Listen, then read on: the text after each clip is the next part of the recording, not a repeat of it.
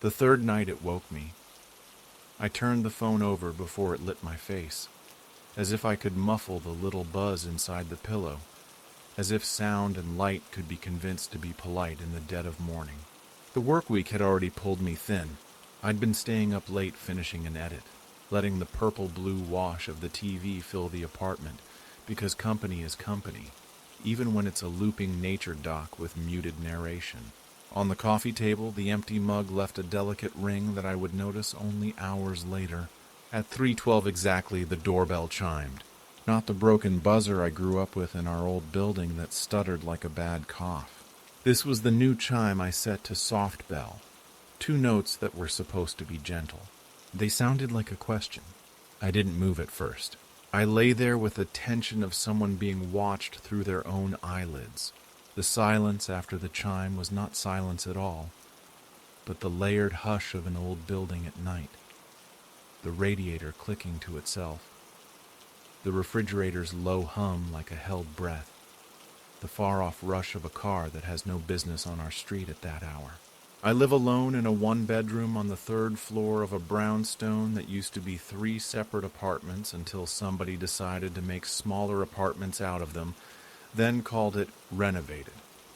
It has character, the real estate agent said, meaning the hall carpet smells like damp rope and the lights do a polite flicker when it rains.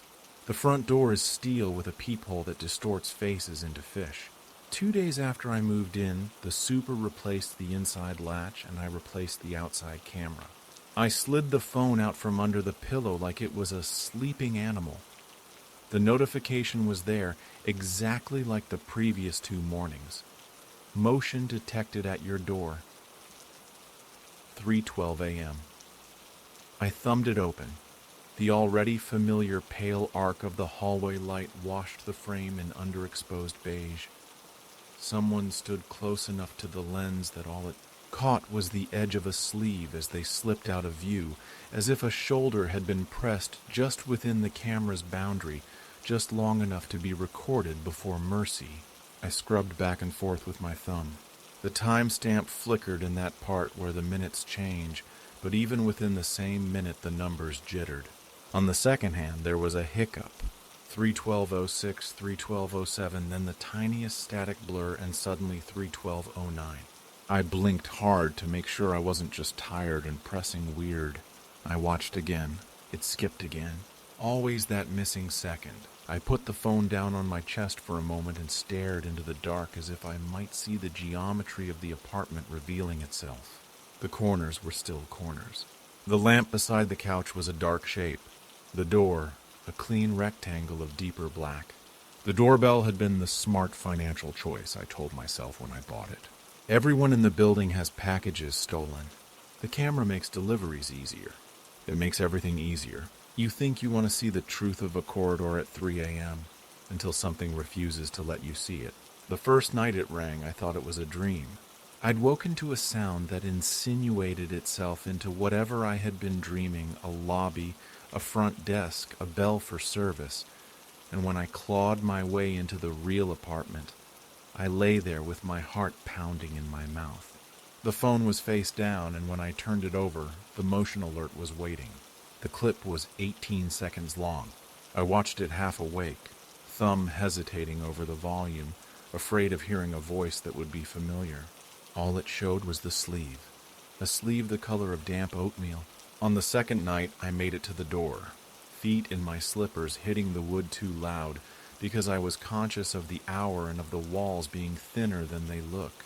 I put my eye to the peephole and saw the fish, saw the hallway stretch and bend, saw a smudge where my own finger had once smeared the glass.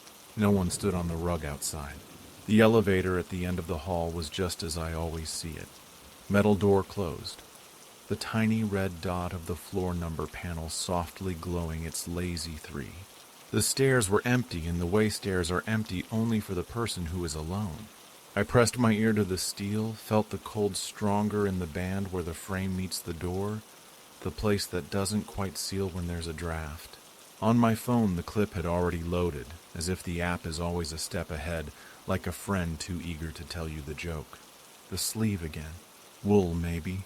Or that blend that pills at the elbow after a winter.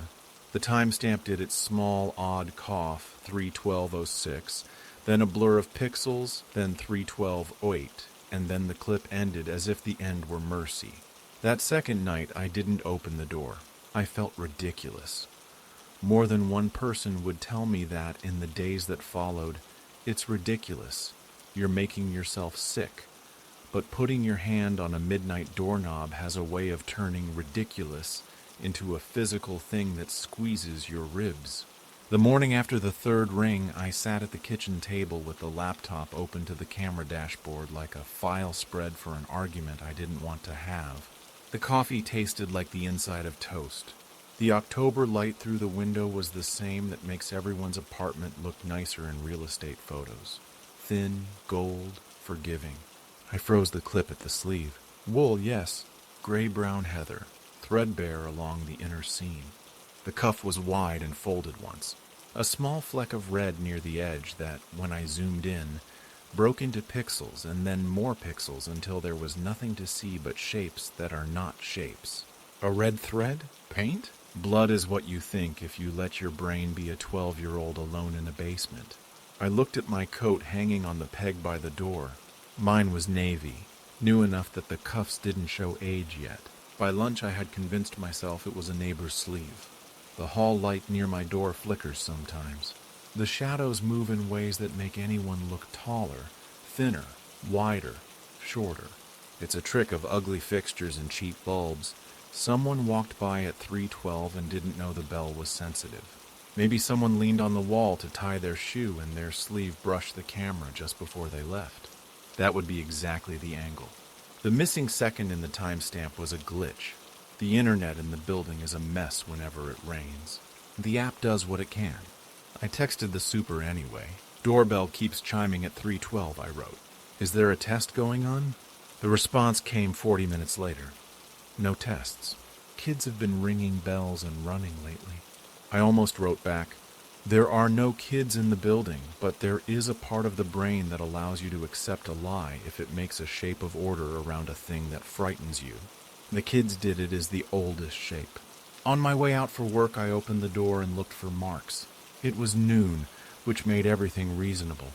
The hallway smells are warmer in daylight, as if the carpet releases leftovers from the night with the honesty of a sick dog.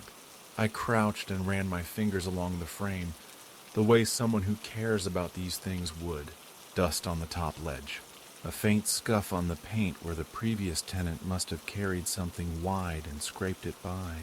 Nothing at exactly the height a shoulder would make. Mrs. Grant from 3B shuffled by with her shoes scuffing, a paper bag cradled against her stomach. She's so small that whenever I see her in the hall, I think she might have been folded from a larger person. You're out early, she said. It was already after 11. Doorbell again, I said before I thought about whether to say it. Keeps ringing at night. She made a face that moved one corner of her mouth. They never fixed those right after that first winter. My sister said not to let them put in those cameras. Too much seeing is not good. It's someone else's sleeve, I heard myself say. And then, because it bothered me to hear it, I added, I have it on camera. It's just out of frame. Mrs. Grant nodded the way people nod when they are being polite to someone who believes in their own logic. It's always one thing until it's something else, she said. Don't open the door if you don't want to see what's there. That's the rule. What rule? The one that keeps you from letting things in, she said, and slid into the elevator. At work, the editing suite was windowless and humming. The tiny bone-white speakers blinked at me like watchful eyes. My coworker Todd said I looked pale in a vintage way, which made me more tired somehow. I timed cuts to chords. I watched footage of a summer day in a city I have never been to until the colors bled together. I switched between that summer and the autumn of my hallway at 3:12 and decided my brain was playing with contrast.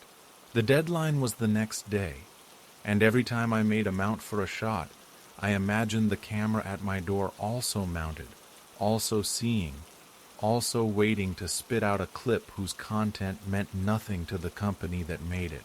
I told myself I would go to bed early, At 2:50, I moved the chair to face the door and sat with my feet on the coffee table. I set the inside lamp to low.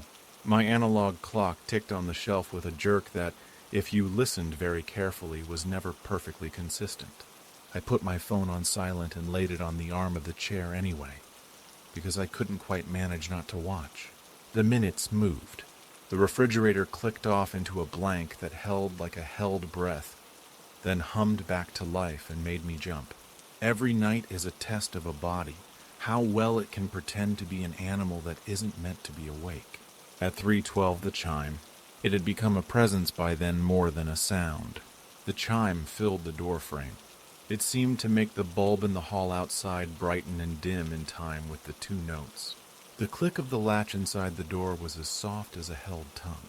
I stood and the chair feet whispered against the rug. I had told myself I would not move this time. I had told myself I would sit and breathe. I put my hand on the knob. "Don't be ridiculous," I said out loud, because a voice can cut the ribbon of panic. I peered through the peephole and saw no one. The hallway was a tunnel in a cheap dream. I could hear the elevator motor faintly and the tiny song of the bulb. The app on my phone was ahead of me again, alert already waiting. I tapped the clip. The sleeve slid out of frame. The timestamp skipped. I paused at the red fleck, then at the seam of the cuff, then at the shift of light that suggested someone had leaned very close to the door. A whisper reached the camera mic. Or maybe it was fabric brushing metal. Either way, a sound that was neither voice nor silence and still found a way to fit in my ear. I did not open the door. I took my hand away from the knob as if it had heated suddenly. I stood in the center of the room and the room felt like a field. The clock ticked. I could hear my own heart not just in my chest, but in my mouth and ears and the center of my palms. "It's a prank," I said. "It's nothing." The next day at lunch, I opened the box in the lobby that no one ever uses, an old suggestion box we keep as a joke, and found nothing in it because of course there was nothing in it. I knocked on 3C and 3A. No one answered. 3C Cal and his boyfriend are night people, and it occurs to me now that that means they might know a different building than I do. 3A is empty. It's been empty since the painter left a note in the elevator 2 months ago that he would be out for a few days. The super says someone new will move in any day. On my way out, I caught the smell in the stairwell that comes and goes independent of cooking. A sharp, metallic coldness that isn't a smell but a temperature. The radiators were quiet in the middle of the day, the pipes that clank like a neighbor's complaint. The edges of the steps are worn concave by 100 years of feet. Some of them new sneakers, some of them boots from a winter with different moral authority. I paused at the second floor landing because I felt that feeling. The one that makes you look up to a sudden understanding that you are not alone. I looked through the glass of the second floor's hall door and saw no one. The lens of the glass made the hall blur at the edges. Something like a shadow at the end of the corridor moved and then didn't, the way a shadow moves when a bulb hums. That could have been the elevator. At a coffee shop 2 blocks over, I opened the browser and typed, "Doorbell rings same time every night." There are more results for that than you think, and less help.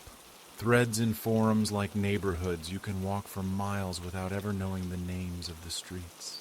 There were people who swore that 3 to 4 is the hour where the veil is thin, and I could almost hear them nodding into their keyboards.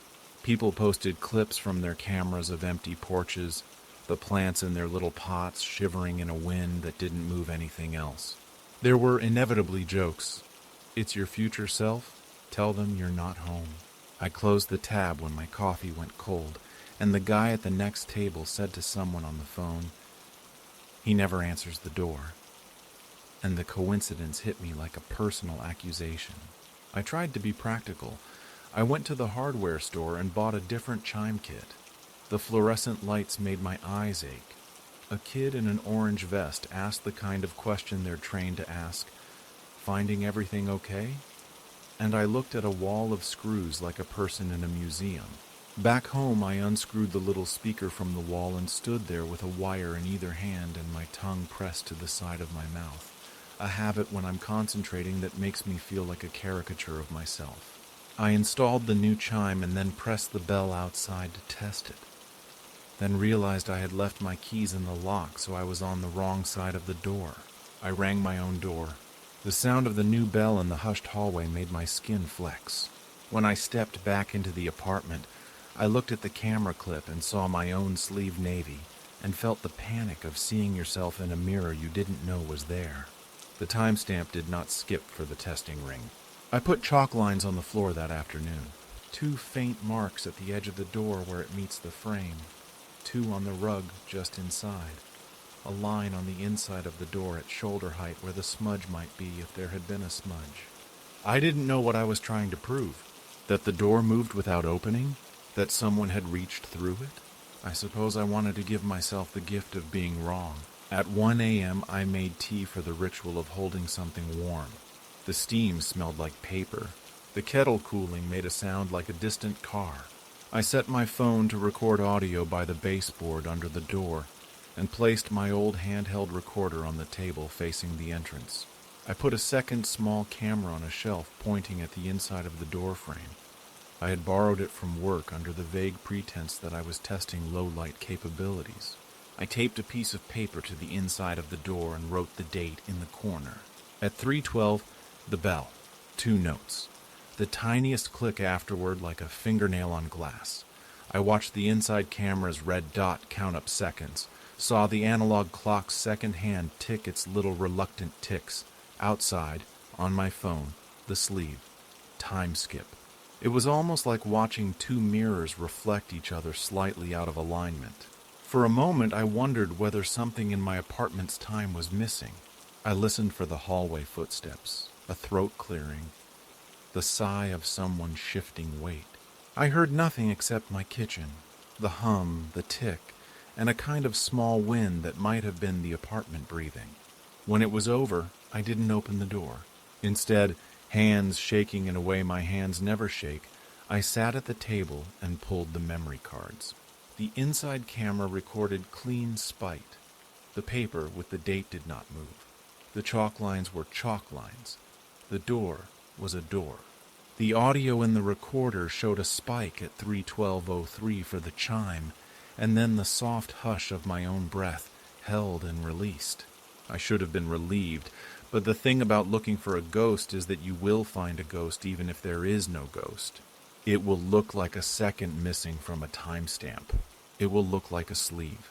The next afternoon, I went down to the basement. The laundry machines are newer than the rest of the building, which only makes the basement feel older. The cement floor is painted a gray that shines in patches and is dull where people stand, because people always stand in the same places in their own lives.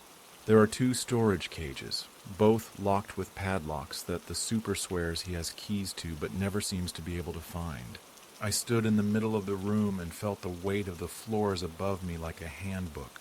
The ceiling pipes are hung with yellowed tags, handwritten in a neat script from the 70s.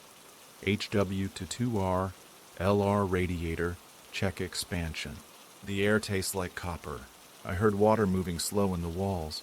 Mr. Lung, who has the apartment below mine, came into the basement with a bottle of detergent and nodded at me, as if we were both awake to something. "You get glue for your doormat?" he asked.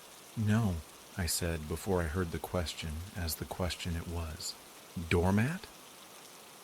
"Someone keep turning it," he said, making the motion with his fingers of flipping a thing over and then over again. 3 nights. I fix, I put my foot, they flip. My wife say put glue, I say wait. 3 nights, I said. He nodded. Same time, he said. "You hear? You always up?" "I heard," I said. "My doorbell rings at 3:12, he squinted. "We no have ring. They knock if they come. People don't come," he said, and put his wash in without sorting, which made me unreasonably anxious. Upstairs in the lobby, a bulletin board holds notices that become fossils. Yard sale, city election, piano lessons that have been offered since before I moved in. The thumbnail-size headshot of the piano teacher had dark hair 10 years ago. Now, when I have seen her in the hall, it's white. Underneath the old flyers was a new one I hadn't seen, curling slightly at the edge. Found, watch, stopped. If it's yours, contact front desk. The stop time written in pen, 3:12. I took the note down as if by touching it I could change its intention. It didn't belong to a person I knew because we don't have a front desk. The super has a desk in a closet off the lobby with a calendar that claims it is always March. I pushed open the closet door and the smell of bleach hit me wrong. The super has green eyes that look like they are judging you when he grins. I held the flyer up. "Is this a joke?" I asked and held my breath in the bleach again. He frowned as if reading hurt. "I didn't put that up," he said. He took it from me and read the stop time aloud with the carefulness of a person who knows numbers are serious. "I didn't put that up," he said again, and tucked it under the desk calendar as if hiding it would slow something. No one admitted to putting it up. Mrs. Grant said her sister used to put notes like that on fridges. "To make you feel like the time is not your own," she said. "Don't look for patterns if you don't want to find them," is what mine says. I chose that evening to sleep at Sasha's. I told myself I was taking a night off from my own head, moving my body to an apartment with a different hum. Her place on the other side of the park is full of plants that survive because she talks to them. The light is better. We made tea, and she laughed at me the way you laugh at a friend to try to break their worry in half so they can see the middle. "Your brain loves a problem," she said. "You like that your doorbell made one for you. You're doing an escape room with the concept of night." "It's not just the doorbell," I said. "It's the second missing." I showed her the clip because that is what we do now, how we make things real. She watched it twice and then held the phone closer to her face as if it were shy. "It's a glitch," she said softly, and only the softness made me angry. "You must know there are compression artifacts, network jitter. You should know this." "I do know that," I said. "And I know that my analog clock doesn't skip. And I know that the app never misses a second when I test it in the afternoon. And I know my neighbor's doormat flipped 3 times. "Okay," she said. "And what would you like to do about that? Tell me the plan so I can be in love with you for being organized." I wanted to tell her I had a plan. I wanted to tell her that if I stayed in her living room, the bell would not ring, because bells don't ring for empty rooms.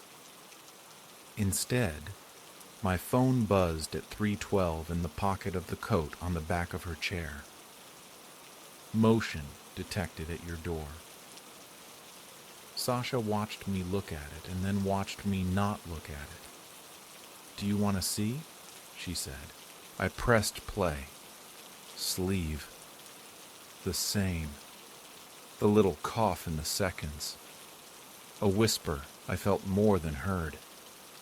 It felt like someone standing behind me would feel like if I let myself turn around. I didn't turn around because there was no one behind me. "It's a prank," Sasha said. "It has to be a prank. You could call the police and they will ask if any crime is occurring and you will say, 'I'm losing time.'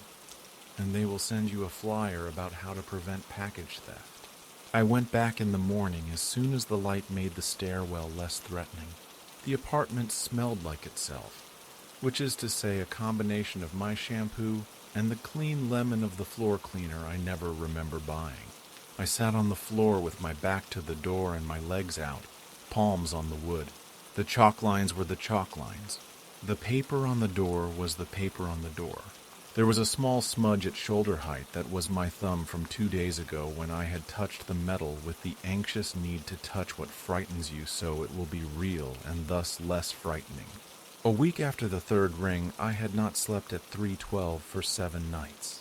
The doorbell rang 4 of those nights, and 3 of those nights it did not. The nights it didn't were worse because waiting is a longer sound than a bell. On the 8th night, I caught an angle in the frame that my brain had not understood as an angle before. The sleeve, yes. The fold in the cuff. The seam. And there on the cuff, not a red thread but the edge of a fray I recognized. My own coat's missing stitch on the left sleeve, a catch on the subway that had pulled a single thread loose.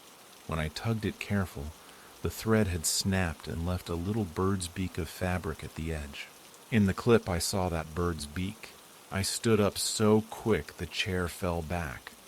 I tripped on the rug and swore, then swore harder because swearing puts the body back in ownership. I pulled my coat from the peg and put my arm in the sleeve and found the fray with my thumb and then laughed because of course sleeves look like other sleeves and of course lighting makes everything lie. The laugh did not feel like a laugh. It felt like a dry cough you fake to let someone know you are in the room with them. That night I made dinner I couldn't taste and ate it at the table with the little plant that forgot what sunlight is. The stove ticked cooling. The day's mail was 2 catalogs, which I rolled and banged gently against the table because I could not make my hands not move. I did not mean to fall asleep at 2:40, but I did, on the couch, without a blanket, with my hand palm up as if asking. At 3:12 the chime, then a knock. The knock was not the polite rap of someone saying, "Hey, sorry to bother you." The knock was a single knuckle on steel once. It sounded like all the knocks I have ever heard, but something about it was steady. I sat up too fast and the room went a little dim around the edges. The phone was in my pocket and the clip was waiting. Sleeve. The little cough in time, then a blur the size of a hand. The camera's field of view too narrow to catch the knock. On the inside camera, which had been running since midnight, I saw myself sit up and listen. I hit pause on my own face and studied my own listening. The fear makes your mouth open a fraction when you don't know what it wants. I didn't move. My heart beat in a way I have only felt once before. In a car when we almost hit a deer, and the deer looked directly into the windshield and chose not to live. The hallway was a pressure against the door. The radiator clicked as if counting. I noticed the smell for the first time, the metallic, now closer, as if the air in the hall had leaked, like a little cold would leak under the door in winter, except it was nowhere near winter cold. I got down on my knees and put my face to the baseboard to inhale the seam. It smelled like old pennies and something like wet wool. I opened the door, not all the way. 6 inches. Enough for my eyes to have to adjust to the different bulb. Enough for me to put my fingers into the dangerous place between the door and the frame. The hall was as it was. The rug with its gray, deconstructed squares. The bulb with its hum. The elevator closed. The stairs empty. The smell stronger. A hush like a held conversation when someone goes by. "Hello?" I said, at the volume you use when you don't want to startle your own fear. The elevator down the hall moved, or else I told myself it did because something had to. Someone touched my hand. It was not a grip. It was not a grasp. It was the brief brush of a sleeve against my knuckles, the kind of incidental contact you would not notice in daylight. The wool was damp. My ring finger was cold where the fabric had scraped it. I pulled my hand back so hard my palm hit the latch and the door banged into the peep chain and rattled. The hallway swallowed the sound. The lights did not change. I closed the door and slid the chain, then unhooked the chain, because it felt like decoration in that moment.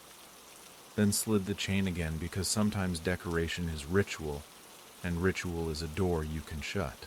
On the clip, the second missing was bigger. 2 seconds this time. 3:12:05 skipped to 3:12:08. In that missing moment is where I think the touch lived. The little cough of time took my hand. I slept in the bathtub that morning because the bathroom felt shielded, as if it were the only part of the apartment that knows what it is supposed to be at all times. The tile held my back, and the light from the small frosted window turned the ceiling into a soft square. I dreamed of standing outside my own door and raising my hand to knock and the door opening into a hall that was mine and wasn't. And in the dream, my sleeve slid out of frame and I had the sensation of walking away forever. The next day I printed the frame with the sleeve and the fray and put it on the fridge with a magnet shaped like a lemon. The lemon made the red fleck seem more red. When I walked by, the picture pulled at my eye like a sore on your lip you can't leave alone. I circled the fray with a pen. I circled the time. In the afternoon, I stood in front of the mirror and held my arm up to match it, then felt ashamed for staging a little crime in my own house. I went to the library because I thought if I sat in a place designed to hold other people's time, mine would feel less heavy. The library smelled like books and a lemon cleaner that is less honest than the one in my apartment. In the local history room, an elderly volunteer had a newspaper on microfilm spooled up. "What are you looking for?" she asked with the efficiency of someone who prefers to solve things. "I don't know," I said. "I live on 14th and Meyer. Do you have anything about events on that block?" She smiled the way people smile when you want to make your fear into homework. "What kind of events?" "The kind that make time weird," I said, and regretted it with my whole body. I'm sorry. She looked down at the spool. "We have an article here about a man who fell down the stairs at a boarding house on Meyer in 1979, she said. "He broke his watch," she added.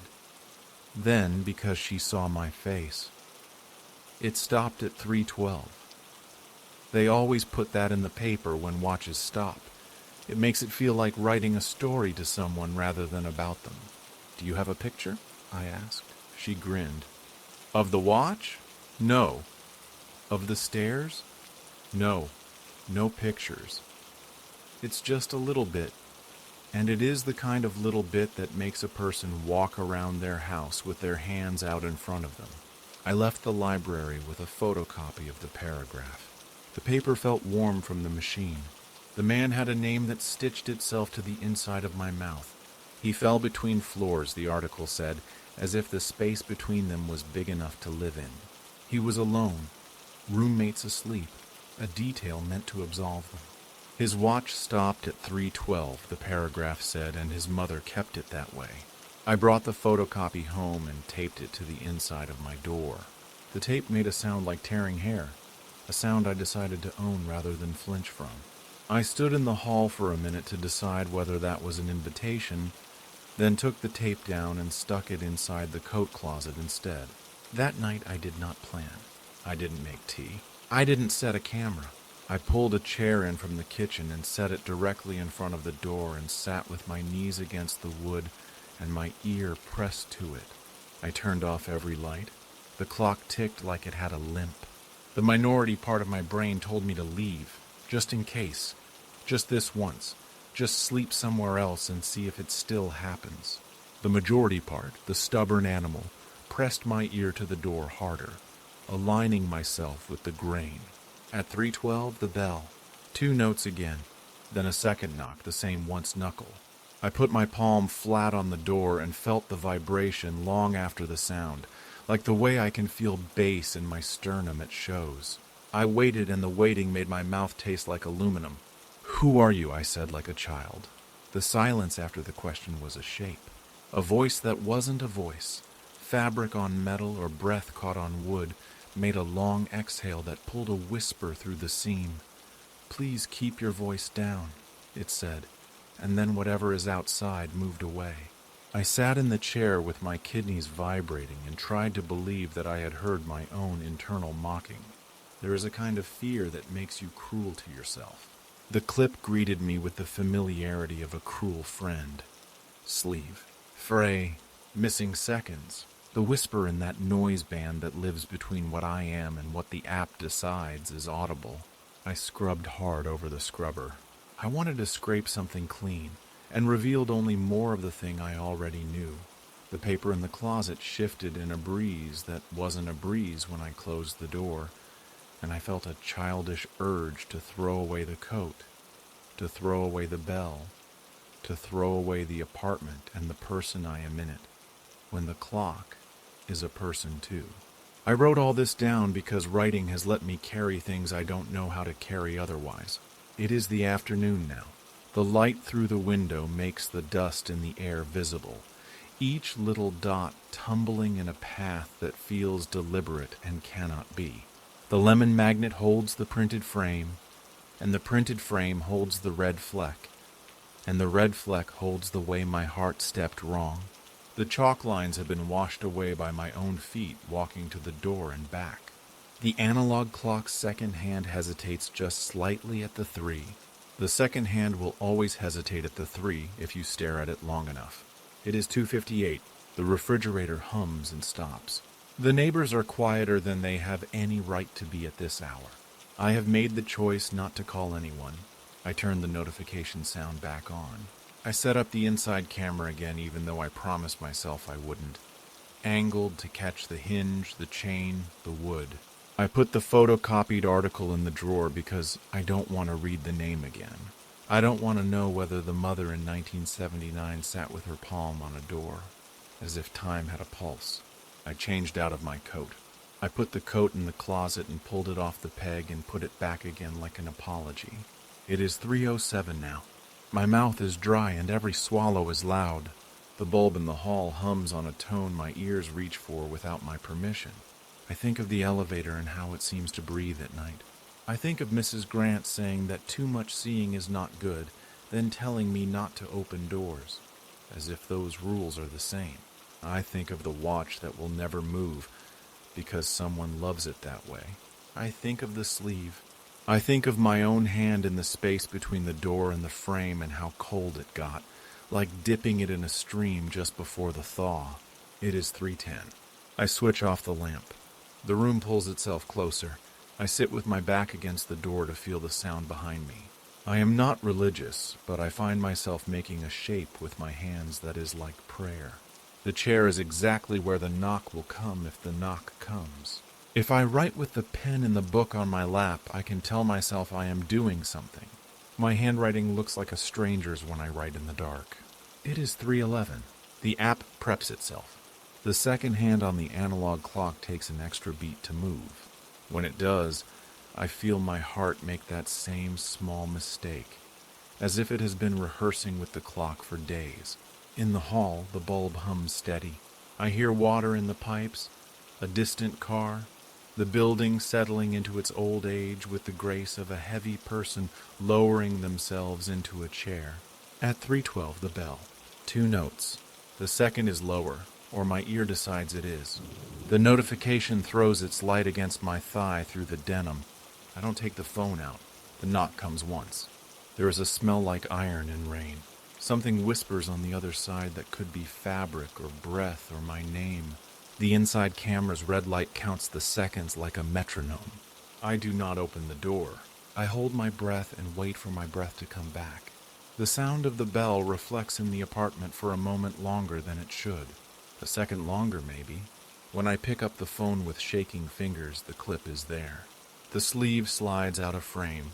The time coughs. 3:05. Static blur. 3:17. And then, like a joke told too close to someone's ear, the clip continues. And it is dark, as if the lens is covered by a hand. And there is the impression of my own coat, navy, moving too close. And it is over. I don't know if this will stop. I don't know if I have been visiting myself or being visited by the shape of myself that lives in the space between seconds. I don't know if some part of the building is leaning on the bell to make a pattern, the way old pipes drum the radiators to remind you of winter. I only know that when the chime sounds now, it sounds like my name said from the other side of a door. I have not opened it since the touch. I don't know whether there is a rule about that or whether I made the rule to feel like I can make any. It is night again, and the light in the hall is humming, and the watch in the drawer is not a watch but a photocopy, and my sleeve hangs in the closet with its small fray like a mouth about to speak. It is 3:11:58. The clock ticks. My phone is face up. The app is open. I can see the numbers sliding by, and I can see myself sitting in the chair, and I can see the door. I write this with my lap for a desk and my breath a measure. The door does not move. It is wood and metal and paint and the history of hands. It knows me. I listen for footsteps and hear none. And yet, the bell, a second gone. A whisper through the seam that sounds exactly like my own voice coming back to me from a hallway that will not remember me. And then the chime again, as if from inside the apartment. as if the bell has no interest in doors at all anymore, as if the circle of sound has always been here. And I look up to the door, and the inside camera blinks a red eye, and the screen on my phone shows the hallway, and a sleeve and a second missing, and my name typed under it by the app itself, because it thinks it's helpful to tell me who I am. I put the pen down. I sit very still. I don't open anything. The apartment holds its breath with me. The building holds its breath too. I can hear someone moving in the hall. I can hear someone moving in the apartment. The bells sound the same. The minute ticks forward, but I am not convinced we went with it. The first time it buzzed, I was half asleep with my laptop open on my stomach. A video paused on a frame of a person walking into a field they shouldn't have been able to find.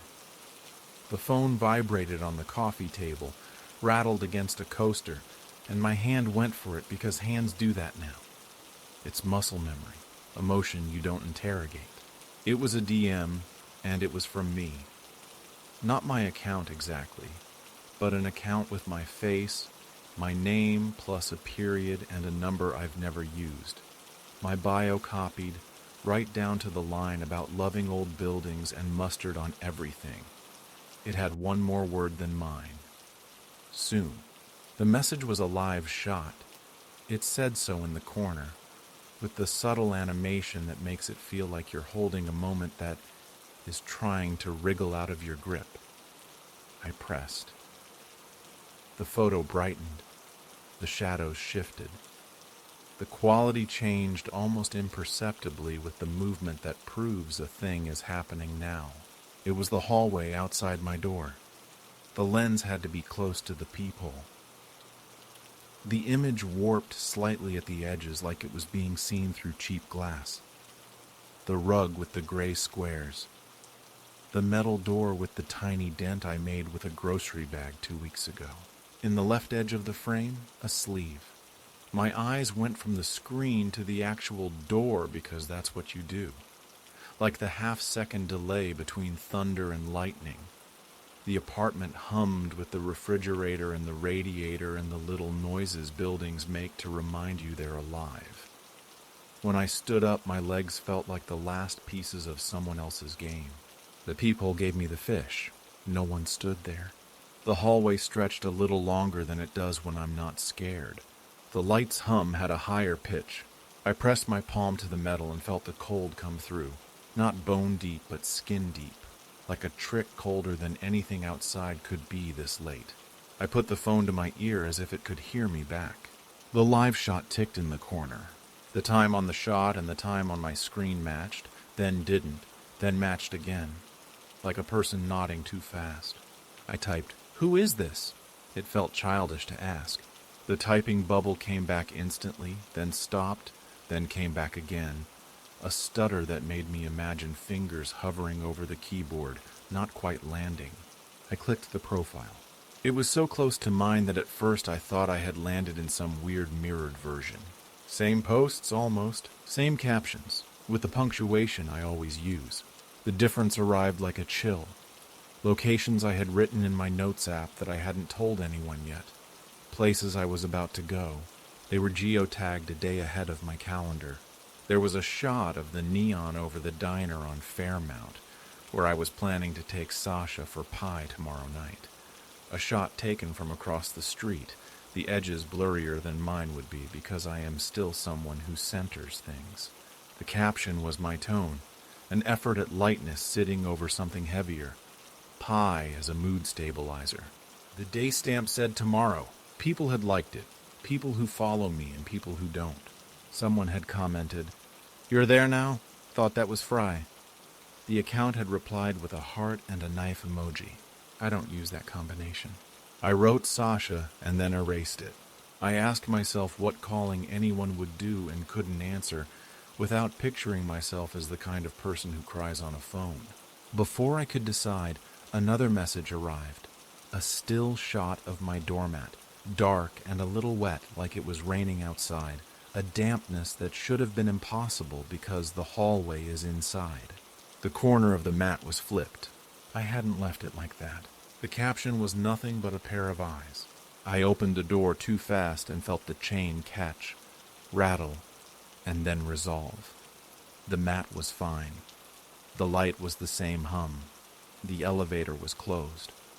I put the mat's corner up and down just to put my hands on something. The phone buzzed with a laugh emoji from my other self. Not funny, I typed, and then looked over my shoulder because the act of admitting the thing has weight, like you hang it around your own neck. I didn't sleep. I say that a lot, and it's not true. There is always a small pocket of sleep, a puddle your brain finds and lies in like a dog lying in a shallow spot on a hot day. But I lay there with my phone on my chest and the thin blue of the TV making the ceiling look like a cheap sky. I scrolled my other's feed because this is the part of the movie you yell at the character for, and I am always the kind of person who keeps watching.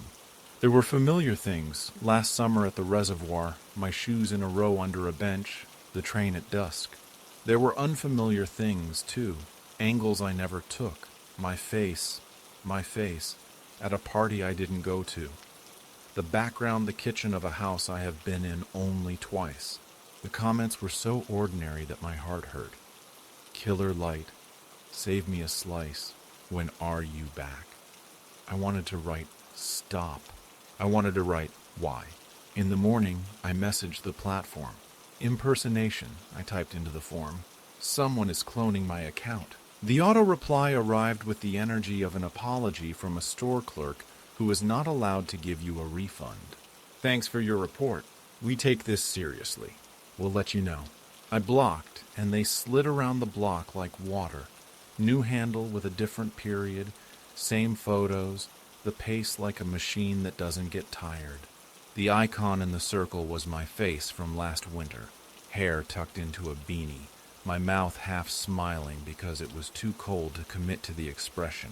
At work, the edit bay felt like a place where reality is optional.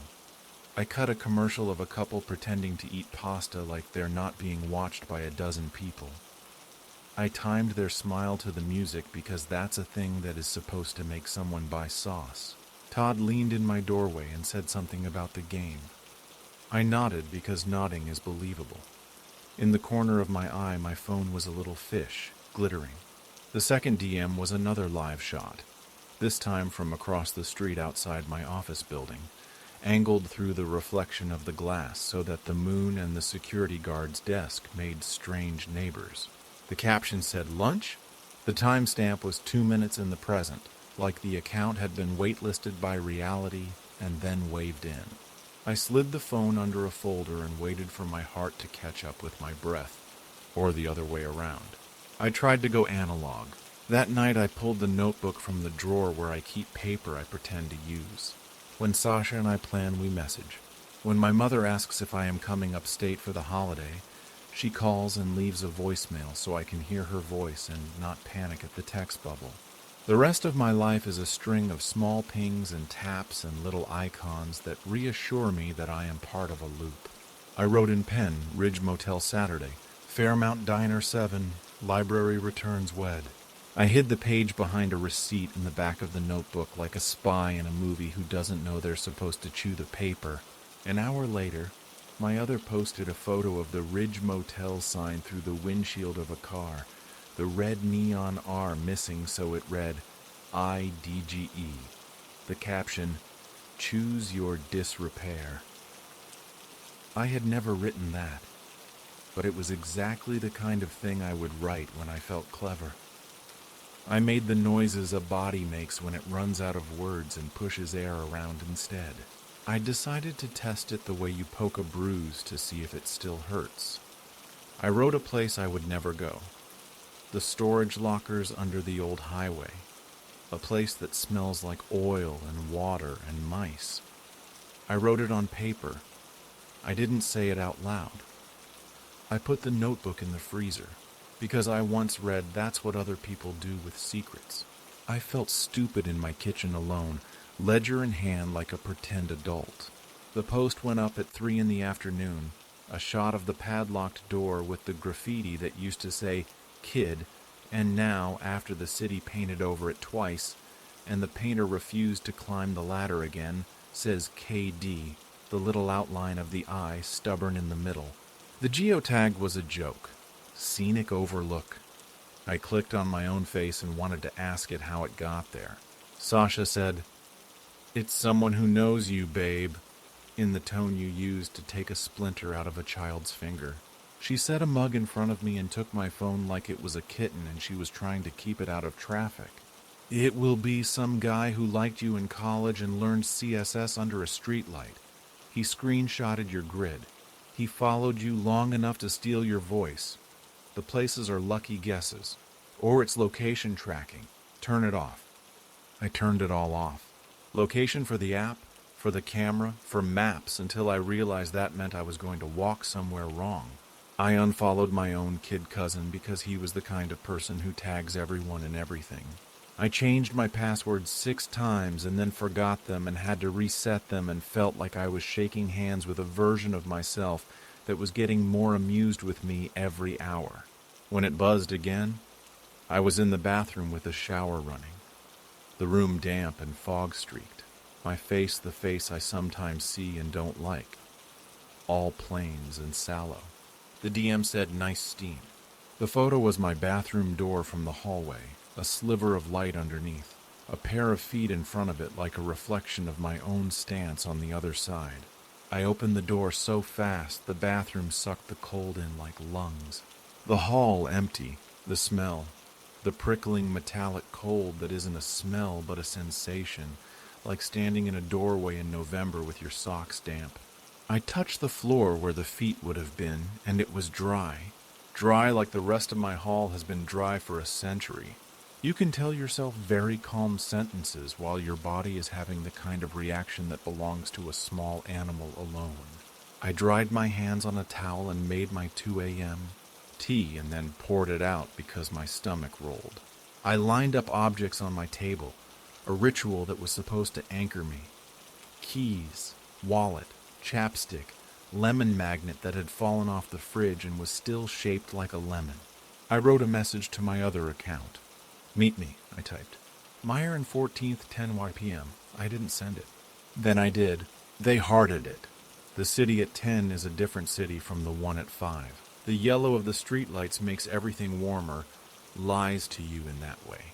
The corner where I waited had a bench that feels like a lozenge in the throat of the block. My hands did that thing where they want to move because your body thinks that if you keep moving, you are harder to hit. I watched every face for my face and found it in windows, in car glass, in the tilt of a man who looked like me if I had a different jaw. I held the phone like it would jump. They messaged. "Behind you." And my spine tried to leave my body. I turned and there was no one. There was a bus sighing. There was a woman with a scarf up to her eyes. There was a smell like the inside of pennies. There was the hair rising on my arms. The live shot was of my back from across the street. The black of my coat, the shape of my hood, the way my shoulders slope because I operate as if I don't want to take up space. I stared at my own back on the screen with the kind of longing you reserve for someone you loved once and lost. Except I never loved a version of myself that was brave and slightly out of focus across an avenue. The next morning, on my own feed, there was a new post I had not made. My hand on the glass case at the Historical Society Museum. The caption, "No touching," and the comments like confetti. It was a picture taken from my own perspective, down the slope of my arm. The day before, I had written a note about that museum on the paper I kept in my drawer. The paper had a coffee ring now, and the word museum underlined 3 times, and a little doodle of a lion that I draw when I am thinking hard. I went to the museum. The guard nodded at me like we knew each other. "Back again?" he said, and I didn't know whether to nod back. The glass cases are filled with the detritus we decide matters. A spoon, a ribbon, a button from a campaign that failed. I put my hand on the glass lightly and waited for a sign fingerprints, a word written in fog. Nothing.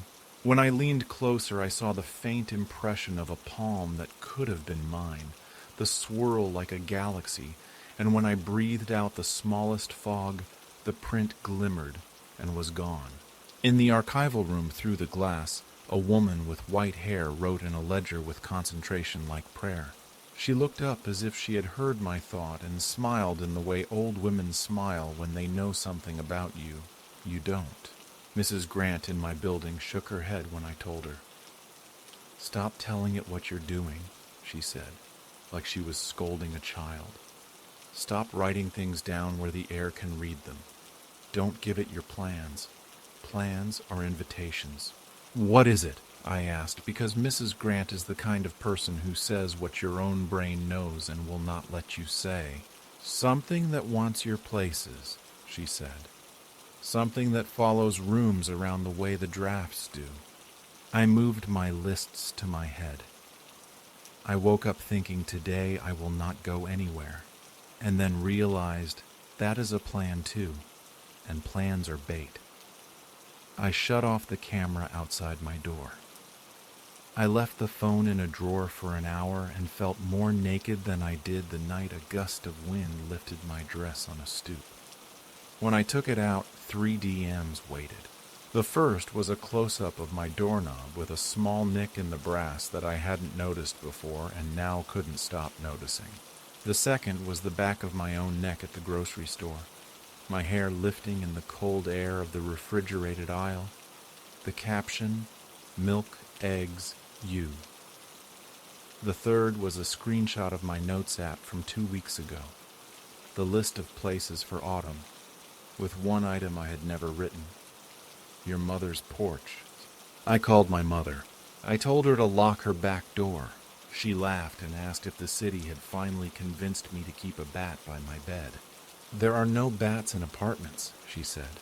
I didn't correct her because our conversations are one long line of choosing not to correct each other. When we hung up, my other posted a shot of the gravel driveway where I learned to ride a bike, the place where my father turned from the truck in my memory and smiled, and in the caption, "Coming home." The comments were a wave of hands from cousins and neighbors. The account responded like me. My hands went cold the way they did in the hall. I reported it again. The platform wrote, "We reviewed and found no violation." The audacity of that sentence made tears come like anger makes tears come. A sudden overflow that feels like a leak in a pipe you didn't know was there. I DM'd from my account, "Stop." The other account had hearted it. I wrote again, "Why me?" The typing bubble came and went. When the response came, it was another live shot, and it made my body heat and then chill in the space of a second. The camera was inside my apartment, angled toward the door. The chair I had moved last week because the leg wobbles. The lamp with the shade I keep meaning to replace. The door was closed. On the edge of the frame, a sleeve. I did things I never do. I called the police. I listened to my voice describe a threat without a crime, a trespass without footprints. The dispatcher asked if I had a weapon. The dispatcher asked if I had somewhere else to stay. "It might be someone you know," she said, and the mischief of that sentence was so huge I almost wanted to laugh. "Everyone you know is someone," I said, and she didn't laugh, and I didn't either. I took the train to the Ridge Motel because I thought that if I got ahead of it, I could make it stop wanting to be ahead of me. The highway moaned like a tired animal. The sign buzzed and the D and I DGE flickered then held. The clerk behind the clouded glass handed me a key with a number that insisted on being meaningless.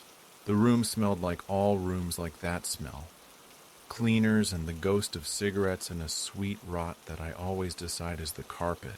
I put my bag on the chair, and then on the desk, and then on the chair again because I couldn't decide which placement would keep me safe. I set my phone on the nightstand. The lamp made a circle of butter light on the ceiling. The mirror over the dresser showed a duplicate of me that did not seem particularly interested in me. The phone buzzed. The shot was the motel corridor from the far end, my door in the near distance, the carpet's pattern making you feel like you're falling forward, the caption, "You always pick the last room." 3 hearts. I opened the door and stood in the frame.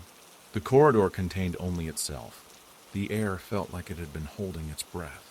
The ice machine shuddered once in the way machines shudder when they are remembering something about the body. Down the far end, a shadow like a change in the wall's color, and then not even that, just paint. I stood there long enough that a man in a towel looked out from a door, saw me, and went back inside. And the embarrassment of that saved me for a moment from the other kind of embarrassment I had been feeling. The kind of person who was afraid of a phone. The next morning, my other posted a series of stories sliding quick snapshots like a deck of cards spilling breakfast in the motel lobby, apples, styrofoam cups, the highway from the wrong side, the reflection in a wet patch that made my face look like oil. When I went downstairs, the breakfast had already been put away. There was one apple with a thumbprint on the side, my thumb or someone else's. I went to the library on impulse. The library is where I learned how to choose quiet. In the basement, the closed stacks smell like summer left in a jar. The clerk let me into the local history room because I have one of those faces people let into rooms. There was a ledger on the table, the kind of book that makes you imagine a person with a fountain pen and good posture. I paged through the entries because I thought if the thing that was happening to me had happened to someone else, it would be written in a hand I could respect. On a page from the late 90s, a note slipped, a Polaroid, the white border yellowing. It was a picture of the block where I lived back when the bakery was still a bakery, and in the left edge of the frame, a sleeve. The caption, in pen on the white border, the notation of someone looking for a system in noise. Already there? The volunteer with white hair appeared at my elbow like a memory. "We get a lot of odd things tucked into the ordinary," she said, as if I had asked. "People want to make their lives official." "Do you ever throw anything away?" I asked. She shook her head. "We don't know, do we? What will matter? To who?" On my way home, the train stalled between stations, and the conductor's apology was a poem of regret and resignation. The lights flickered. The car fell silent in a particular way, the way it does when people know the thing happening is out of their hands, and so they leave it in someone else's. And you can hear all the phones humming inside purses and pockets. In the lobby, the suggestion box held a watched pot of nothing. A new flyer had been pinned to the board. Lost phone. Black. Last seen on 3rd floor. If found, contact me. The return tab number was unfamiliar. The word last caught my eye and held it. At my door, the doormat was flipped. I stared at it longer than a person can reasonably stare at a mat. On the underside of the mat, someone had written in marker, "Don't step here yet." The handwriting was mine in that way. Writing is a kind of walk, the slope of the Y, the F crossing lower than the other letters. I don't write like that when I'm being careful. I write like that when I am in a hurry. I stepped around the spot. I opened the door.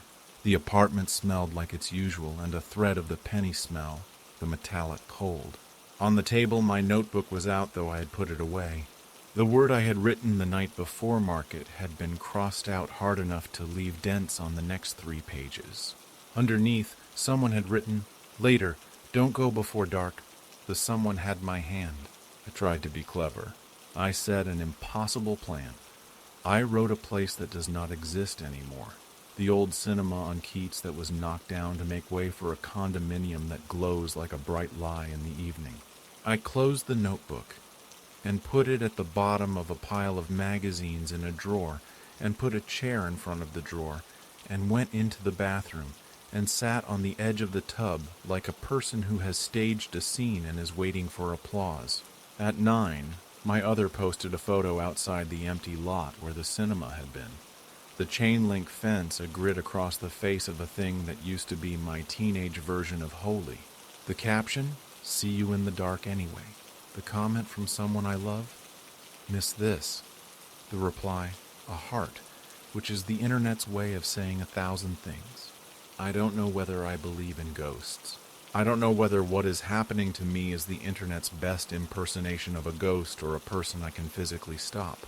I bought a second lock, and the man at the hardware store said, You doing all right? Like I was his daughter, and I don't think I looked any worse than I usually do. I screwed metal into wood and told myself I was making a shape out of what? Fear? Attention? Time? At 2 a.m., I went to the diner because the diner is where you admit you can't sleep. The neon reflected in the windows like a cartoon idea of mystery. The fry cook knows me only by my order. Grilled cheese and a bowl of the soup that they will call chicken, regardless of what is inside it. The booth was exactly the booth from the post. The angle of the neon on the counter exactly the angle in the photo, which shouldn't be remarkable but was. The waitress asked if I wanted pie, and I said yes, and she asked what kind, and I said surprise me. She put down apple, and I said that was not a surprise, and she laughed at me for the first time in the 4 months I have been making her night marginally harder. When I lifted my fork, my phone vibrated. The live shot was the diner, my booth, the pie, me. My face turned slightly toward the window so that the neon drew a slanted line across my cheek. I looked out and saw no one holding a phone.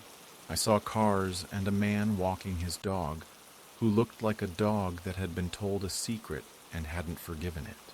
The second live shot came a minute later, from the mirror behind the register, the reflection of my back, the words coffee backwards across the glass. The caption, behind you, behind you, behind you. And I didn't turn around because every animal knows that turning is sometimes the least safe thing you can do. I left money and left my pie and walked. The city at 3 is either yours or no one's. The streets near my building have overgrown trees, and the shadows under them are the only true dark left. The platform account posted a story as I walked, each slide the space in front of me a second before I stepped into it. My corner, my building's door, the stairwell from the last turn, the shot outside my apartment, the door slightly ajar. The caption, careful.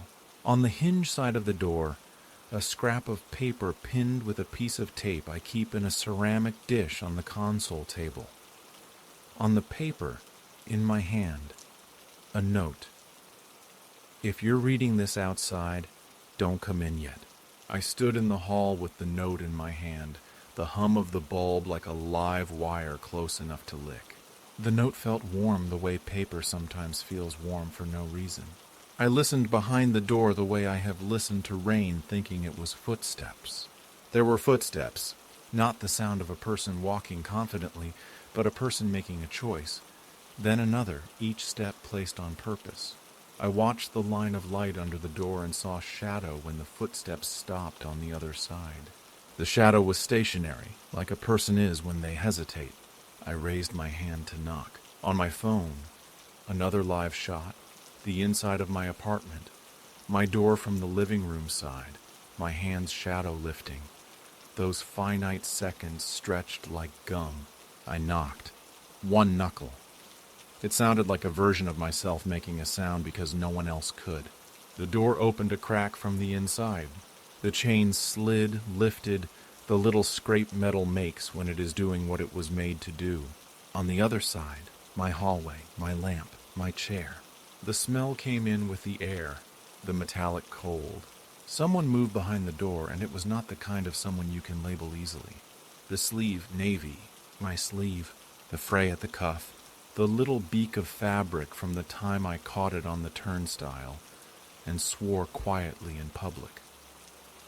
The arm moved in, not like a threat, like a person entering or exiting a room they know well. And my body understood it before my mind did because my body is older than my thoughts.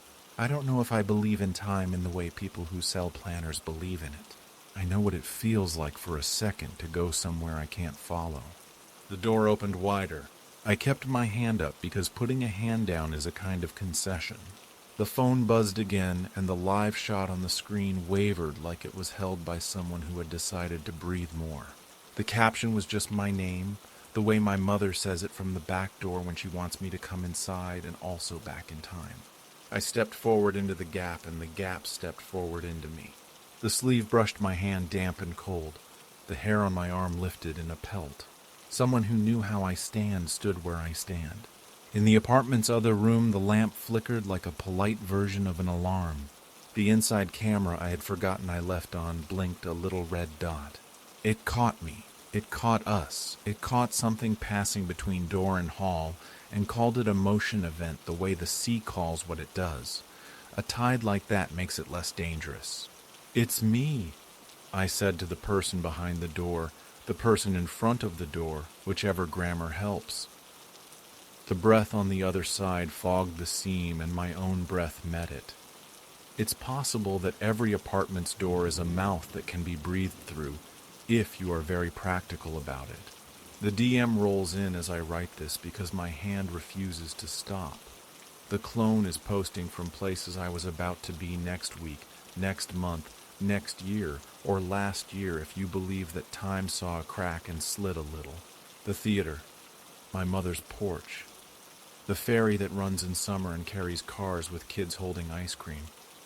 The caption under the last one is 3 words, "Already here now." On my fridge, behind the lemon magnet, a printed frame of my own sleeve, and on the back of it, a note in my hand. "Don't forget to leave the light on." I don't remember writing it. I also don't remember not writing it. The pen on the table is warm when I pick it up. The radiator clicks a number I am trying not to count. The phone sits face up, and the camera eye looks at me the way a child looks at the adult it has decided is responsible for the night. There are feet outside my door. There are feet inside my apartment. I think they are mine. I think it doesn't matter. The clone messages a live shot from the bottom of my stairs, a live shot from the landing, a live shot from directly outside my door with the caption, "Open." The timestamps flicker and skip and settle. The sound from everything feels turned up a little. I sit very still and pick at the fray on my cuff.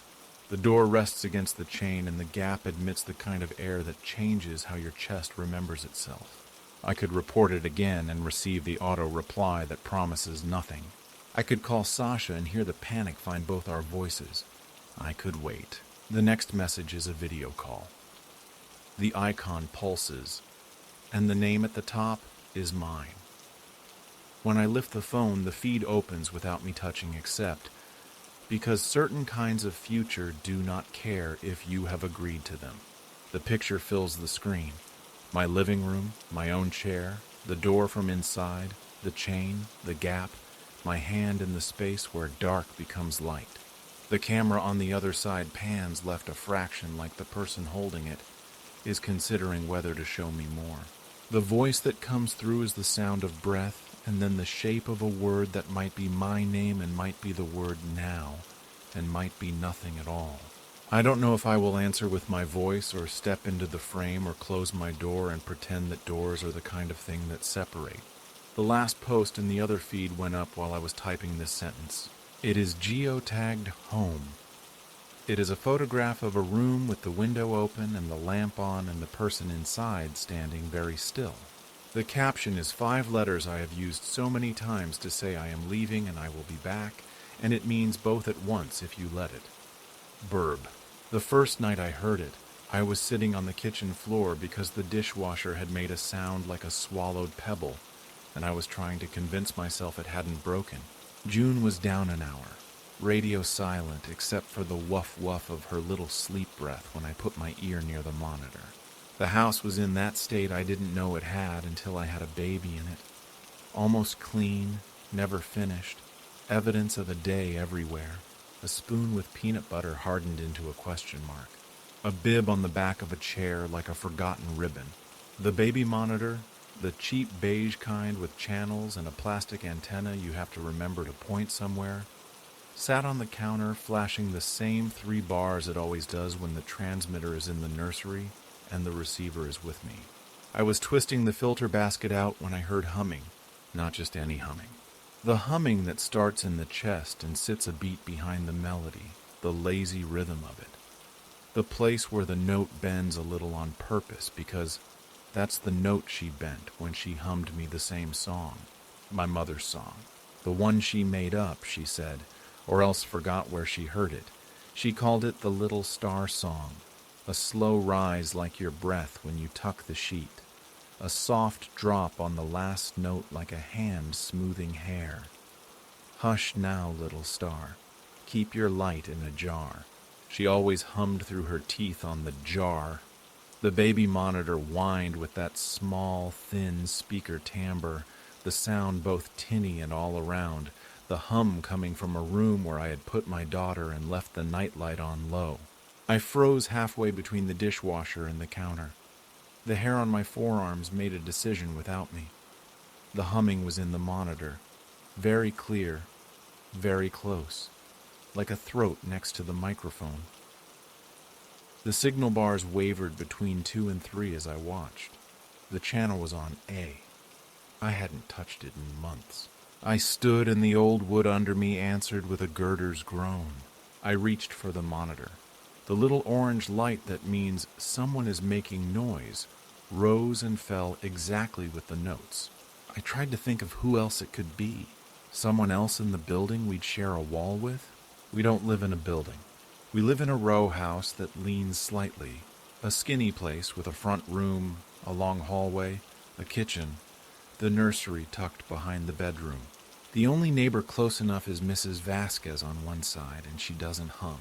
She yells at The Price is Right every afternoon and sings along to the radio when she mops on Saturdays, and she has a voice like a brass trumpet. This was not a trumpet. I held the receiver so close to my ear that the shell of it pressed a cold circle around the top of my ear, and the cartilage ached. The melody caught just there the way my mother's always did, that little slip like a skip in a record. The kitchen tasted like metal for a second. I swallowed. "Alex?" I called, even though Alex was working the late shift. It's a reflex in a house. You ask someone else to verify that the air is the air. No answer but the muffled shiver of the dishwasher deciding not to die. I switched the monitor to channel B with a click that felt obscene.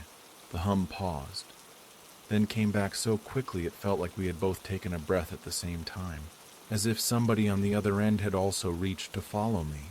The bars jumped from 2 to full. The little orange noise light went up and stayed up. The voice hummed, then said my daughter's name in a way that people who know you say your name, like they are touching the skin of it. June? I didn't know my body could move like that. The distance between the kitchen and the nursery is 22 steps if you are careful, and don't step on the board in the hall that squeals like a mouse. I did it in 12, the boards squealing. The light from my phone a cone that made ugly shadows on the baseboard's chips.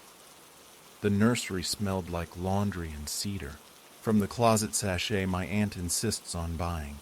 The nightlight made the giraffe on the wall look like it was thinking. June was in her crib on her back, mouth open in a perfect O, the smallest white noise mouth. Her hand lay palm up like an offering. The monitor in the corner transmitter, the part that stays in here, was where I left it on the shelf, its antenna angled toward the door. It was quiet except for the faint hiss that says, "I am waiting to carry a sound." The room felt normal. The room felt like a room. Back in the kitchen, the receiver was still humming. I moved it to channel C. The humming stopped. I waited and it didn't come back. I moved it back to A. The humming started again, a little louder now, the microphone riding the edge of a breath. The little orange light throbbed. My brain kept forgetting to breathe. I thought of the time in 7th grade when I put one of those plastic cups to a wall and heard Mr. and Mrs. Hargrove fighting in the apartment next door, and how my ears never forgave me for what I pressed into them after that. I thought of my mother and the way she would hum as she moved. Not for me, not for herself, for the air. She died last year in a hospital with an enormous window. She never met June. She never could have hummed into my monitor. Unless grief is a radio wave you can finally tune. I slept on the couch that night with the receiver on my chest like some sad treasure. Every time I drifted, I swam up out of it to the sound of that same note bent in the same place, the little jar caught on the tongue. Just before 4, June fussed and I went in, and she was the kind of wet babies get when the diaper fails the geometry test. I laughed because laughing is the body's way of letting a little fear out like steam. While I changed her, the receiver in my pocket hummed to itself. Up close, it felt like breath on a neck. "She's picking up interference," Alex said on the phone the next day. I could hear the hospital behind them in the pauses, the tones, the wheel squeaks, the low talk of people trying not to wake someone who needs never to be woken again. Those old monitors pick up weird signals. When my cousin had one, she could hear a trucker on 97 sing Fox on the Run every night at 1. Weird, but explainable. "My mother hummed that song," I said. "All mothers hum that song," Alex said, then softer with that small apology they tuck into the end of sentences when they know they stepped on a crack. "I mean, some song." The voice didn't come the next night. The monitor hissed. The house ticked. Every sound inside a house at night is a sound you have to decide not to hear. I made lists in my head in the dark. Diapers. Wipes. Call the plumber about the lazy handle in the tub. Don't forget the pediatrician appointment on Thursday. Buy that detergent that smells like nothing. The humming didn't come, and the relief made me more tired than if it had. June breathed. The voice didn't say her name. I put the monitor on channel B and left it. I put it on the table next to the plant with leaves like thumbs. I kept looking at the bars. After a while, it felt like the bars were watching me back. In the morning, Mrs. Vasquez banged her mop on the landing and shouted, "You got a radio? It's singing again." She smiled when she said it because she has the kind of face that likes a reason to look at another face. "What does it sound like?" I asked. I wanted her to say a song that wasn't ours. "Like when people are happy but don't want anyone to know," she said. "You know?" She pushed her mop around the stain in the corner that predates us all. "I hear it sometimes through the radiator when I do my puzzles. Sounds like upstairs. I'm glad you sing to the baby. Your mother sang to you?" She had a way of throwing the fact out like a line to see which fish it would catch. "She did?" I said. "That's good," she said. "Never let them sleep in a quiet they can't get out of. That's what my sister used to say." She bent and wrung the mop, and her bones talked about the weather. The second night it was back. I had the monitor on B because the little part of me that always chooses sabotage had left it there. I was on the rug with June, tired of singing, doing the thing where you narrate, "And now we put the bear in the basket, and now the bear is a hat," because monotone is still language and babies don't care. Alex wouldn't be home until midnight. The house smelled like pasta water and lemon because I wiped the counters with that spray that promises some recognizable citrus. It is always lying. The light from the street came through the front window in stripes, the slats we never remember to line up. June made her gleeful grunt as she rolled toward a block and stopped being on her back for the first time on purpose. My chest opened the way a chest opens when you watch someone finally do something they have been trying to do for weeks. I clapped, ridiculous in my happiness. The receiver on the coffee table hummed like the room had another layer of air in it. The bars went full. The little orange light went to the top and stayed there. The voice hummed, then said, "June?" Very clearly, very close to the microphone. It wasn't my mother's voice in a way a recording would be. It wasn't any single person's voice. It was like the memory of a voice, the shape of it without the weight, as if the air itself had learned to sound like care. Every muscle in me drew a little closer to the bone. I reached for the receiver and the humming stopped. Silence. The hiss that is not silence. Then a whisper that wasn't a whisper because whispers have mouths, and this felt like breath-moving fabric. "Bright beam," it said, and in that ridiculous second, I forgot to be afraid and had to swallow a cry, because my mother is the only person who has ever called anybody Bright Bean, and she never wrote it anywhere because you don't write down pet names. You tuck them behind the ear for later. "Okay," I told the air. "Okay, I hear you." I switched to A. The bars dropped to 1, then flared to full as if someone had put their mouth against the transmitter and pressed. I could hear the hum of the line in the wall. I could hear something that might have been a fingernail along plastic. If I say I could hear my name, I know that's me hearing what I needed to hear. I know that. I also know the way my skin tightened around my ribs when I thought I heard it. June did that thing where babies look at a place that isn't a person and light up anyway. She laughed, sudden as sunlight through a gap in a blind. She flipped her little hand open and closed at the air near the crib. The voice shushed in a way that made my mouth remember being a mouth that never needed to say anything. The shh that means the person with me is in on this. We make a bubble now. We keep the other sounds out. I realized I was holding my breath and felt stupid about it and let it out. I did everything you do to make yourself feel covered in solutions. I changed channels. I moved around the room with the receiver. I turned the transmitter in the nursery. I opened and closed the door. I walked to the end of the hall. At the bedroom door, the bars dropped to 2. At the kitchen threshold, 3, then 4 again. On the steps down to the laundry closet, the bars went dead for a second and then jumped to full so fast the little orange light blinked like it had been woken. When I stood in the doorway to the nursery holding the receiver, the bars moved the way they do when someone walks past the transmitter. Except the room was empty except for the baby, who was not making a sound, and the mobile, which turned once without me touching it. A slow, empty carousel. That night I went into the closet and brought down the bin from the top shelf that has my mother's things in it. The scarf that still smells like rose too many years later.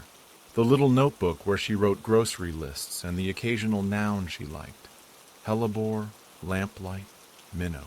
The tape recorder from the last Thanksgiving at her house when she decided to tape everything because this is what you'll want when you realize you can't keep me, she said. And I told her to stop being cinematic. I put in the AAs. The batteries had enough life to let the machine want to live. I pressed play. I heard chairs scrape, people calling for gravy, the sound of my mother humming. It was her hum. Of course it was her hum. She is the origin point. I waited for the little slip. It came where it always came. Not quite a mistake, more of a choice. A small falling off of the note like getting off a bus one stop early because the air smells better there. I turned the monitor on. I let the holiday live next to the night. The hum from the tape layered with the hum from the receiver until the house felt like a shell held to the ear. And then the monitor hummed a note that matched exactly the slip on the tape and then continued when the tape stopped. I pressed pause on the recorder because it seemed impolite to play my mother against something that had no right to know this about her. "How did you learn that?" I said to nobody. To the air, which is as good as a body when you are tired enough. "Don't keep her waiting," the monitor said. The words pushed through that strange metal throat, the vowels warped, but the sentiment the same as any mother's sentence on any day. And my hand shook in a way that annoys me because I have always wanted to be bigger than that. June slept through it all. There is a choice you make when your kid is the kid who sleeps. You either wake them to prove a point to yourself about control, or you don't. I didn't. On the 3rd night, I set the receiver on a chair facing the nursery like I was making it watch the door. I changed the channel to C again and waited the exact number of seconds it took for the voice to find me there. It came like it had been told to, humming first, then June, then the shh like a secret held between 2 hands and a forehead. I had the audio recorder out because I am a person who collects proof I do not intend to show anyone. The waveform obeyed the notes like obedient teeth. The level spiked at my kid's name.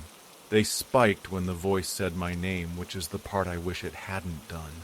It didn't say it the way I say my name when I call myself to a meeting with my own attention. It said it like my mother saying it from the back door, that vowel stretched, the tone on the border between scolding and love. It made me time travel in a way that hurt. The bars wavered when I put a foot across the nursery threshold. The receiver in my hand heated like a little animal. The transmitter, green light steady, sat on the shelf with the rag book and the wooden rabbit. The antenna cast a thin shadow like a sundial at night. I stood still and listened the way people listen when they want what's on the other side to choose not to know them. The voice hummed, soft as an apology. Hush now, little star. The radiator knocked once, the way the radiator always knocks at this hour. Another sound came with it, the sound of a foot finding a floorboard that always gives itself away, the one I step over in the hall. The one inside the nursery by the window that dips because someone a long time ago dropped something heavy there and never told anyone. Mom, I said before I could stop myself. I don't use that word now that I emit. It sounds like a joke in my mouth. It came out of me in a whisper anyway. The monitor made a shape of a breath. Then, unbelievably, a little laugh. That exact little laugh my mother would do when I said her name in a way that was also an accusation. My girl, it said, and I could taste the salt of a day at the shore we both liked, and the inside of the car and the word on my tongue, my girl, said by someone who has not asked you to be anything yet except here. I left the room. I left it because the feeling of being crowded by no one is worse than any feeling a person has a right to have. I closed the door halfway and sat on the floor leaning against it because if the door moved, I wanted to feel it in my spine. The monitor sat in my lap. It hummed as if it were trying to make a nest. June slept like a stone. I went procedural because the part of my brain that believes in lists can sometimes bully the rest of it. I called the company. A man named Vic told me older analog monitors can pick up cordless phones and truckers, baby monitors from blocks away, ham radio weirdos, garage door openers. He used the phrase environmental noise to explain what had my mother's pet name in it. He asked me to reset the transmitter and the receiver. He asked me to switch the order of the plugs in the power strip. He asked me if there were any old metallic things in the nursery. Old metallic things, he said again, like he was trying it out. Mirrors, vents, antique beds. People don't realize how much the shape of a room keeps a sound or throws it. He told me to change the channel. He told me to move the antenna. He told me to consider upgrading to digital. When I hung up, I went into the nursery and looked at the vent. The nursery used to be a sewing room, according to the old real estate listing. The vent is iron and painted a brown that looks like it wants to be bronze. The slats are narrow. The screws are stripped. I don't know what compelled me to put my ear to it. The cold metal shocked and then the skin warmed to it. I could hear something, not humming, a kind of breath, a draft unless you were me, which I am, and in that case it was a breath. I took the frame off the wall. I lifted the rug. I found nothing. I waited to find something. I put the room back together and my hands shook because they had no idea how to act in a world where nothing resists. The next day I went to the library because there are places where the air is tidy and the librarians enforce it with their eyes. June looked around from the carrier with a face that says, "Everything is new because I am new." I asked if there was anything about our house. This is a normal question in this town. Every other house is a story about itself, and people here collect those stories like spoons.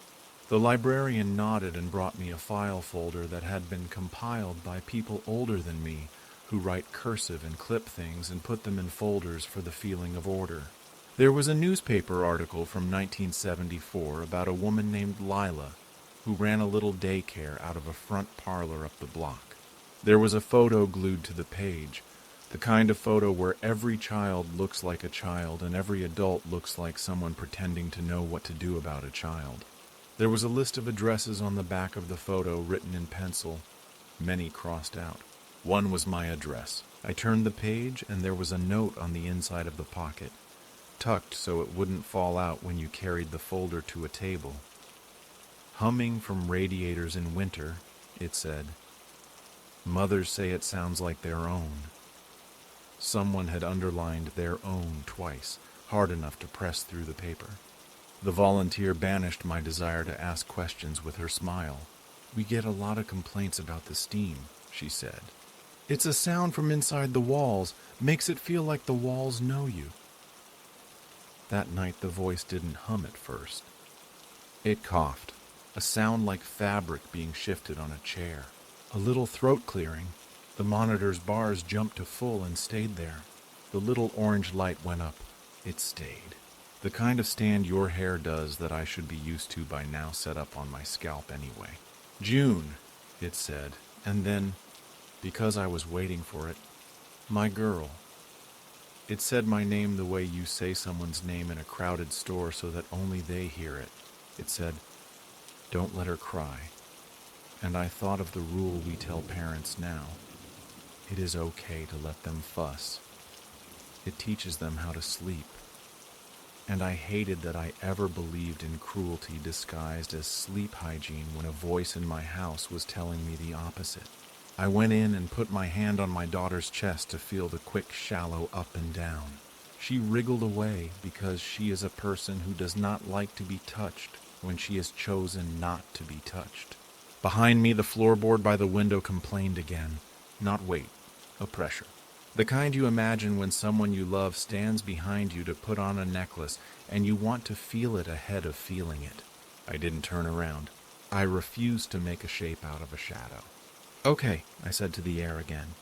Okay, I hear you. And because I had started to keep my own rules, I did not say my mother's name into the room. I would not let the air have that too. The monitor began to hum a different song. It took me a second to understand it was still the same one, only faster. The note that always fell wanted to jump this time. The rhythm picked up like someone remembering a thing and rushing it. The voice said June's name again, then my name, then said, open the door. I was in the room with the door already open. I looked at the door anyway because that is a reflex. Check that the obvious is the obvious. The hall light flickered like an old promise. I remembered the hospital room where my mother died. The door we kept half closed to keep the hallway's noise out while letting the idea of air in. I remembered her saying, leave that or I won't find the way, in a voice that was trying to be funny and was too tired to make it convincing. I had closed the door anyway then because sleep is a kind of door, and I wanted her to have it. The voice in my monitor said, close it, instead, as if it could hear me thinking about that other door, the one that is always half open in my head. I closed the nursery door. The latch made a sound like a small animal. The little orange light stayed up. The bar stayed full. The hum was now a line. It came from behind me. I turned because there are times when you shouldn't and you do anyway. The monitor crackled like a jacket. The humming was in the hall, not in the speaker. The usual house sound, refrigerator whir, baseboard expansion, the neighbor's TV through the wall, like a man with his ear pressed up against us. Faded the way sounds fade when the sound you care about fills the air in your head. The hum was right at my back, a warmth of breath, the little slip on the note exactly where it always is. I could feel the air near the skin on my neck go cooler the way air does when someone occupies it. I miss you, I said, and my voice made a noise I do not make if I can help it. I didn't mean to say it out loud. It sounded like it came out of me because somebody squeezed. The humming stopped. The monitor clicked. The bars dove to 0, then up past where 3 bars exist, as if the plastic had borrowed a number from somewhere else. The little orange light stuttered and went blindingly, ridiculously bright. The brightness that tells you a piece of cheap electronics would like you to leave it alone. Then the voice, very close to my ear and very far away inside the plastic at the same time, said, don't forget the second verse. I didn't know there was a second verse. Not when I was a kid in bed with the window open to July and the sound of our neighbor's sprinkler like rain. Not when I was a teenager pretending not to like being taken care of. Not when I was 30 holding my mother's hand and watching the busy street below the hospital window and counting breaths to trick myself into thinking I could distribute them. There was no second verse. I waited. The silence felt like a place I wasn't supposed to be allowed to stand. I realized I was standing on my own foot because that's a thing I do when I am afraid I'm going to run. The voice hummed something that wasn't our song. Not exactly. A couple notes backward on the ladder. An old cadence. I almost recognized it and then didn't. The words came through like a whisper through the seam at the bottom of a door in a drafty house. Lay your head down, close the light, mind the gate and count the white. If she knocks, don't let her in, sing until the morning's thin. I could hear the pattern my mother liked. 2 lines that rhyme when you are a child, because that's how games teach you to breathe. I could hear what wanted to be a warning, or a comfort pretending to be one. Who is she? I asked. Then, smaller, because I know not to ask as many questions of the dark as the dark wants you to report back. Do you mean June? The voice made the little laugh again. No, it said. And it was not my mother's no, and it was, and between those made me dizzy. You know who. There is a way a house is empty when most of the people in it are asleep that is different from the way it is empty when nobody is home. It was that first kind now, full but reserved. I could hear the neighbor's TV. I could hear the drip in the sink that happens only when I run hot water and then decide not to fix the washer. I could hear a footfall on the landing. Not mine. I opened the nursery door. I picked June up. She makes a small oof when you lift her and then stiffens her legs because she suspects gravity is a trick. I put her head below my chin and breathed her in the way everyone told me I would. And I'm still embarrassed to be cliché about it. I carried her into the hallway with the monitor still in my hand. The bars stayed full. The orange light was steady. The hum followed me. In front of our bedroom there is a patch of floor you can't avoid that whines in a tiny key that always makes me think of a harmonica. The sound came from it like someone stood on it and didn't move. I stepped around it, which is the habit of this house. Let the floor tell on you. Answer with silence. I'm going to say good night now, I said. The way you talk to someone on the phone when you need to get off but you don't want to make it about you. Thank you. For what? The singing? The effort? Not killing me? The instructions warning me about a she I don't want to think about? Good night, the voice said, and the way it said night felt like a kindness and a threat. The bars stayed full for a few more seconds and then slid down and down like someone walked away down a long hall. The hum went with it. The house did that thing where it sighed back into itself. I put June down. I sat on the floor next to the crib and my knee made a little complaint that reminded me I would never again stand up without thinking about it. I left the receiver on the lowest volume I could hear. The green light on the transmitter was steady. The night light made the giraffe look like it was surprised, which is fair. Alex came home at midnight and put a hand on my shoulder and said my name in the tone of the simplest thing. I cried and then slept because crying is exhausting, and my body has been trying to put me down at appropriate times since the beginning of this. The monitor hummed again at 3. I was too tired to make it into a story. It said June's name. It said mine. It hummed. It didn't push.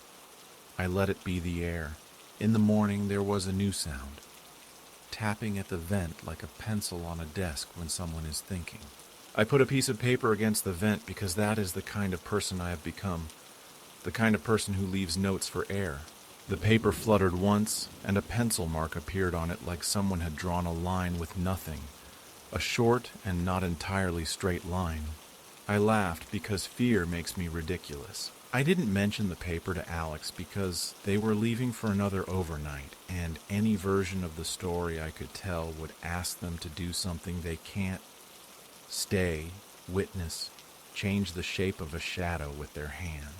I packed the diaper bag and I put my mother's tape recorder on the table, and I thought about second verses, and how you hope so hard there is one when you are a particular kind of person in a particular kind of house. At the pediatrician's office, the waiting room fish moved in a loop that made sense to them. A mom said, "She's so good," about June because June was staring at the wall like the wall contained a secret. The monitor in my bag hummed with a tiny choked sound, as if the bag made it embarrassed to be a voice. I turned it off and it hummed anyway, which is not how electronics work if you want to live by rules. I turned it back on, and the bars read full in a building full of other monitors and other radios and other people's children's names. When we came home, there was a humming from the neighbors' radiators that might have been my voice. Mrs. Vasquez shouted, "I like that one," through the wall. That night I didn't try to trap anything. I didn't test. I didn't change channels on purpose to see if it would follow. I put my ear to the monitor and listened to it like you'd listen to a seashell to convince yourself you can hear what you want to hear. The voice hummed, and when it stopped it said my name once, then June's name twice, then said very quietly, a word my mother used to use only when she was joking about risk. "Danger," she'd say, clutching her pearls about a set of stairs or a chip in a plate like a melodrama lady. And even in a joke, she meant it. "What kind?" I asked, which is the wrong question. "You should ask if..." "Then you should ask where." The monitor's little orange light blinked like a slow eye. The humming picked up speed like someone rushing to get to the end of a story. The floorboard in front of our room made its complaint. The vent in the nursery breathed cool. June rolled to her side and back again and smiled at the corner where the light doesn't quite reach. Her hand opened and closed. She made a little sound like a bird. I don't know how this ends, and I don't know what exactly has started. I know the monitor carries a voice that uses a pet name no one else knows. I know when I change channels to an empty one, the bars go full and the voice follows and says my child's name in a way that is both a blessing and a claim. I know the voice sometimes hums in the room when I have turned the speaker off, and sometimes only hums inside the speaker when the room feels like itself. I know there is a second verse someone taught me without asking if I wanted to know it, and I am not sure I do. I put June to sleep with the song now, even though I never meant to be the kind of person who repeats a thing to see if the air will answer. I hum the bent note where it falls. I pause where my mother paused. Sometimes the voice hums one beat after me like an echo that learned my timing. Sometimes it leads and I follow because it is easier to give in to the way air wants to be shaped. Sometimes there is no voice and I feel the absence like a draft. It's 2 a.m, and I am writing this down because writing is a way to stack the minutes into something that feels solid. The monitor sits on the table with the plant. The bars are at 2. The little orange light is sleeping. The vent is still. The house is so quiet that the silence hums. The second hand on the kitchen clock drags its tiny foot a little at the 4.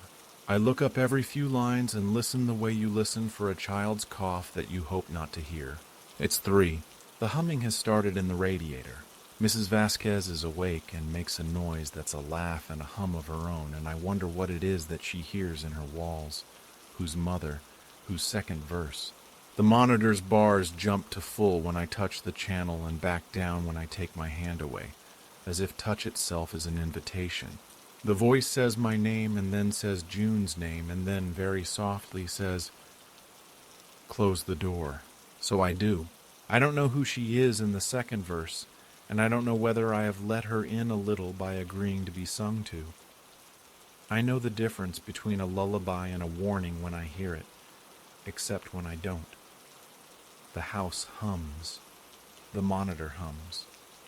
Our breaths make small fogs in the cold air of the room near the window where the sash sticks. When I turn the channel to see if that changes the way the voice feels, the bars jump to full, like someone smiling because they knew I would do that. The voice hums my mother's old song, and on the jar, it catches, and the catching is love or the opposite of love. I have never been able to tell the difference at 3 a.m. I don't open the door until the voice stops and says good night, and even then I leave my hand on the knob, not ready to turn it, the metal cold and absolutely real. I still hear it as I write this, not from the speaker anymore, from the seam around my life. A woman humming, not unkind, just insistently, the way a person hums to keep themselves from hearing something else. I hum back despite myself, and the two sounds lay over each other the way two houses lay over each other when you live in a place that has always been a place someone else loved before you. The bars drop. The orange light dims. In the other room, on the shelf, the transmitter's green light is a little steady star. June sighs and turns her face away from the door in the way my body understands as a refusal and also a promise. The radiator knocks. The clock ticks, and then ticks again, a fraction off, as if it has been listening to my song and learned its mistake. I don't know if this will stop. I don't know if I want it to. I don't know if the second verse is for me, or a way to say a door should stay a door no matter who stands on the other side. I only know that when I change the channel and the bars jump to full, the voice uses my kid's name like it belongs to it, and the air gets cooler where the name lands, and I can't tell if I'm being warned or welcomed, and I stand with my hand on the knob and listen for the next note to tell me which. The road ended earlier than the map promised. An old iron gate had long since given up and settled into the ditch with a patience that looked like sleep. Past it, 2 tracks went on where men had driven back and forth 100 times until grass decided it wouldn't grow there. On the left, the slope that used to be forest rolled toward a lip, and beyond that, nothing but the idea of a hole big enough to remember itself. The quarry had been cut into the hill like a mouth opened by a steady hand, layer by layer, limestone or granite or whatever this valley decided it was good at giving up. I could hear water if I held my breath and stopped scuffing my boots. A down-in-the-throat sound. Not a stream, but a gathering. Something catching and echoing far below. I had told myself I was just walking. The weather had done that trick of early fall where the sun looks hot and the air isn't, and the sky was a flat white that made everything under it look sharper. 3 starlings peeled off a wire when I came around the bend, as if a cue had been called that I didn't know about. To the right, at the tree line, there was the one-room ruin people in town call the cottage, as if it belonged to a single person anyone still living can name. Someone laid that stone on stone long ago in a better geometry than I can achieve with a bookshelf. Even now the corners held. Even now the lintel over the door stood its ground with a solidness less confident buildings envy. The roof was gone except for a few ribs that held up ivy and the idea of roof-a-geometry through which voice and wind and weather moved with no resistance. Inside, a hearth, black above it like fingers pushing outward from smoke years on end. A window opposite the door. No glass, just a rectangle cut into thick wall where light came in, thinner where it met shadow. On the sill, grit lay in a way that made it look deliberate. Pale stone dust laid in a line that started at the far right corner, curving as it went, dragging along the sill's length until it ended at the inner edge by the door opening. A finger dragged along a dirty car windshield from inside toward the handle looks like that. This had the same insistence. Not a spill. A motion. I stood in the doorway like a person at threshold pretending not to feel thresholds. The air was cooler by 10 degrees inside, the way stone keeps secrets in its body long after weather changes what it says on the outside. I don't know why I said, out loud, like a tourist trying on a place's language, "Hello." My voice did the thing voices do in small stone rooms, came back to me with someone else's shape as if the sound had become rounder in the trip. I stepped over the sill with a caution I pretended was about uneven ground and not about the idea that places remember your feet. The hearth had a brick bottom and 3 layers of black above it, in a plume that made a shape you could call a feather if you were feeling poetic, and a hand if you were here alone and feeling like a person in a room that hasn't needed a person for a while. Soot softens sharper things. The black here was velvet where water hadn't streaked it white. Someone had burned a lot of nights into this wall. There were remains of a cot in the corner. Not really remains, just a frame of 2 boards like you'd lay a body to keep it up off the damp. Everything had been taken that could be taken. Metal, the little iron stove that might have sat on the hearth, nails pried loose from bracing except one nail, rusted flat and bent, sticking up in the sill's far corner the way a sentry stands in a story to prove he was at his post when it happened. The grit on the sill around it looked like it had been gathered from the floor and laid down, a furled ribbon of stone dust dragging that inner path. If I ran my finger across the sill, I'd make a second path. I didn't. I stood and let my eyes adjust and acknowledged, finally, the feeling that something was off. Not dangerous. Not yet. A sense like the air in here had been used more recently than the roof would suggest. There was a smell I only realized I recognized when I looked at the hearth. Rock dust and wet rope and old smoke in a wool sleeve. I put a hand into the soot above the arch because I have the kind of brain that needs proof on the skin. It came away black to the second knuckle. I wiped it on my jeans like my jeans weren't the thing I stood here in, like there could be a clean place to put what belonged to this room. Outside, a bird started and stopped and left the silence more silence. The quarry's bowl held sound and turned it back on itself. Somewhere far down, a drop of water fell where it had been falling every few minutes for a long time. I heard a small sliding sound from the far side of the room and took a breath that ended up too big. A bit of mortar, just a bit, loosed itself and dropped from between two stones. It skittered down the inside of the wall, and when it hit the dirt, the little puff of dust it made traveled in a line toward the door. Not a breeze. The air didn't shift. The dust behaved as if someone had dragged a finger through it. "I see you," I said without thinking, then felt stupid that I had made myself a person who says "I see you" to a person who is not here to be seen. A person, not a person, a story. A draft has never bothered with drawing a line exactly toward a door sill and then stopping like a child told not to cross a threshold. I took my phone out because that is what I do when I am trying to talk myself into the idea that a thing is real enough to be photographed and therefore real enough to either be posted or deleted, depending on what my future self decides about today. The screen looked like the room, a little flatter and a little more false.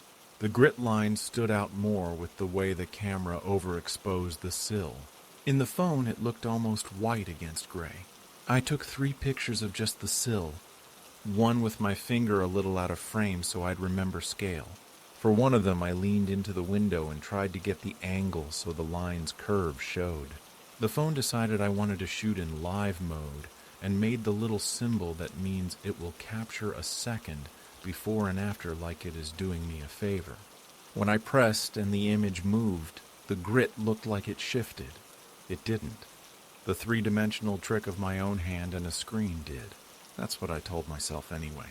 The quarry is the kind of hole that lets you hear things at 2 removes. Sound goes over the lip and down and up and back. I found the path that led to the edge. You can tell it used to carry something because the ground had a memory of ties under it. Hard, narrow humps where the rails had been. A habit of walking is the only way I know to describe it. Along the edge, old iron bolts stuck out where a derrick might have anchored, caramelized with rust. It smelled very faintly like a battery. I went as close as I thought my mother would forgive me. The water at the bottom of disused quarries is the green that makes swimmers greedy and mothers swear. It looks like the answer to a question you didn't realize your body had until it couldn't have the answer. I backed away because the feeling of seeing depth with no scale does something to my stomach that is not fear, and not fear. On the way back to the cottage, I realized my boots had picked up a fine dust that made them ghost-footed. Everything I stepped on recording a pale print as if the earth had been primed just for my path. Back in the doorway, the grit line on the sill looked like it had thickened. That isn't what happens when you stand in a place and look away and look back. Things do not accumulate because you felt watched. But in that little span of minutes, the line had softened at its inner edge as if a finger had dragged again, very lightly, in exactly the same groove. I put my hand over it. The hair on my arm chose a different angle. The line seemed to have a direction now. The light catch of grit heaped a tiny bit on the side toward the door's opening. The kind of thing you might not notice if you didn't have the habit of staring until the thing becomes a sentence. I left. It felt rude too. It also felt necessary. I put a hand out to touch the lintel like I was trying on a superstition, then took it away because I didn't want to see my own palm again in black.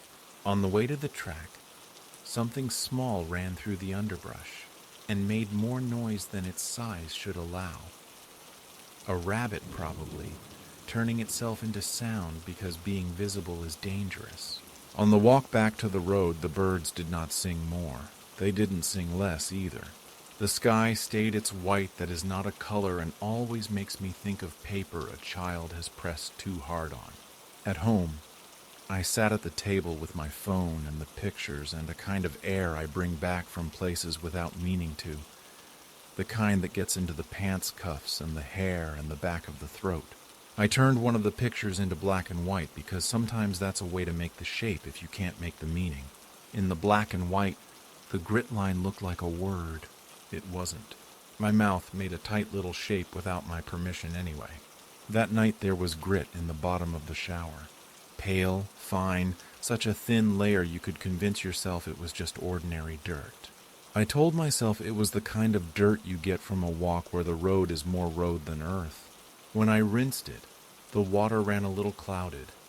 The hockey of tiny grains toward the drain with that small hesitation that makes a person with any superstition at all imagine tiny minds.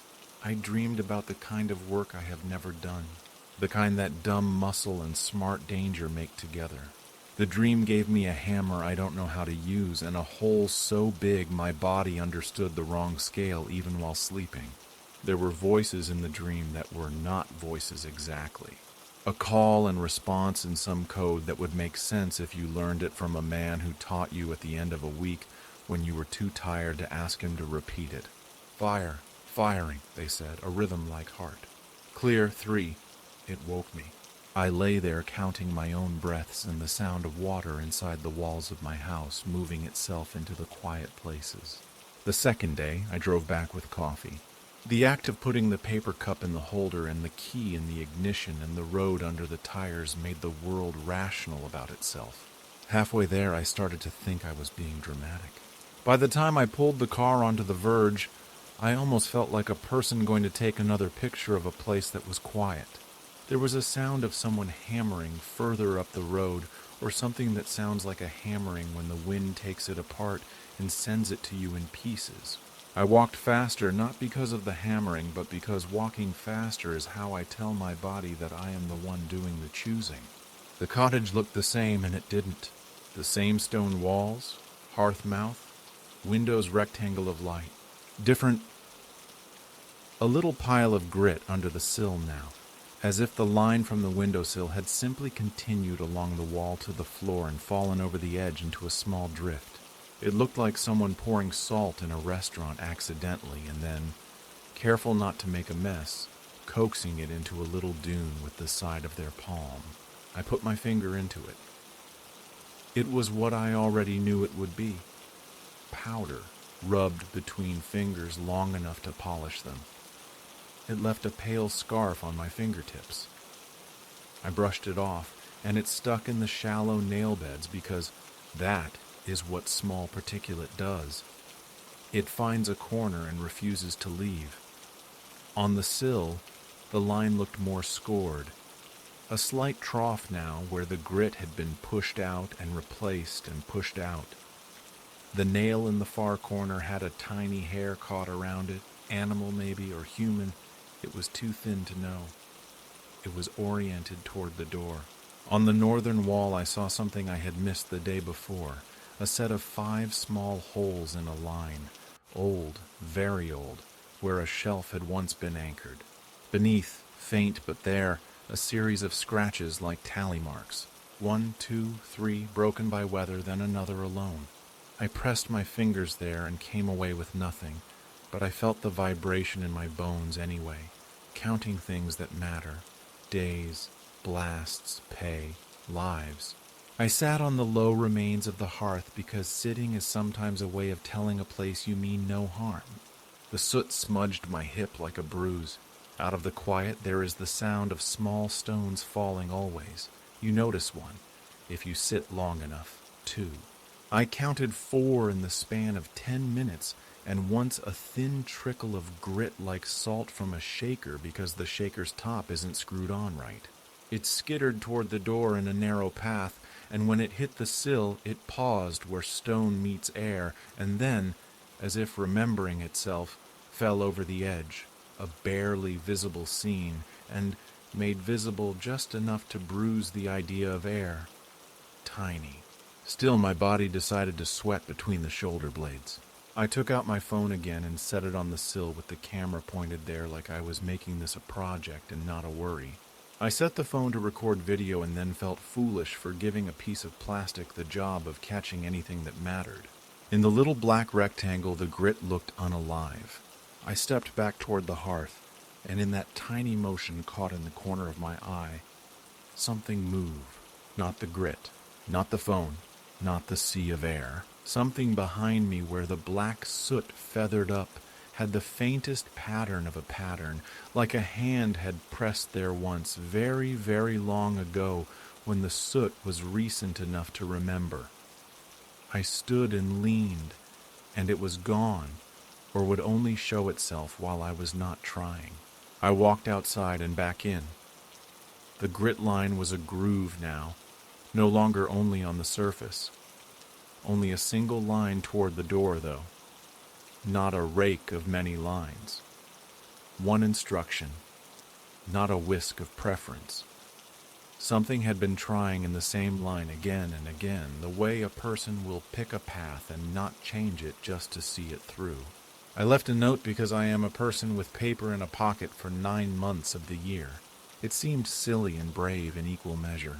I found a chip of brick and scratched on the lower inner wall, near the sill, small, not to be seen from the outside.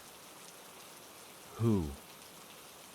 When I straightened up, I heard 3 hammer knocks that had to be from the road or a far barn. The quarry threw sound in and held it so it felt close.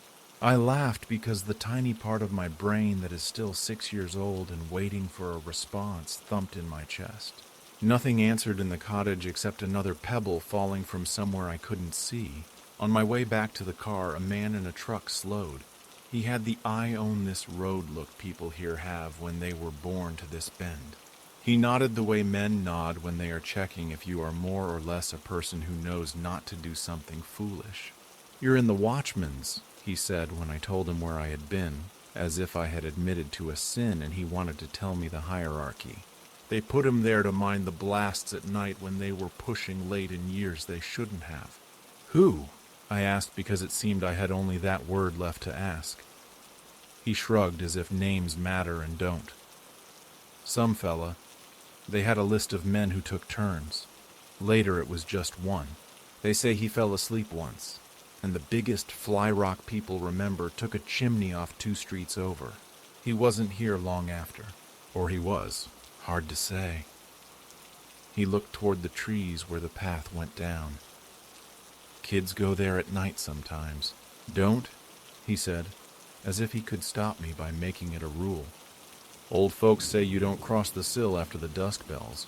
My mother—" He stopped and looked like a person who had learned to keep the private parts of the story inside the mouth.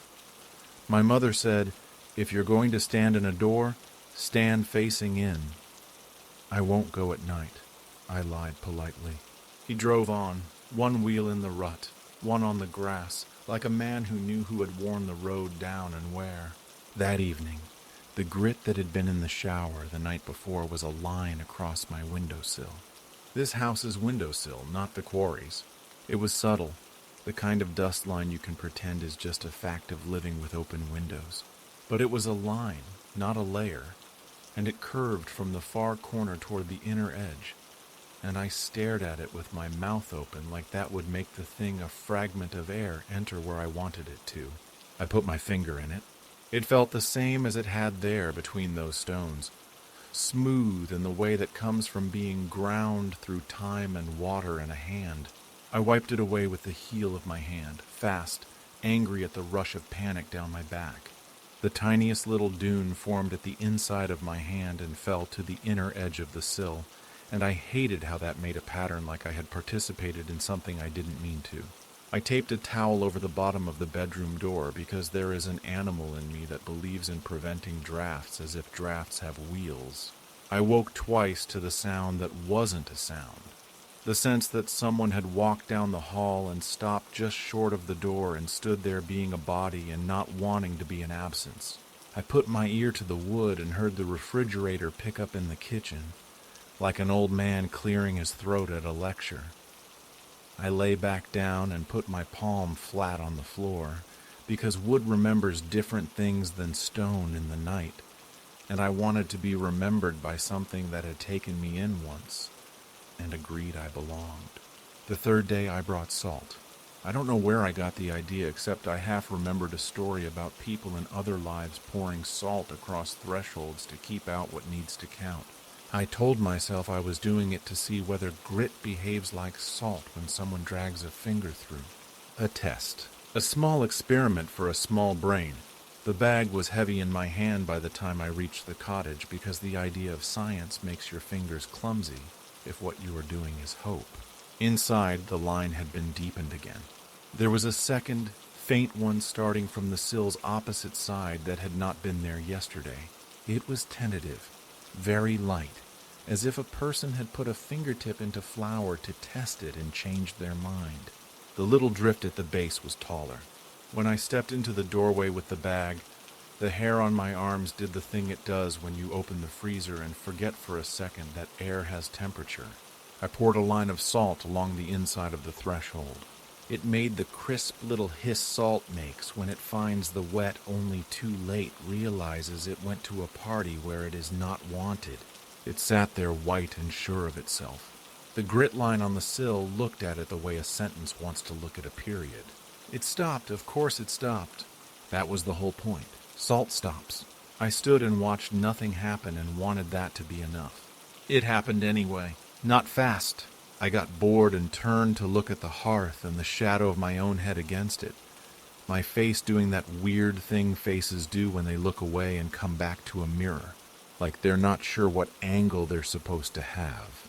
When I turned back, there was a nick in the salt. A small gap, very like a small finger would make.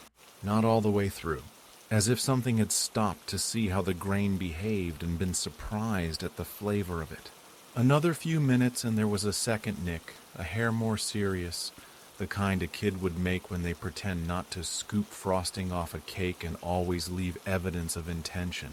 I would swear I saw a single grain of salt jump and land half an inch away as if someone had breathed on it. I would swear it. I know how that sounds. I went outside. I felt ridiculous. I walked a loop around the ruin and checked where the moss gets more sun, and the places where kids had carved initials into a low stone and where a beer can had rusted into a lesson. When I came back in, there was imprint in the salt of a whole line, not continuous but clear. Something had dragged through in 3 small motions: stop, start, stop, start, stop, and on the other side, nothing. The rest was untouched. The line in the sill hung over the edge like a tongue from a person fallen asleep with their mouth open. Above the hearth, the soot now had a shape the light made a little truer. It looked like a handprint, yes, but not a whole hand. 3 fingers fanned, the heel of a palm, then a break where the soot had fallen in a sheet long ago, then smearing further up where someone had leaned the weight of a shoulder. The shoulder had left more black, rubbed thin to gray.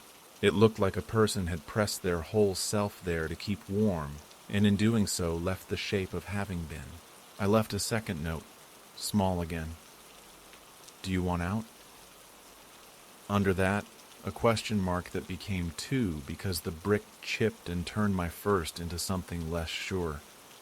I went to the window and looked out at the trees and the road and the sky that made everything backlit. In the glass I didn't have. In the rectangle that had no glass, I caught my own reflection anyway. An optical quirk of light and a screen behind me, and the way my eyes do the math on their own.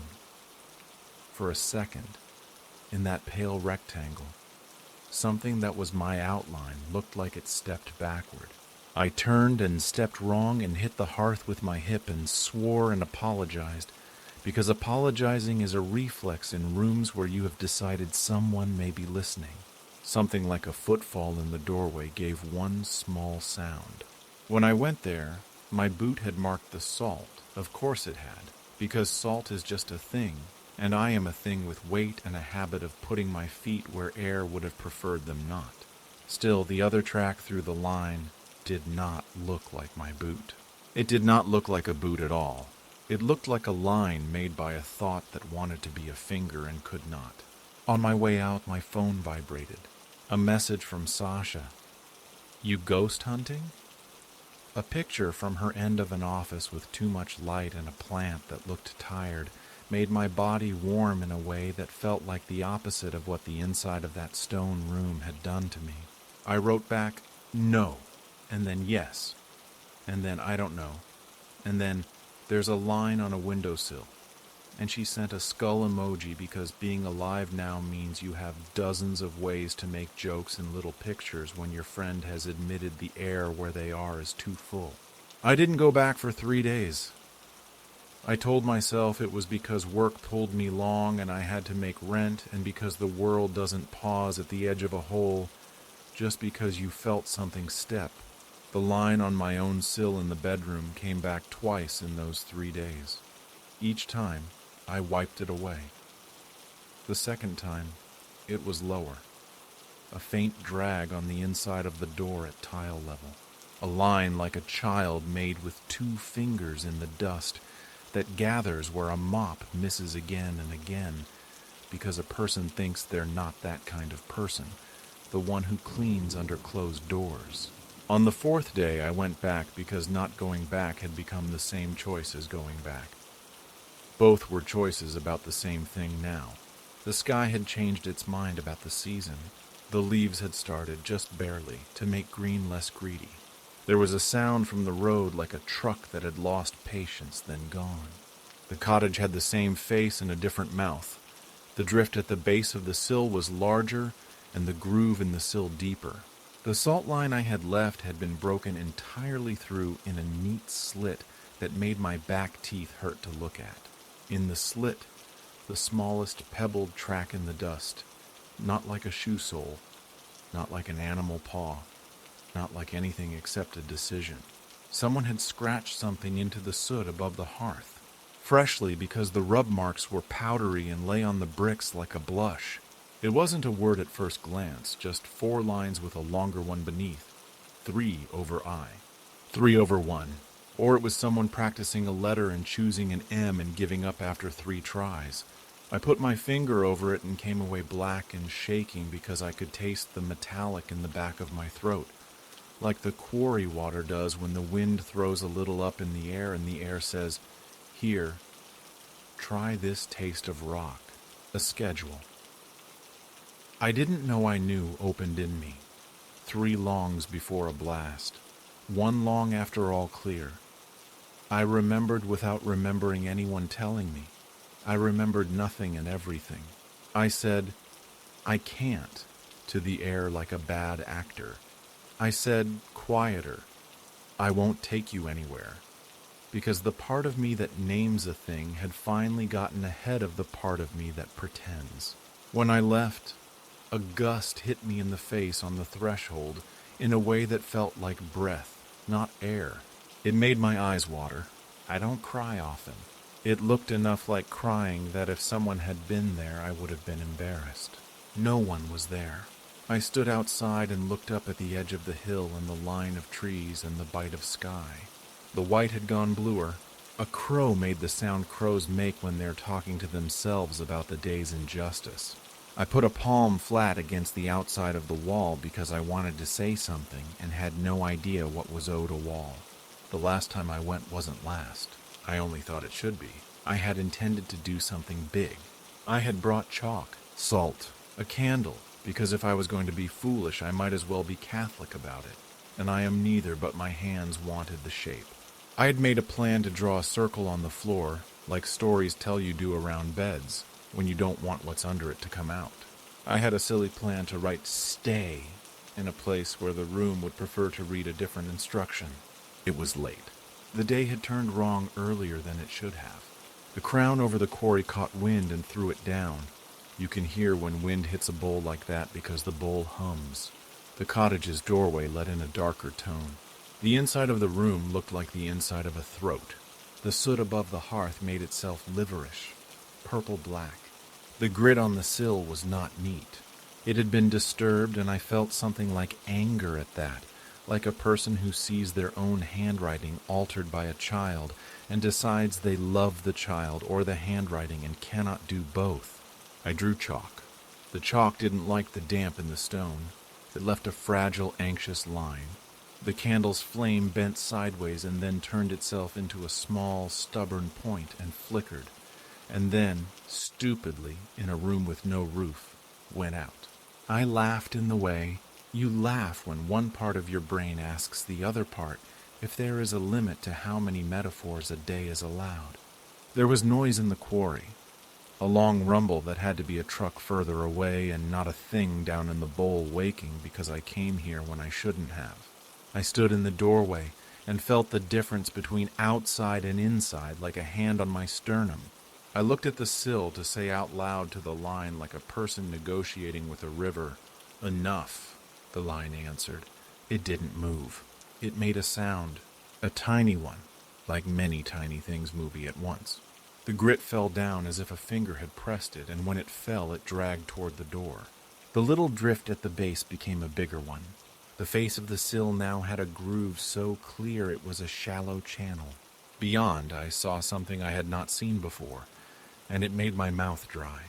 There were drag marks on the inside of the doorstone, not from today, old and almost gone, vertical, many, very faint, the kind that come from a hand that has put itself there 1,000 times to brace itself on the way out.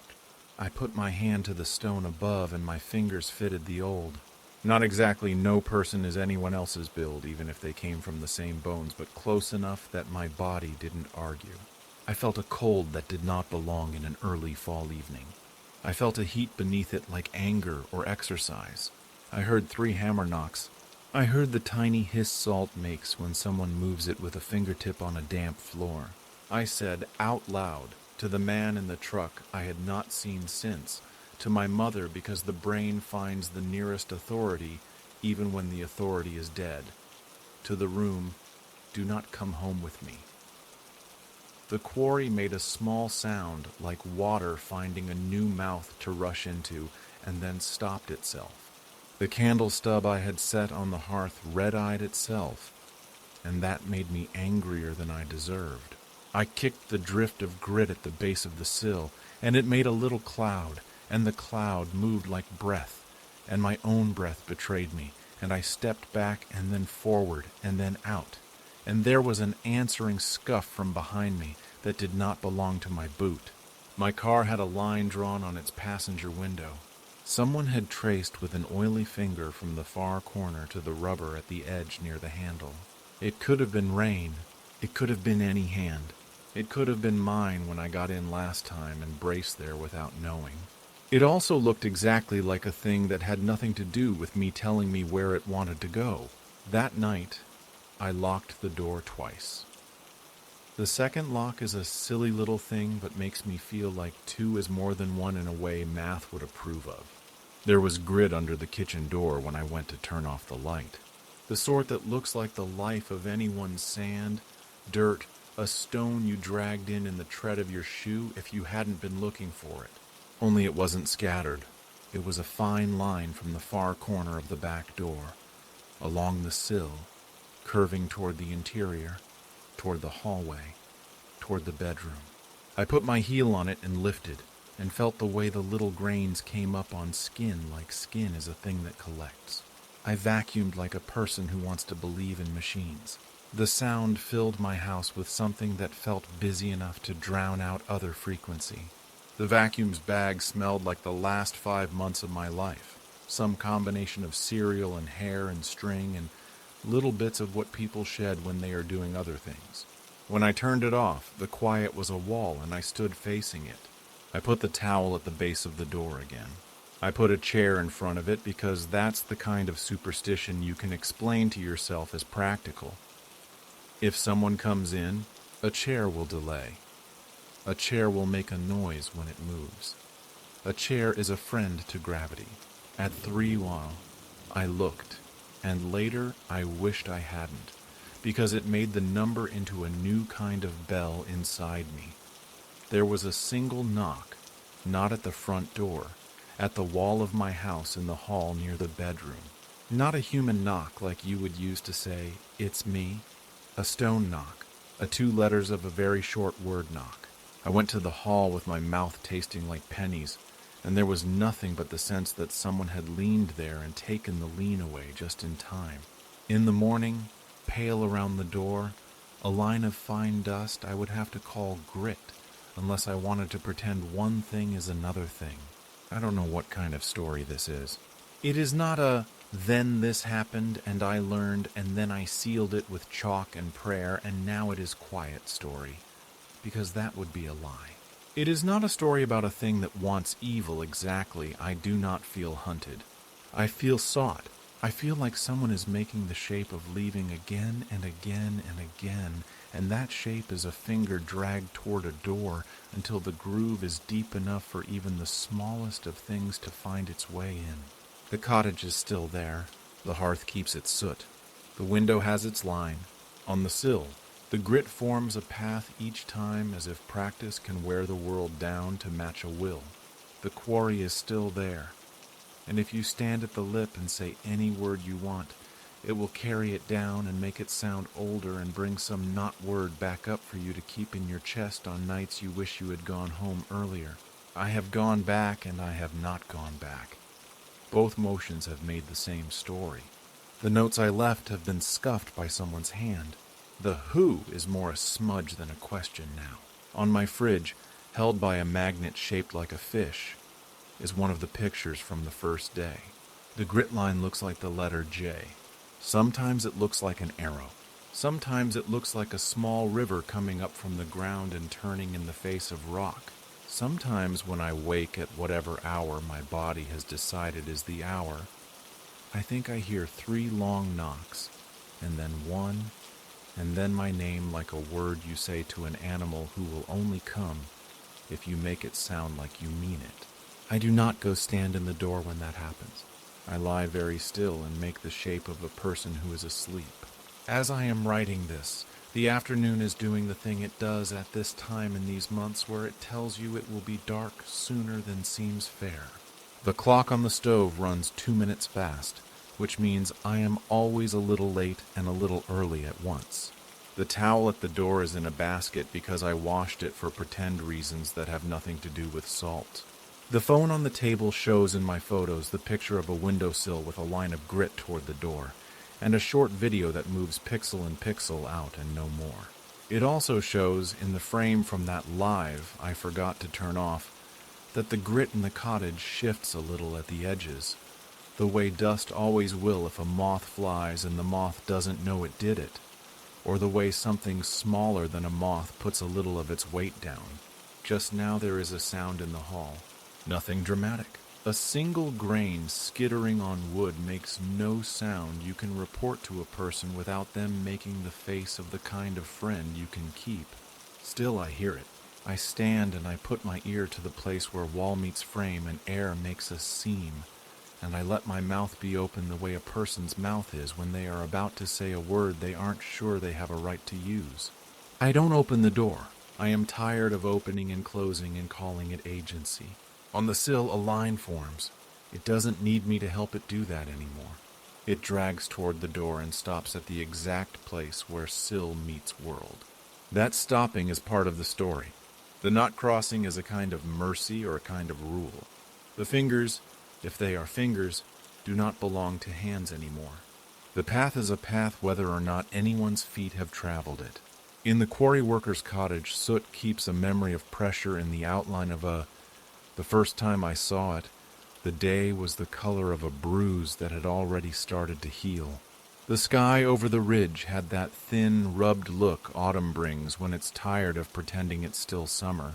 I had parked by the chained gate where the county had left a sign last year that said, "No dumping, no ATVs," and then given up enforcing either. The sign had a bullet hole through the O in no, and a sapling had grown between the spokes of an old tire slumped against the base of the fence. Toward the high side, the quarry cut itself open like an old mouth. It's not a dramatic quarry, not the sheer cathedral of granite you see in postcards, not the famous slate pits with their perfect pools, just a long bowl scraped out of the ridge and left to fill with scrub and water until it became a place where teenagers come at night to dare each other to jump, and where on weekday afternoons, if you stand still long enough, the deer decide your shape is part of the rock. I was supposed to be taking photos for the Historical Society. That's the way I told it to myself when I put my boots by the door and said yes to the day, even though the weather hinted otherwise. The Society wants a walking guide for the old quarry trail interpretive signs. A brochure. Quarry Workers Cottage circa 1880s will be one stop. A little square on a map. You will look at it and then you will keep walking. I told myself I would take 3 angles. Note the lintel height, check the hearth for any features worth writing about, and be back in my kitchen by 2. The cottage sits 30 yards from the lip of the pit.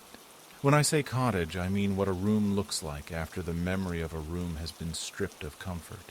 4 walls, if you're generous, one missing half of one. The roof is gone. More accurately, the roof is elsewhere, part of the slope now. The shingles softened into the soil. The rafters snapped and skidded down toward the pit like deer bones. The doorway is a rectangle with no door, its threshold a stone worn shiny by 100 years of feet, and then dulled again by weather. The hearth takes up half of the back wall. Soot still up there, a wide, black, triangular bloom above the mantelstone, as if smoke is a thing that can stain and then refuse to leave. I stepped in like I always do, careful because even ruins have rules. The floor is earth, no boards left. In the corner where a window once was, a square of air frames the scrub on the slope.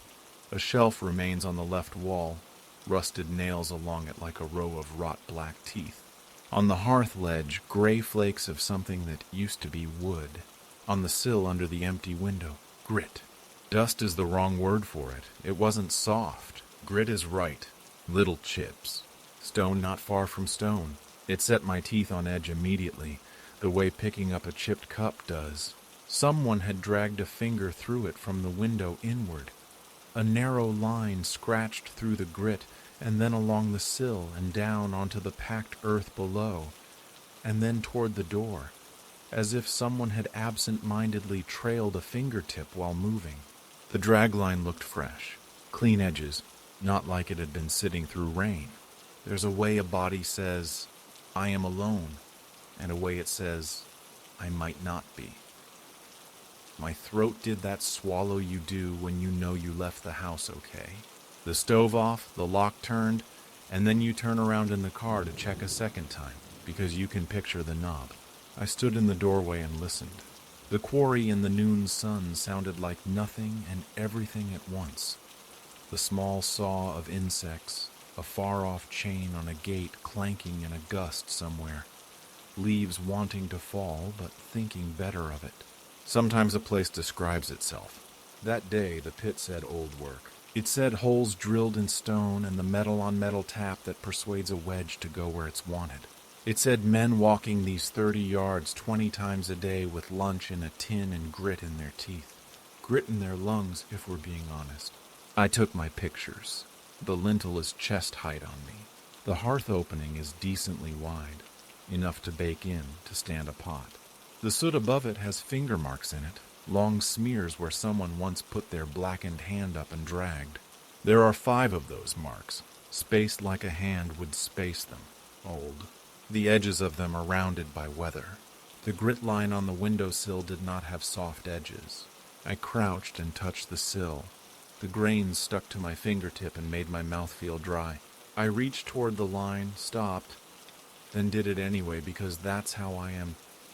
If I find something that makes me uneasy, I need to touch it to prove it can't push me. The edge of the stick trail was crisp. I rubbed a little between my finger and thumb. Quartz like sugar, shards of shale so thin they could almost cut but can't. A hint of black that could be anthracite or could be a piece of paint from something that had lived through a winter more than once.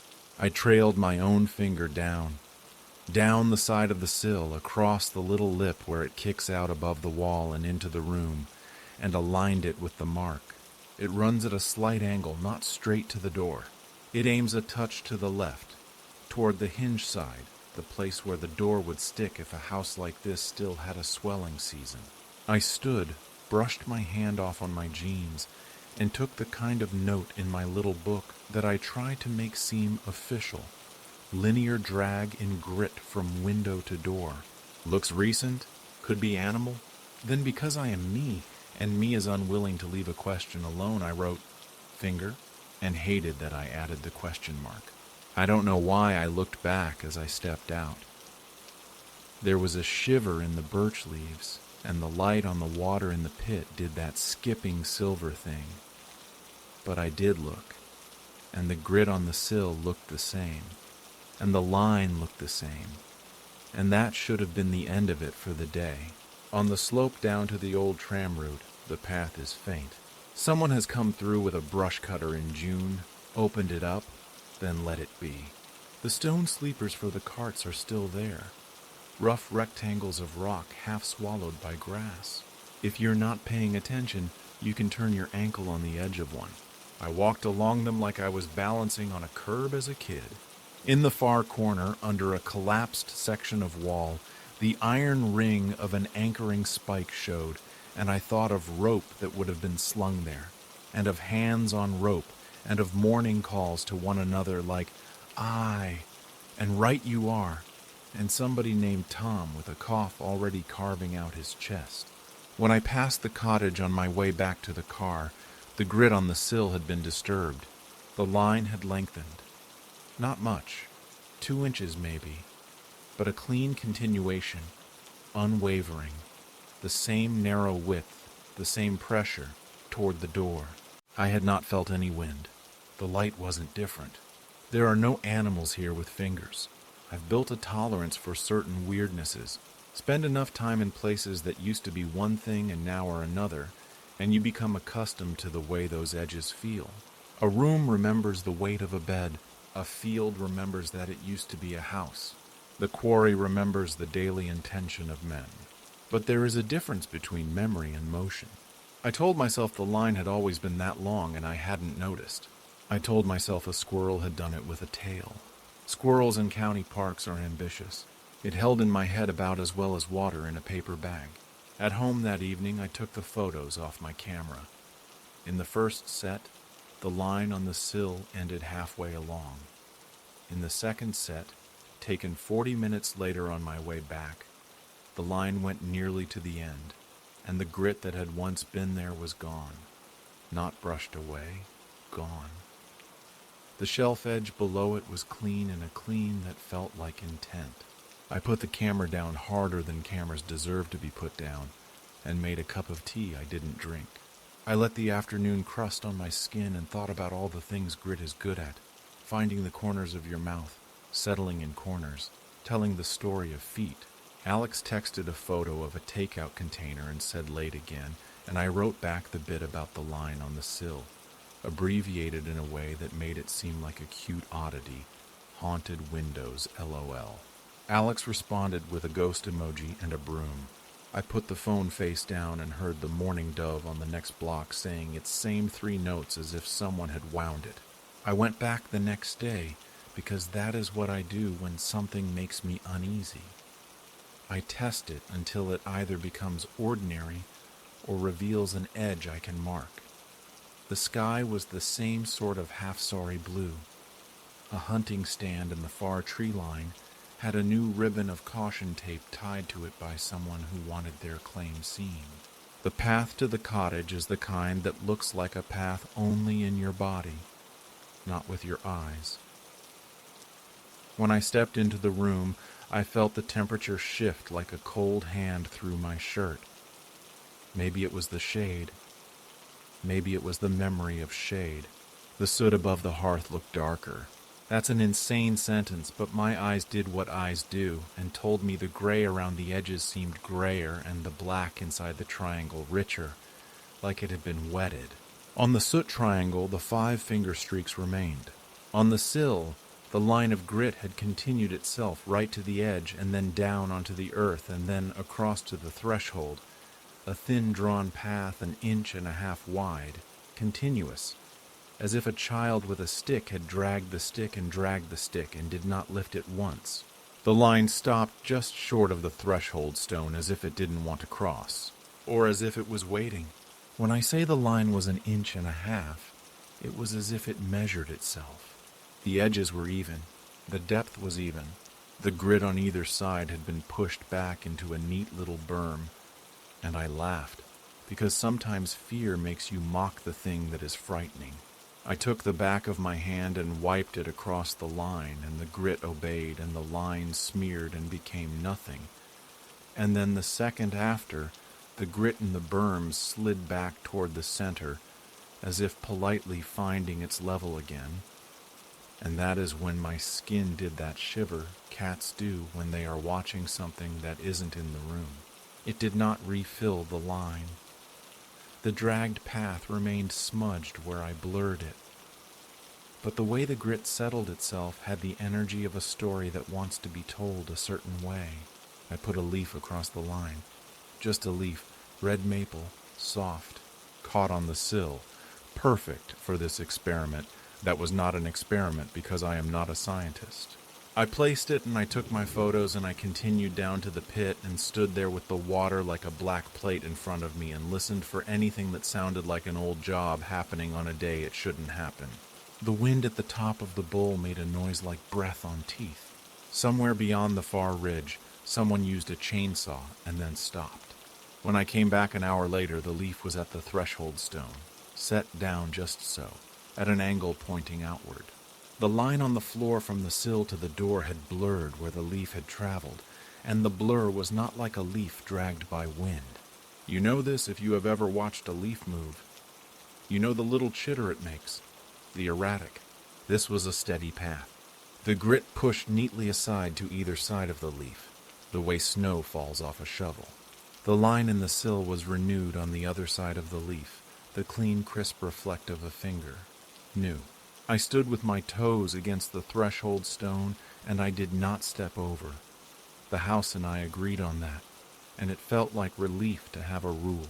I am not someone whose first thoughts are supernatural. I will read you 20 articles about weird interference on AV equipment. I will show you photographs of shapes that show up in film at dusk because of the way dust refracts. I will tell you there is a raccoon with a habit. And then I will go to the library because I have a brain that likes a piece of paper with a date on it.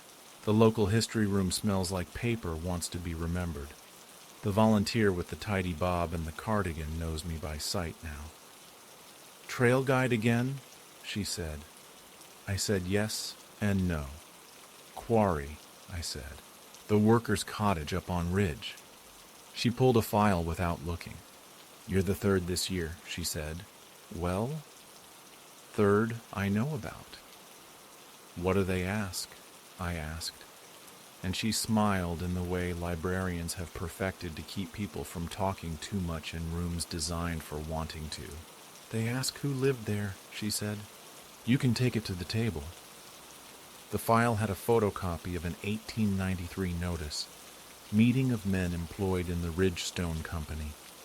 It had a smear on the side from the copier glass that made the letters on the edge look like they were trying to leave the page. It had a list of names, script gone angular as ink economies changed. Pritchard, Keene, L. Doyle. A note in pencil in the margin in different hand than the main. Accident. A clipping scissored out and glued with a dark gum that has eaten into the page so the words are haloed now. Man missing after fall of face at Ridge Quarry. Wife waits in cottage. On the back, in the kind of soft pencil that people wrote with when they were tired, someone had written, "She stood in the door 2 days." There's a photograph, not of the cottage. Why would anyone waste film on the room where men slept?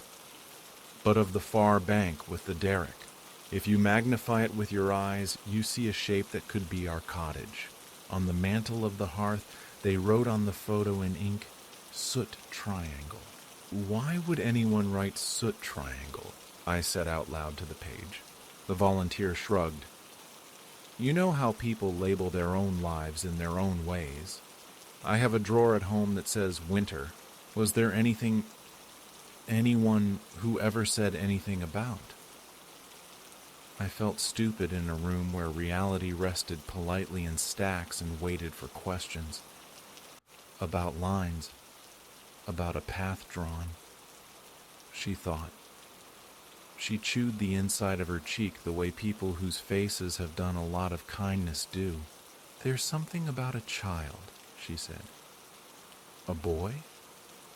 But he would be a man now and then some. People used to say the quarry was no place for children. Someone would have to stand in the door to keep them in. I took my notes and copied the satiny penmanship into my notebook. I put little stars next to Pritchard because my hand wanted to. I thanked the volunteer and walked out into a later afternoon that had grown cooler.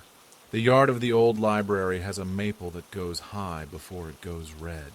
I stood and looked up through it and thought about soot, about how you cannot keep smoke from leaving a mark if smoke wants to leave a mark.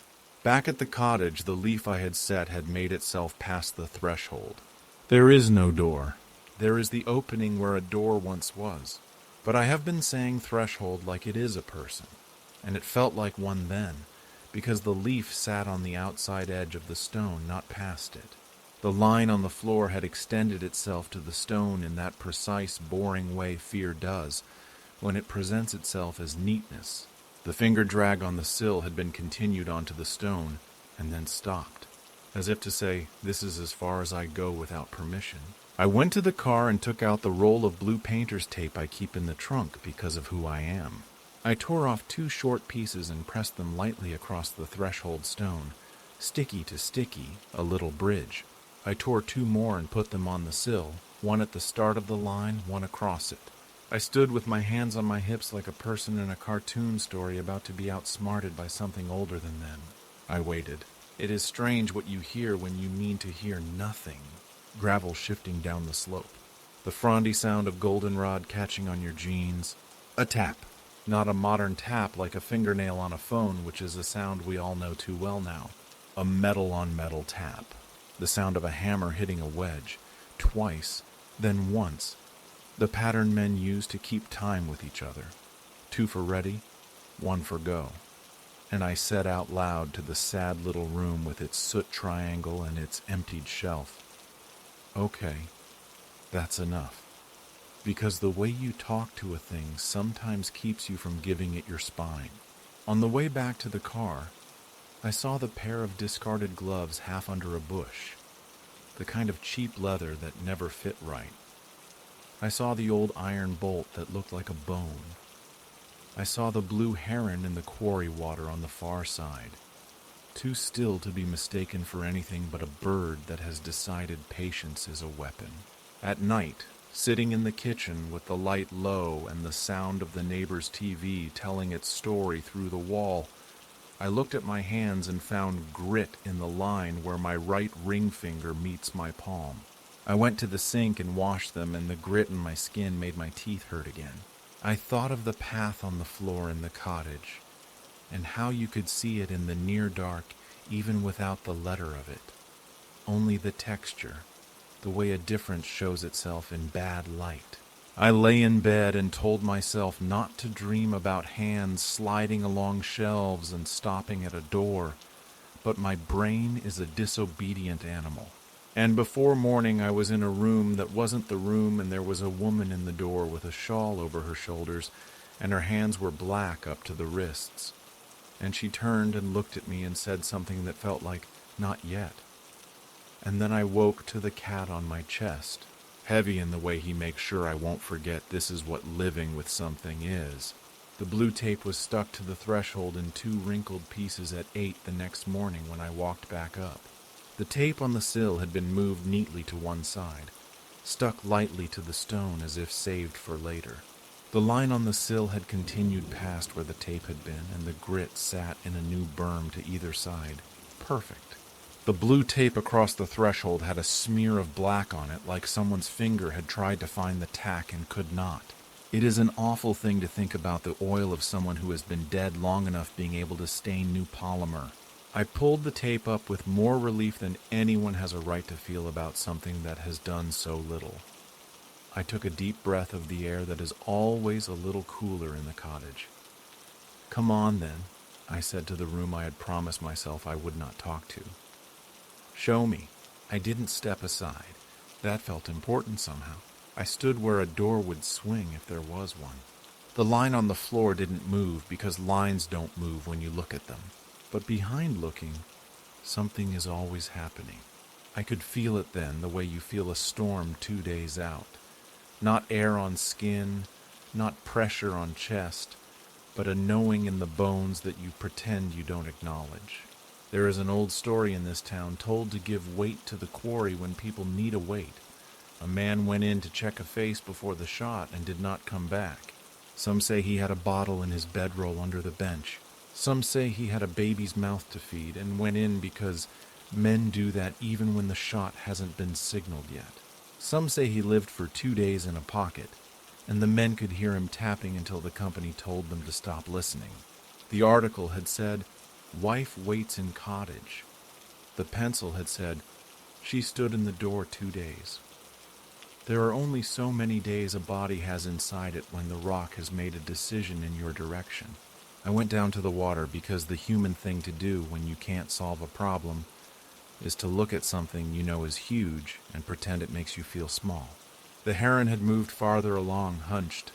There are voices in pits. If you've ever put your head in a cardboard box as a child and shouted to hear the edges, I said the man's name because I had written it down, and was the kind of person who likes to think that calling a thing by its name is a guard against it. Pritchard. It went into the pit and stayed there like water that doesn't ripple. When I walked back up, the door frame threw a shadow across the floor, and the line on the ground seemed to burrow into that shadow and disappear.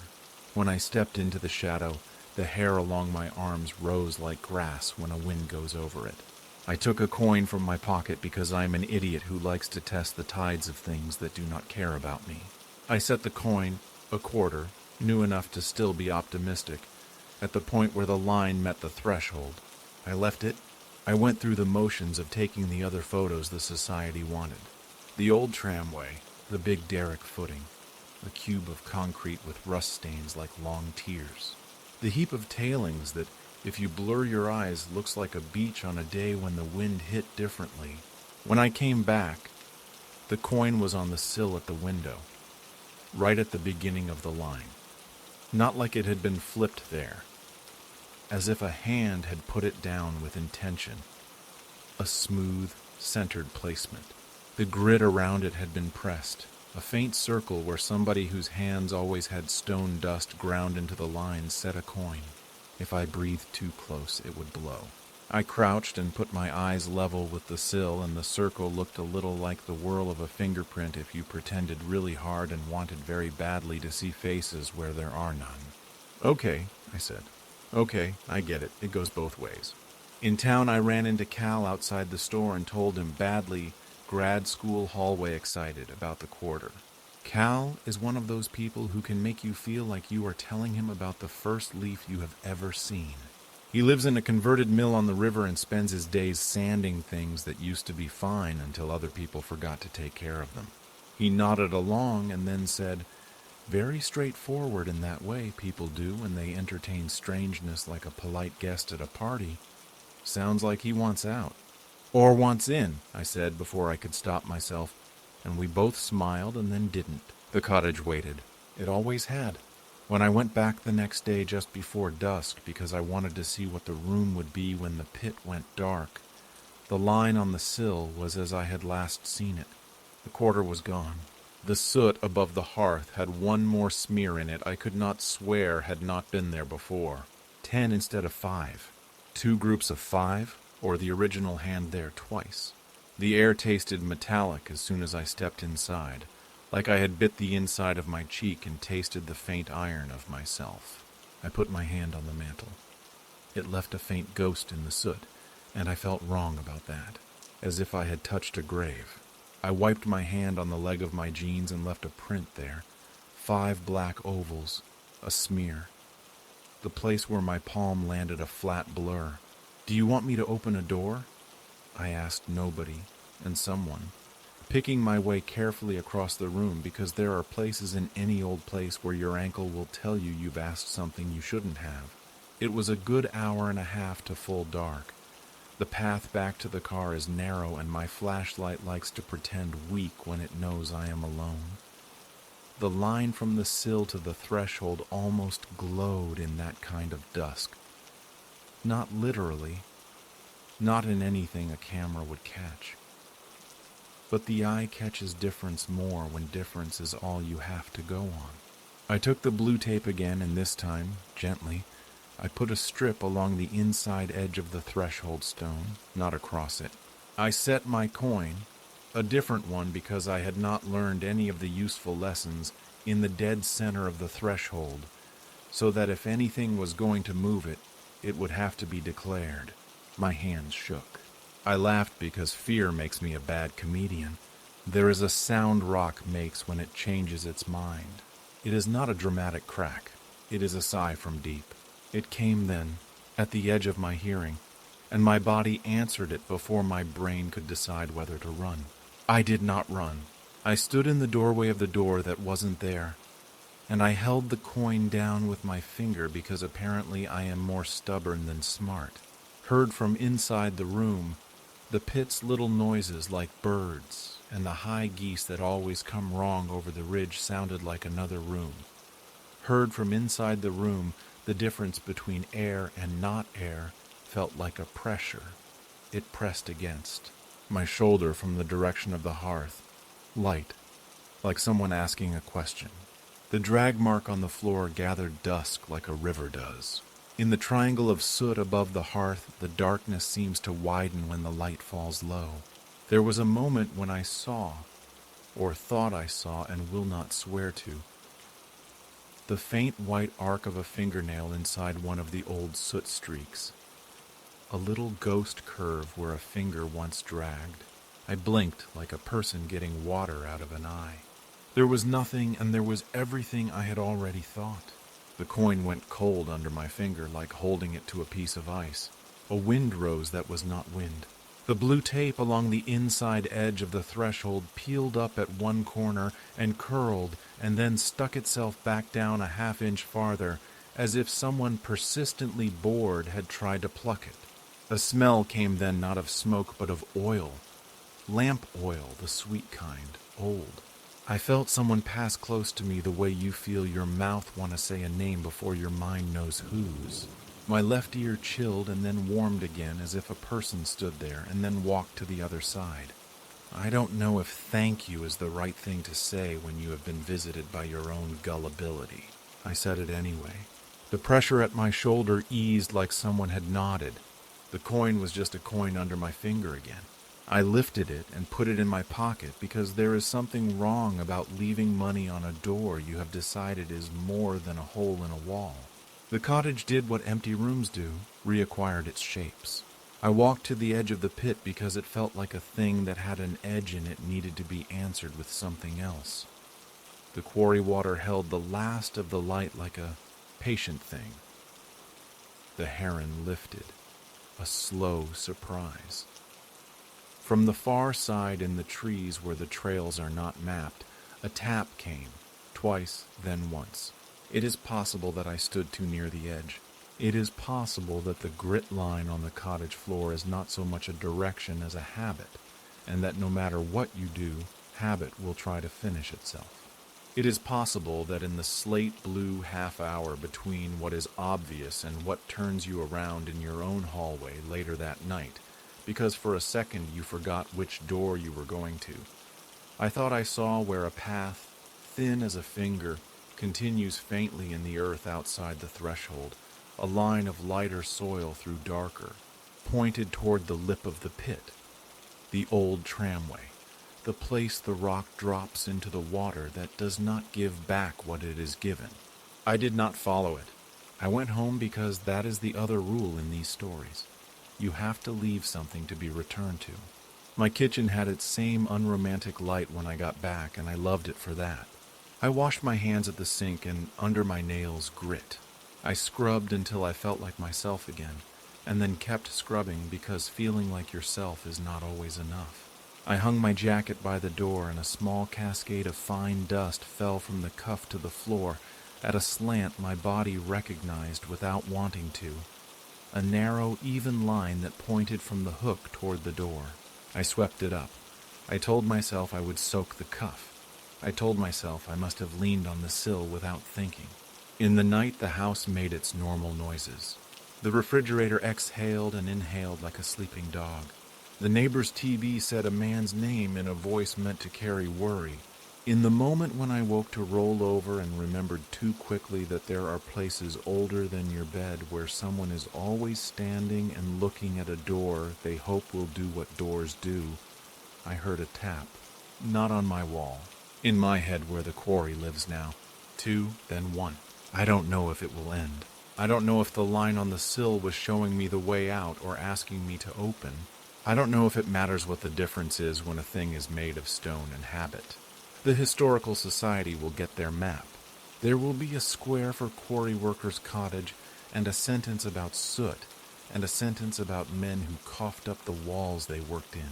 I will walk there again because I am the kind of person who touches a thing that makes them uneasy until it is only itself and no longer the idea of itself. My window above the sink has a sill wide enough for a plant pot. This morning, with the kettle warming the air like a small winter, grit on that sill, light, a line thinner than a finger where someone had dragged, toward the door. I wiped it away and watched the grains gather themselves to one side again, polite. I don't know whether to say welcome or wait. I keep my hand on the knob a second longer now when I go out. I listen to the quiet a second harder when I come home. Somewhere in the rock under the ridge, somewhere in the water, a coin waits where I did not leave it. The soot above my own stove is clean. I'm not going to check it tonight. I am not going to check it. I have decided that the first rule of leaving a door open is knowing which way you mean to go. And I am not sure yet. And the quarry in the dark is the kind of mouth that will accept any answer. The tide was running hard enough that the harbor looked like a river trying to go sideways. Wind carried the top off the water and slashed it into the quay. Spray found the small gap between my collar and my neck and made its way down like a hand. The boathouse door was half open the way old doors are when nobody has the energy to fight them shut. I ducked in out of a rain that had decided to be more than an inconvenience. Inside smelled like creosote and wet rope and the sweet iron of old water. The room made of itself a single long idea. Boat, rails, door, sea. No partitions, just the empty cradle where the lifeboat used to sit and the slipway running down between timber runners, shiny where the carriage wheels had polished them to a gloss no sandpaper could imitate. Outside the wind bellowed. Inside, wood spoke in small ways. Ticks, a soft settling groan that sounded like something remembering weight. The slipway creaked. It wasn't much. A long, low, throat-clearing noise from the direction of the sea, rising through the rails that ran under my feet, and up into the ribs of the building. The kind of sound you feel behind your teeth. I didn't jump exactly. I flinched the way you do when you were fairly sure you were alone and the room tells you it has other opinions. I shook rain off my jacket the way you shake a dog. The drops hit the floor and disappeared. The light through the high windows was the color of a bruise healing, thin and resolved. On the wall to the left hung the salvage of a working life boat hooks, varnished to a hard candy sheen. A coil of hawser that had grayed into that color rope becomes when it's done proving anything. A board with the old signal flags nailed in their place like stained glass letters. Under the flags, the brass bell. Under the bell, a list. Launches, said the top, painted in a hand that belonged to a penknife in patience. Beneath, the years, and under each, chalked numbers. Some years had a scatter of lines beside them, matchstick. Counts and slashes that made me imagine a kid marking the days on a cell wall for a reason that wasn't prison. There was another board beside it, glass-fronted, slatted, the kind where you slot in numbers like a clock that refuses to keep time. Last launch, 47. The chalk beneath it, 13 deck night. Sea state, 7. Crew, 6. Returned. The dash at the end made the back of my neck go cool, as if the air had found a seam in me.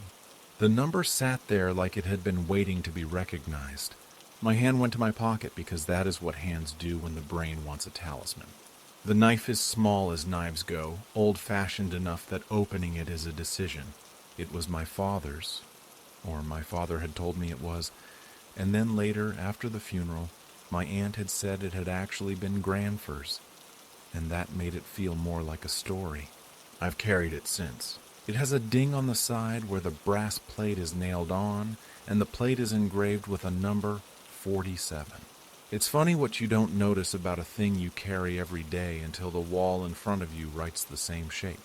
I've always liked the way the 4s on brass have tails and the 7s lean. The way a person who writes with a blade makes choices about angles. My thumb found the plate and worries it without thinking.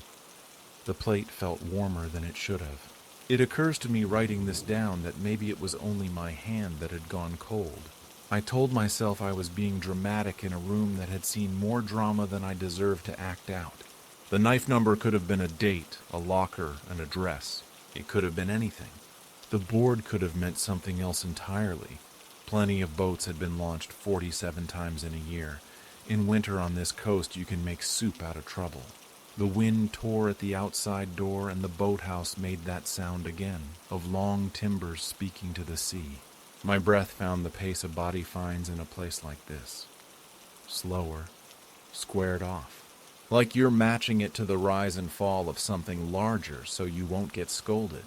The inside of the place was a museum in one of those towns where nobody wants to call anything a museum, because it makes living history feel like dead display.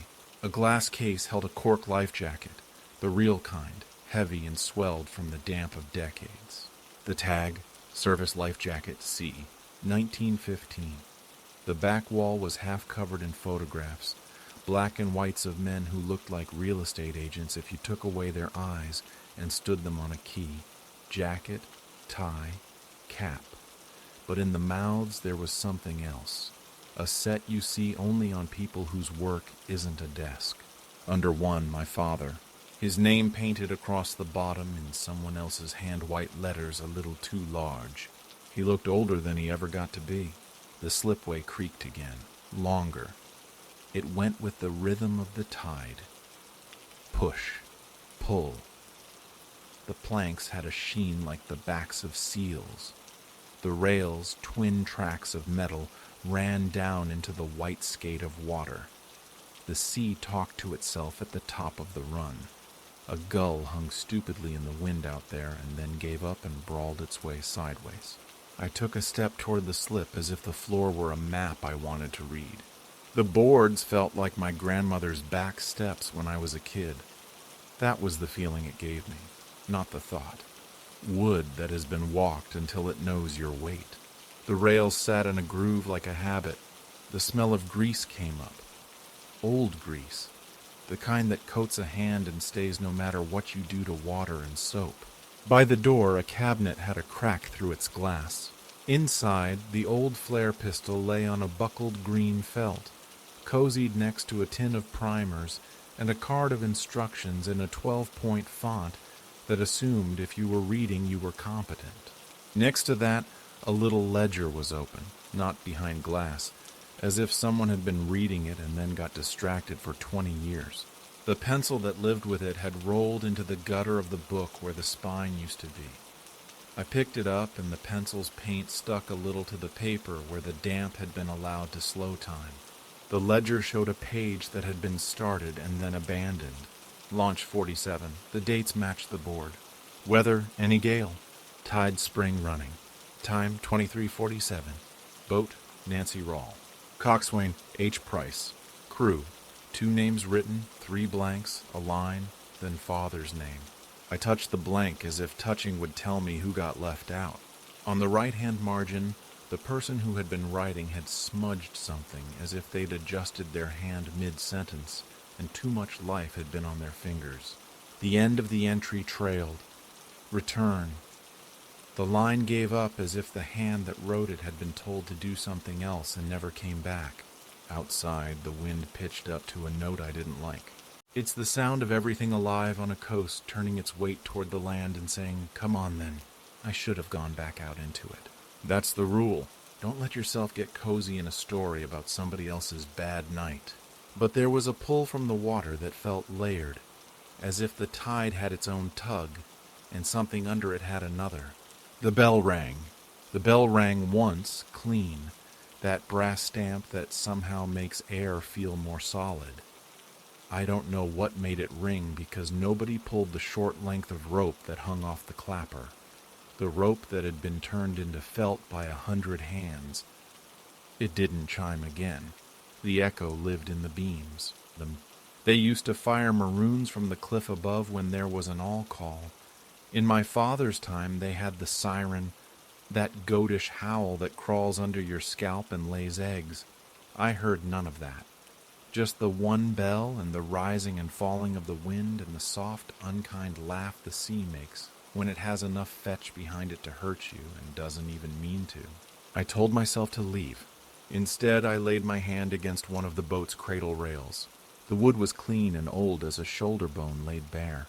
Across it, low enough that a seated man might run his fingers there, names had been knifed.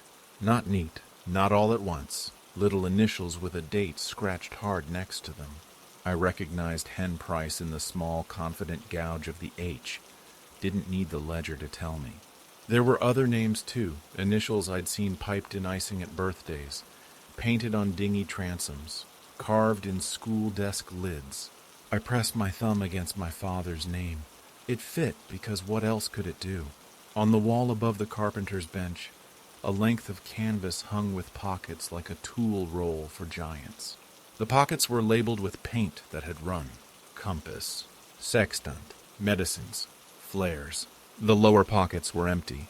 The upper ones sagged as if they had learned from the weight they used to hold how to hang with dignity now that they had nothing to do. In the bottom left corner, a box labeled batteries held a tangle of copper and rubber that, even turned off and dead, felt like a vein. In one of the photographs, the men are carrying the boat on a launch carriage out of the house because the tide was so low they had to get the keel to water any way they could. The look on their faces made me think of the look men get at funerals when the vicar says, "Drop and everyone must become a machine." On the frame, somebody had thumbtacked a newspaper clipping from the year before I left for university.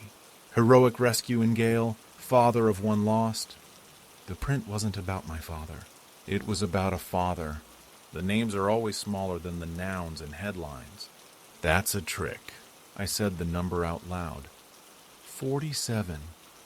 The word turned into breath in the space and didn't come back with a shape different from the one it left my mouth with. I tried to make it logic. The knife could have been a commemorative from that last launch.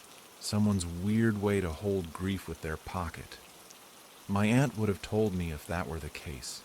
She kept every piece of paper from the funeral in a folder labeled bills. She kept the order of service in the pocket with the electricity companies. The old radio on the shelf above the bench crackled. I stood very still because instinct is a language the body speaks without translation. The set was not plugged in. The plug hung limp and uncommitted over the edge of the shelf and the cable carried cobweb. The crackle wasn't the sound modern radios make when a transmitter keys. It was a pulling apart sound, like tearing paper very slowly. "All crew to station," said a voice. I am ashamed to say I nodded like a fool to a room. The voice sounded both far and under my ear. It wasn't a reproduction of anyone I knew. It was the tone any man uses when he is doing a job that requires him not to act as if fear is an option. The old words came without my permission.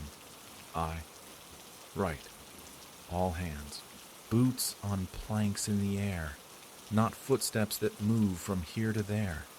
The sound of weight being put down by a person who knows how to put weight down on wood so as not to miss. The slipway creaked in response. The rails sang a little, a thin cry. I opened the knife because the part of me that grew up with people who believed in tools goes for edge when there is a problem. The blade stuck for a second and then came out, and I saw at the base of the brass plate on the handle in tiny stamped letters the name of the boat, Nancy Rawl. It had been beneath the patina. Maybe my thumb had polished it. Maybe it had always been there, and I had never looked with the right angle of light. The knife seemed suddenly not mine. My skin touched the brass and came away a little gray. "Positions," said the voice no one was speaking with. "2 on the bow, 2 to fend off." My shoulders remembered a thing I had never learned. I walked down the side of the cradle like a man late for his own appointment. The big doors you open when you launch were shut. There is a wicket within them, a smaller door for men. It was latched, but the latch slipped like a habit into a hand. I stepped to the outside and the world tried to blow me sideways. The tide ran. That is the only phrase that fits.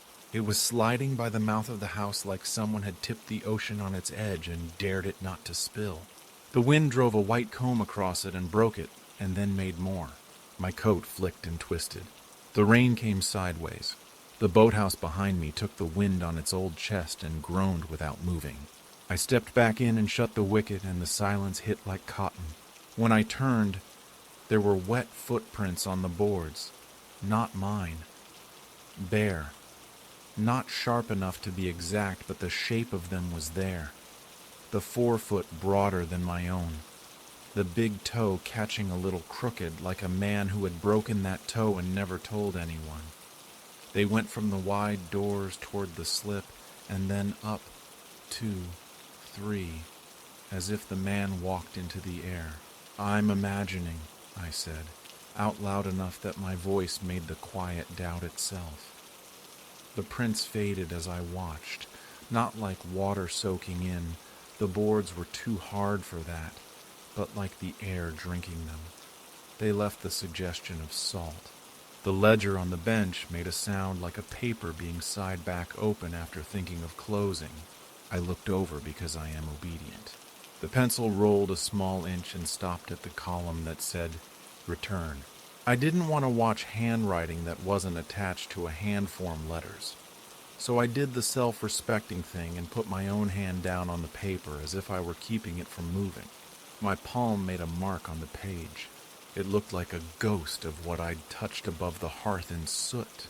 When I lifted my hand, the paper shivered in. That way paper shivers when rooms have drafts and somebody tells you it wasn't a draft. "Coxman?" I said to the radio that wasn't. "Who's here?" I don't know why I put any shape to that question. In this room there are only 2 answers. Nobody and somebody you can't put a hand on. I got the answer you get when the person on the other end only has a line to you to remind you what to do. The bell gave one sharp strike. Outside, under the bell-knot bell, the sea pitched its shoulders against the door in a push you feel more in your knees than in your ears. When my father talked about that December, he never said much. "We went," he said, 3 times in 3 different contexts, like the word "we" was the thing he could carry to make people around him settle. I knew the outline the way you know floors in a house. A fishing boat hadn't returned. The Nancy Rawl went out. The bar at the head of the harbor broke 3 oars and a man's arm. The boat checked her bow and then went again because that is the law here. They found 3 men clinging to the net line 1.5 miles southeast of the bellbuoy. They brought them back. A sea took the lifeboat on the bar on the return. Sometimes returning is the part that makes you drown. "I can hear you," I said. and realized that is the thing fear makes you say, even when there's nobody to give the relief of answering. 47. The little number board above the bell clicked. A piece dropped in the slot with a sound like someone placing a tile on a table. 48. I could feel the shape of the skin between my eyes tighten like I had laughed too much in the sun. I stood very still so that nothing in the room would know I'd seen that.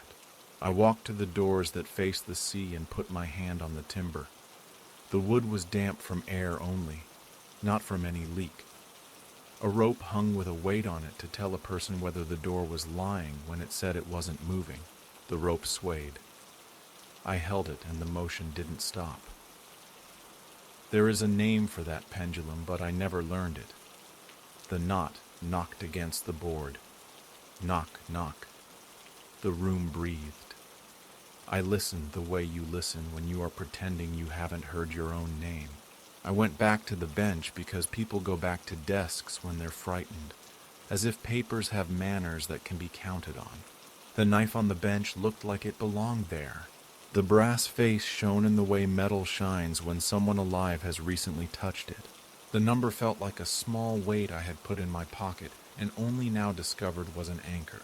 I opened the blade again and felt, under the warmth of my thumb on the flat, the faintest pulse. My own. The wood in the handle had just enough polish to show a face that could have been mine if the glass had been better. For a second it looked older.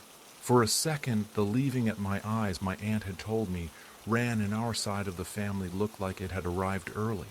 There was a song under the sound of the weather. It might have been the hymn people are obligated to sing when they have gathered because someone went to sea and didn't come back. Eternal Father, strong to save. That one. The one that makes the hair on your arm lift because so many throats have learned that melody to have something to do with their faces. It might have been the rope rubbing and the wind finding holes. I could taste copper in the back of my mouth, and it wasn't blood, not exactly. The slipway creaked for so long that it stopped being a noise and became a position. The rails breathed. The tide jostled. I stood with my hand on the edge where wood meets metal, and I felt through the grain a pressure like the weight of a boat coming alive when men lift the slings. The empty cradle groaned as if something set its shoulder into it. My body decided we were bracing and bent its knees. "Let go," someone said in my left ear. Exactly where someone would stand if they were on the bow, and I was holding the bowline, and it was time to commit or to let fear keep us attached to a building. I have done a lot of sensible things in rooms. I have phoned. I have walked away. I have closed doors and I have opened them. I want to write that I did the sensible thing this time because I am sitting at my table and it means I did. But the truth is I did something first, and it was not entirely mine. I looked at my hand to watch what it would do. My fingers let the rope that was not there slip. I lifted my other hand like a man who has been told to mind his thumbs. The bow checked and then slid. The old winch on the wall, the wheel big enough to require a man at it for a day, spun a quarter turn and then settled as if someone had taken their hand off it to wipe sweat and put it back. The bell struck once more for the sake of tradition. I took a step and the floor answered with a small stung groan like a cat disturbed out of a chosen sleep.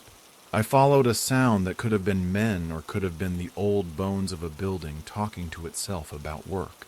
My eyes did that thing eyes do when they want to see ghosts. They lowered their standards. The air at the left edge of the slip looked like it had a seam. Something moved in the seam and then it didn't. I have watched line squirm under load and settle. That was what it looked like. A line going soft in the instant after it has done its work. What was on the other end? A boat if you let yourself have it. A boat and 6 names and a number on a brass plate. A boat and a boy I knew who went under at the mouth of this harbor when we were 8 and came back because a man in yellow grabbed him by the hair. A boat and my father who did not come back and then did until he didn't again. A boat and the thing all boats want, which is to be in water. The little ledger didn't fill itself. Nothing that dramatic. The pencil rolled. The page shifted. The top corner lifted and fell as if someone had thought better. I wrote the number 47 on my palm with the pencil as if it were a spell, and laughed at myself because there are people walking the pier in this weather who would not find this funny, and I had become one of the people who would. I think now of the way we number things when counting is the only way we know to talk about loss. Launches, days, boat names. The knife in my pocket that was always just the knife you carry because your father carried a knife, and men like that made you feel like a person worth imitating had a number on it that matched a moment on a board in a room that smelled like rope. Was that an omen? Or a trinket? Or a thing an old man did, engraving the last time he understood who he was onto a piece of brass, because he wanted to keep his hand inside a job that would go on without him? The wind found a crack and made a note through it like blown glass. The tide ran. The harbor inhaled and exhaled like a sleeping thing that dreams of being a wave. The sea pressed her shoulder hard. The doors held. The room creaked in time with something older than the word time. I stood long enough that the space under my eyes went dry. When I turned to go, because eventually every story asks you to leave it alone, the number board above the bell clicked again. Last launch, 47, was now 47 again. My mind did what minds do with things that defy easy logic. It made a place to file it under weather. I went out through the wicket into a wind that had decided to stop testing and start taking things the way wind sometimes does. The harbor steps had a slick on them that looked like oil and was only life. The gulls held position in a sky that wanted them gone. On the far side of the bay, just visible through the gray, the bellboy shouldered its note and threw it at us in the irregular way it does when the swell is high. There were no men on the quay because men have learned to go inside on afternoons like this. The windows held faces behind their wet. The shop on the corner that sells postcards of the old boat had its sign tied back so it wouldn't slap itself to pieces against the brick. The tide ran like a thought you can't not think. At home, I put the knife on the table and went for the kettle, and forgot the kettle, and stood at the sink in the light that is not forgiving, and looked at my hands. The pencil had left a gray 47 on my palm, under my nails black that was not quite grease. I scrubbed it, and it came away like dirt does when you've been picking potatoes. Slowly, forgiving, a little insulted.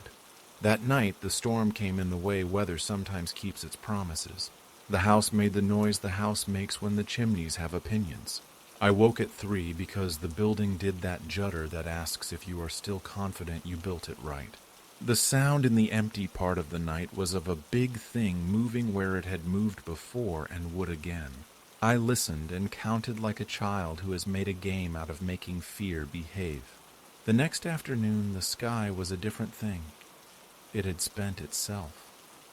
The harbor had returned to the lie it tells in photographs. I went back to the boathouse because I am not finished with places if they are not finished with me. The door was shut. The wicket was unlocked. Inside, the room was the shape of itself again. The ledger was closed. The bell hung. The board smelled like salt and old wood and something else that could have been gone smoke. The slipway ran straight to a sea that had made up with the wind. The number board said what it had said. The brass on the knife read what it had read. The engraving on the bench where men had sat and pulled their boots on looked like nothing a camera could forgive. I left the knife there for a minute, on the edge of the bench, blade folded, brass up. I wanted to see if the room had any interest in gold. It stayed. Nobody polishes things here now unless they need to. I put it back in my pocket, like a man putting his hand back in a sleeve after borrowing someone else's coat and finding it fit too well. On the way out, I rested my palm on the door frame, and when I lifted it, there was a small smear of gray on the timber as if I had touched soot, and then wood. I rubbed it off with my thumb, because even if the place wanted a mark, I do not like the idea of leaving one where my father might have. On my way along the quay, I passed the plaque, blessed by a vicar who had put more men into the ground than into God. In memory of those lost at sea. Names, years, numbers. There's a trick where you can run your fingers over them and feel nothing and pretend that means anything. I did it anyway. That night, in bed, with the window cracked because the house holds heat like a grudge, I thought I heard a bell far outside the room and then realized it was the small bell the fairy uses to make the fishermen curse when they forget to set their alarms. Then, under it, because the brain can be cruel, I heard the one I wanted to hear. A single brass note in a room where nobody was. I waited for it to come again. It didn't. It doesn't matter. The note had already made a shape, and the shape sits somewhere near the back of my throat when I swallow. It is possible the brass plate was a joke between men, and I am making a sermon out of a punchline. It is possible the number board shifted because of settling. It is possible radios make themselves speak when salt gets into their bones enough times. It is possible the footprints were mine, and the way the world makes prints out of water fooled me like sand fools us all. I will give you all those. I'll give you more if you need them. I also know what it feels like to be in a room built for the moment when a thing too heavy for its wheels moves as if it were lighter than itself, because 6 men decided to act all at once and not wonder if the second after would sink them. I know what awaits at the top of a slipway if you look long enough with your body. The tide will run again at 4 tomorrow. The board will either stay or it will not. The knife's brass will collect skin and give it back to me gray. I will walk past the boathouse on my way to the shop, and I will not open the wicket because opening things can become a habit. Or I will open it because there are rules I have already broken, and I don't know how to start obeying them now. The slipway will creak because wood does when it remembers what it did. If the bell rings once, I will hear it. If a voice says let go, I don't know what my hands will do. I am tired of deciding to be sensible in places that ask for more than that. I am tired of not knowing what the number I carry means. I keep the knife in my pocket as I sleep, the brass warm for the first time in years. The sea in my head pushes and pulls. The room presses its shoulder against my chest in the moment before I step in. The air tastes like metal where the wind runs, and the slipway creaks like a word the building is trying to remember how to say. I tell myself the word is home. I wait for someone to tell me if that's true. The door fought me the way old doors fight out of habit, as if their purpose now is only to resist being asked to perform their original purpose. Tar had been painted on and on until the grain filled, and the wood wore a black gloss like licorice. I shouldered into it because that's what you do when a thing offers its weight as an argument. It let me in with a soft, sticky sigh that felt like breath held and released. Inside. A room so dark it was blue at the edges, black everywhere else, a kind of black that soaks up the idea of light, not just the light itself.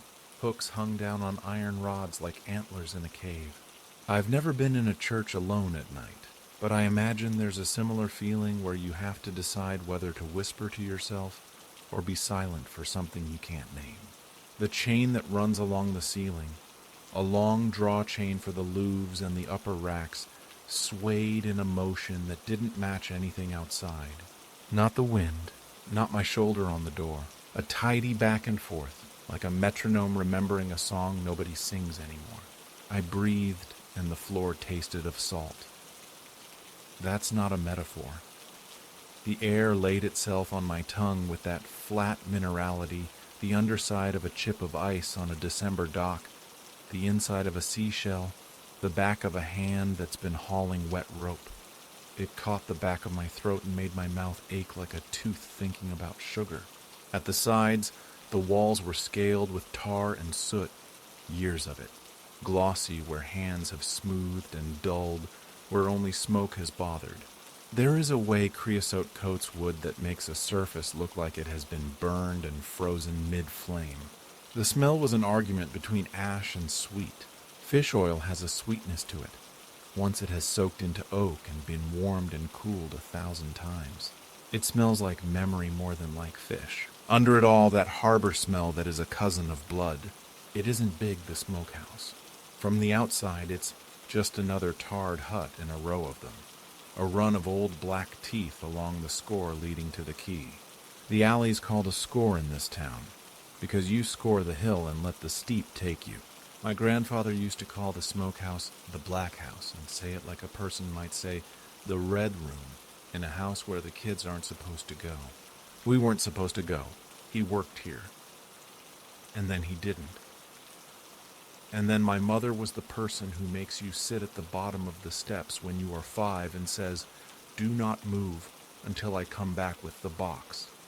And you sit and smell everything you don't get to be part of and tell yourself that's the same thing as being brave. I told myself I was here for the Historical Society. Photograph everything before the developers clean it up, Harris had said with a grimace so practiced it had its own signature. Make a brochure while there's anything left to brochure. He sent me with a list that said racks, louvres, hearth, drip gutters, hooks, as if the parts would add up to the thing. I lifted my phone to line the frame, and the first shot looked like a piece of coal. I flicked the torch on, and the room didn't brighten so much as relent in tiny circles. Hooks. Hooks by the 100. Rows upon rows to the ceiling, a forest of them, fat and sharp, crescent curving to a point that's had more throats pushed onto it than any single thing should. The upper racks sat on rails with a gap above them where the flues draw. The chain came down at the far corner and ran through a pulley with a hub as thick as my forearm. The chain swayed. I could hear it, the small kiss of metal on metal, the sigh of tired links finding each other again and again.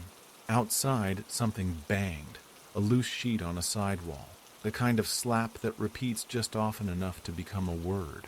I stood and listened for anyone else. It was a Wednesday afternoon, which in winter here means the tide and the pub govern who is where, and most of the where is inside. Rain made a soft rush beyond the door. A gull complained in the tone of a person who only knows how to complain. Against the back wall, a chalkboard. The writing on it went under the tar like a scar under skin. Hang 400, turn 210, vent 12, do not wet floor. Under that, a column of dates that strobed between decades, 1938 up top in a neat declarative hand, 1971 wobbly and hurried. You could tell the years when there was time for neat. There were smudges that might be handprints, might be the way smoke makes memory out of elbows. A ledger lay on a little shelf by the door, not behind glass. This isn't a museum, it's a room people stopped using. The cover had the texture of old linoleum. I opened it because I was the only person in the room and nobody had told me not to. Columns of names. Header, splitter, hanger, turner. The jobs you needed all at once to keep a fish from turning from living to useless in the wrong way. A margin where someone had written in grease pencil, Neflair, watch wind, Louvre's stick on storm. In the very bottom corner, in small letters and not a name, a note. Don't leave her alone. The her could be a boat. Men call boats her when they need something to be a woman that isn't asking them for anything.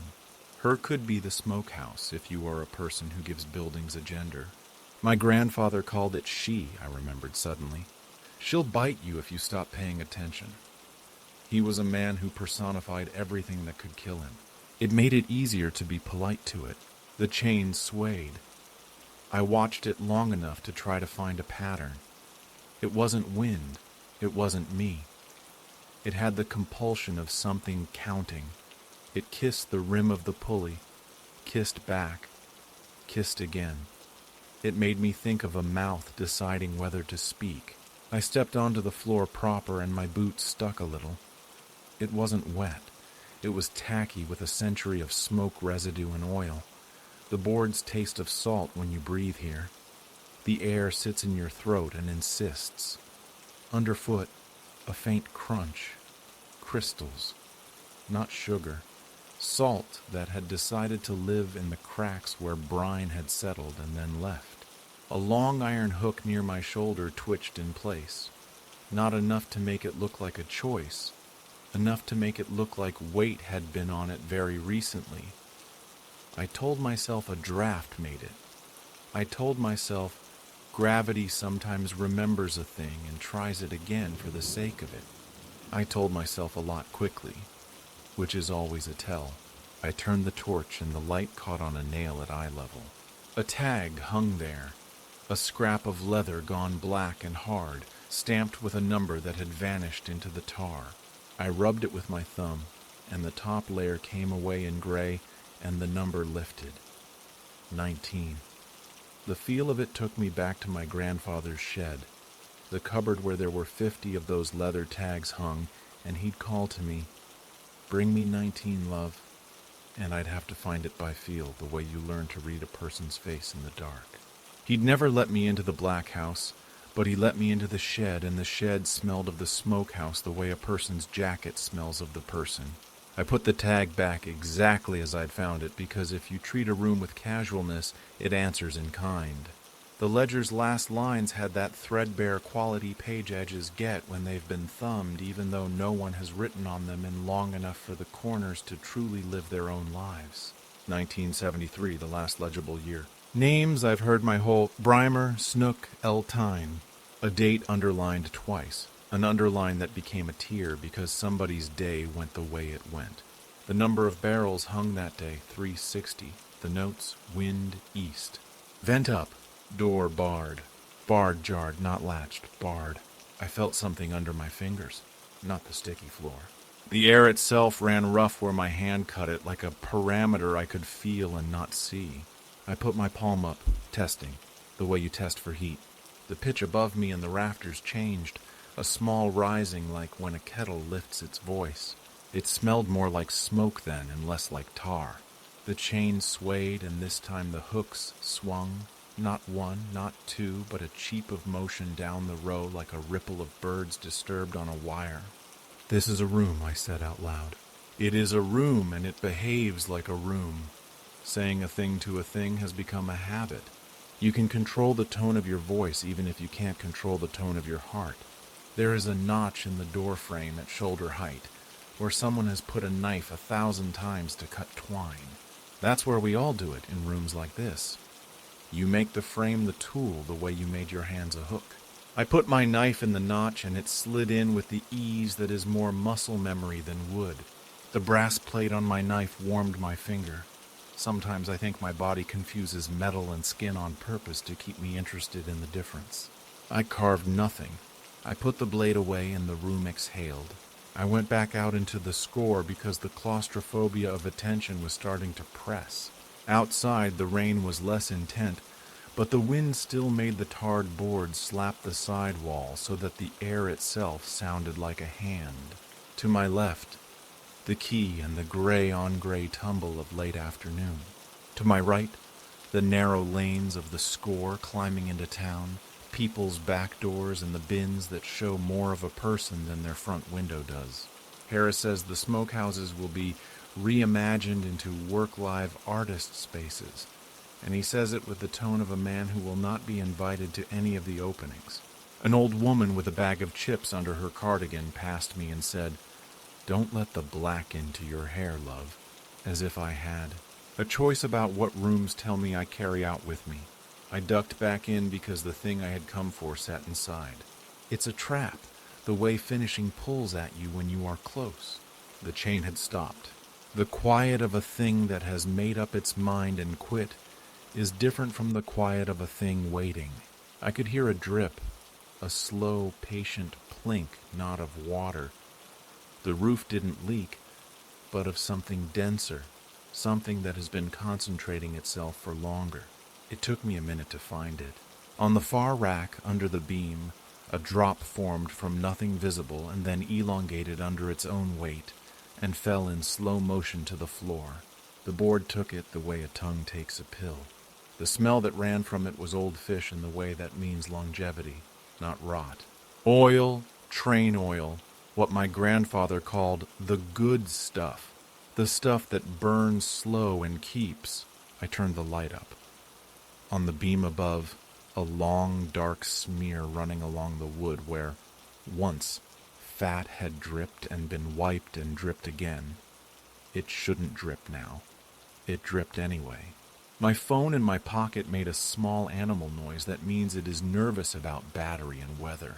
I took it out to put it in airplane because Harris would message me about asset capture, and I would be distracted, and this room doesn't like containerizing. The screen lit my face and showed me my own eyes thrown back at me in the black behind the glass.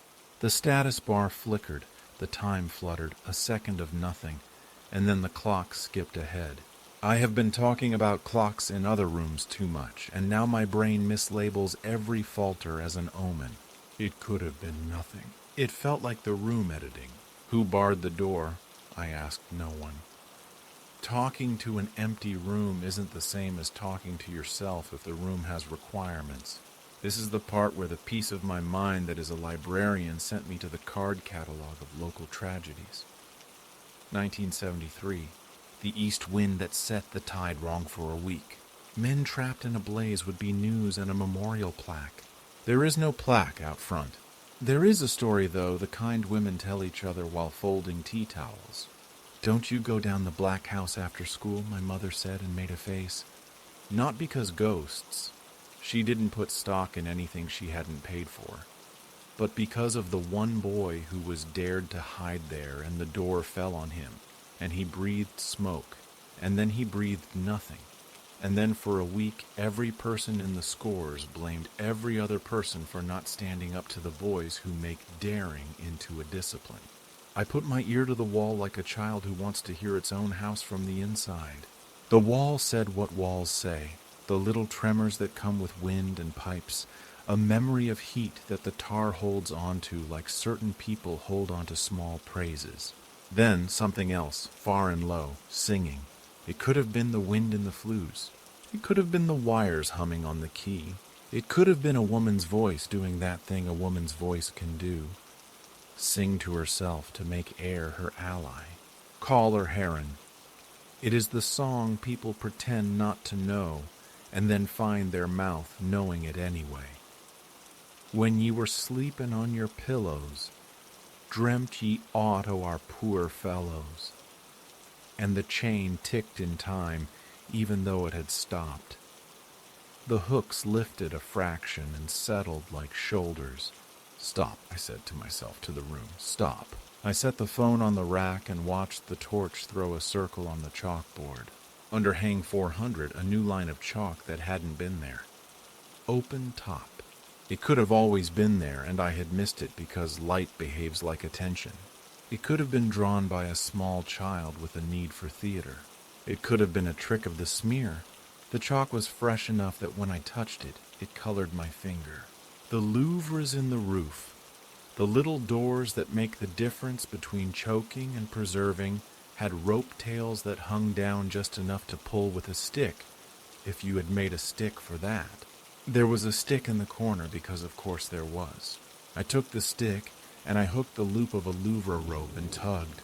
It moved like frozen hinges move, reluctant and then too willing. A bird had nested in the inlet once upon a time, and the nest fell and the debris came down, ash of grass on my hair and collar. Light came slyly in, gray not gold, winter light. The air changed, a gentle pivot. The room exhaled. The taste in my mouth tilted from salt toward smoke. I coughed, and it felt impolite. The ledger had pages stuck together near the back. The cheap gum of the binding had done what old cheap gum does. It had melted and decided to be part of the story. I lifted one page slow, and the shadow of whatever had been pressed there, maybe a hand, maybe a fish, came with it and didn't come. On the last page anyone had had the energy for. A hand different from earlier settled its signature. Not a name, a mark, a little X. Under it, faint, even fainter when you rub the page with the side of your thumb to remember letters. Turn when wind drops. If wind doesn't... And then the graphite wore to ghost. A weight brushed my shoulder, a softness that wasn't softness. I flinched, not a big flinch, the little one you have when a shirt tag touches a place you didn't know was skin. The chain swayed backwards towards the door, then forward towards the hearth. Somewhere high in the flue there was a distant clink like a buckle catching. I did the thing you do when someone presses you. I pressed back. I moved deeper into the dark toward the hearth end because that is the part we fear most. The hearth here is not a pretty fireplace. It's an industrial hole where, once, beech and oak burned low to bring their smoke up under the racks. There's a little iron gate across the bottom, like the mouthpiece of an instrument. The iron was cold. I touched it with the back of my hand, because you only burn yourself once in places like this. The cold felt like a person's brow when they've been outside too long. There was a pattern on the floor in the finds. Not footprints exactly, but a repeated lifting of the grit where someone kept standing in the same place. The place you'd stand to mind the gate, the place my grandfather would have stood when he told men younger than him not to wet the floor because water and hot tar is a marriage that ends badly. My name landed in the room from nowhere the way a drop of tar falls, without warning, slow, inevitable. Not my mother's voice, not anyone's voice. The room's way of saying you, in a tone that felt like a hand not taking your hand but hovering just above it. I can make an explanation for everything so far. Wind, habit, gravity, my brain, grief. I can't make an explanation for the way the chain came to rest and then began to rotate, slow in a circle, as if a hand had decided to twine it and undo it and twine again. The pulley squeaked like a mouse being held by its tail once, then again, then decided that was beneath it. You shouldn't be here, said the not voice, and that was a voice because words are grammar and grammar is intent. I work for the Historical Society, I said, a thing I do not say if I want to be cool at parties. I'm meant to take photographs. The black doesn't care about your photographs, said the everyone and no one of a room that has heard men's voices decide the fate of fish and sometimes of one another with the same muscles. That sounds stupid to write down. It is less stupid to hear. I took my photo anyway because obedience to assignments is a muscle too. The picture showed a circle of light on the chains and the hooks and an accidental corner of my face. Behind my face, a shape that could have been a shadow, or the photographic residue of all the smoke ever made in the room. The timestamp did a small, stupid stutter. It might have been my hand. It might have been the room saying, "Mind your seconds." I wanted to leave, and I did not move. The two are different impulses, and I have been splitting myself between them for years. The floor tasted of salt when I breathed. That phrase kept coming into my head in that sentence form, as if a recipes card had been slipped under a door. I made a decision the way people do when they are trying to appease a thing they can't admit they believe in. I pulled the other two Louvre ropes. The first coughed before it decided to be a door again. The second lifted clean. Light opened a fraction more. Smoke, no smoke. Something like smoke, a density of air showed itself in the beam and then didn't. The chain stopped circling. Hooks swung once toward the door. "Turn," someone said. I grabbed the nearest rack and pulled it along its rail so that hooks that had hung in one direction hung in another. The wheels complained in the high, elegant pitch small metal sings when it does work for wood. I turned the next rack. The motion felt wrong and right. You'd turn fish to keep drip lines from making a shape the shape shouldn't make. You'd turn to keep it from going off at the head. Turning is a verb that sounds gentle. It isn't. Something wet tapped my wrist. I flinched again, and again it didn't feel small. A dark bead had formed on the tip of a hook and fallen. I wiped it with the cuff of my jacket, and the cuff took it with the eagerness of fabric. The smear it left was graphite black and smelled of old meals in my grandfather's jacket. And later, when I put the cuff to my face because not smelling things that call your name is not in my skill set. It had the taste of salt only in the memory of it. Harris called. Because of course he did. Because the minute a person feels like a room is requiring them and requiring a room back, someone asks for a progress update. The phone screen lit with his name and the little picture of him at the town hall in a suit that tried its best and I didn't pick up. The call flashed once and then froze, and then the time flickered again, and if I was sensible, I would have taken the battery out, which is not a thing you can do anymore, thank you. The chain did that little polite knock that isn't really a knock, the kind jealousy does under a table. Knock. Knock. It matched the 2 long blows and 1 short I have heard on keys all my life when someone is communicating in a method that is older than texting and will outlive it. I said, I know, without knowing. The ledger's last page made a sound like someone smoothing a sheet. I looked, even though I didn't want to be taught a trick. New writing? Older graphite. It could have been ghost parchment, the way pressure leaves its cousin behind when pages rub with weather under them. It looked like a hand, someone who grips too hard when they write because you only get 1 pencil and there's a lot to say.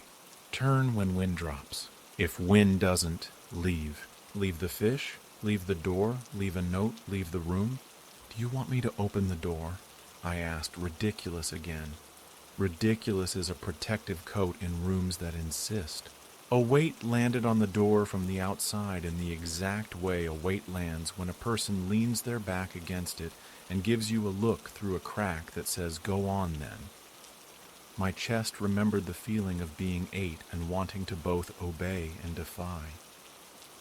"Don't leave her alone," said the chalkboard in someone else's hand. The other part of me, the one my mother put in me that says, "Do not let a place think it owns you," said, "You aren't responsible for black walls and iron." I braced. I lifted the bar. There was no bar. The latch is a hook and eye because it's a smokehouse, not a bank. I took the hook off and it let me. The door moved in, not out, because of the wind, because of the way air has opinions about pressure. I pushed and whoever was on the other side let me, the way a person lets you pass first even when they want to. Outside, the score took the top off the tide's voice. The light at the key had gone more pewter than gray. A man walked by with his collar up and didn't look at me because men in this town don't say hello if you are part of the score like they are. They pretend you both grew here quiet. Somewhere a van door slid. Somewhere a child shouted a word with a letter swallowed. I left the door open a hand's width because of the rule books in my head about air and about bad feelings. The chain stopped.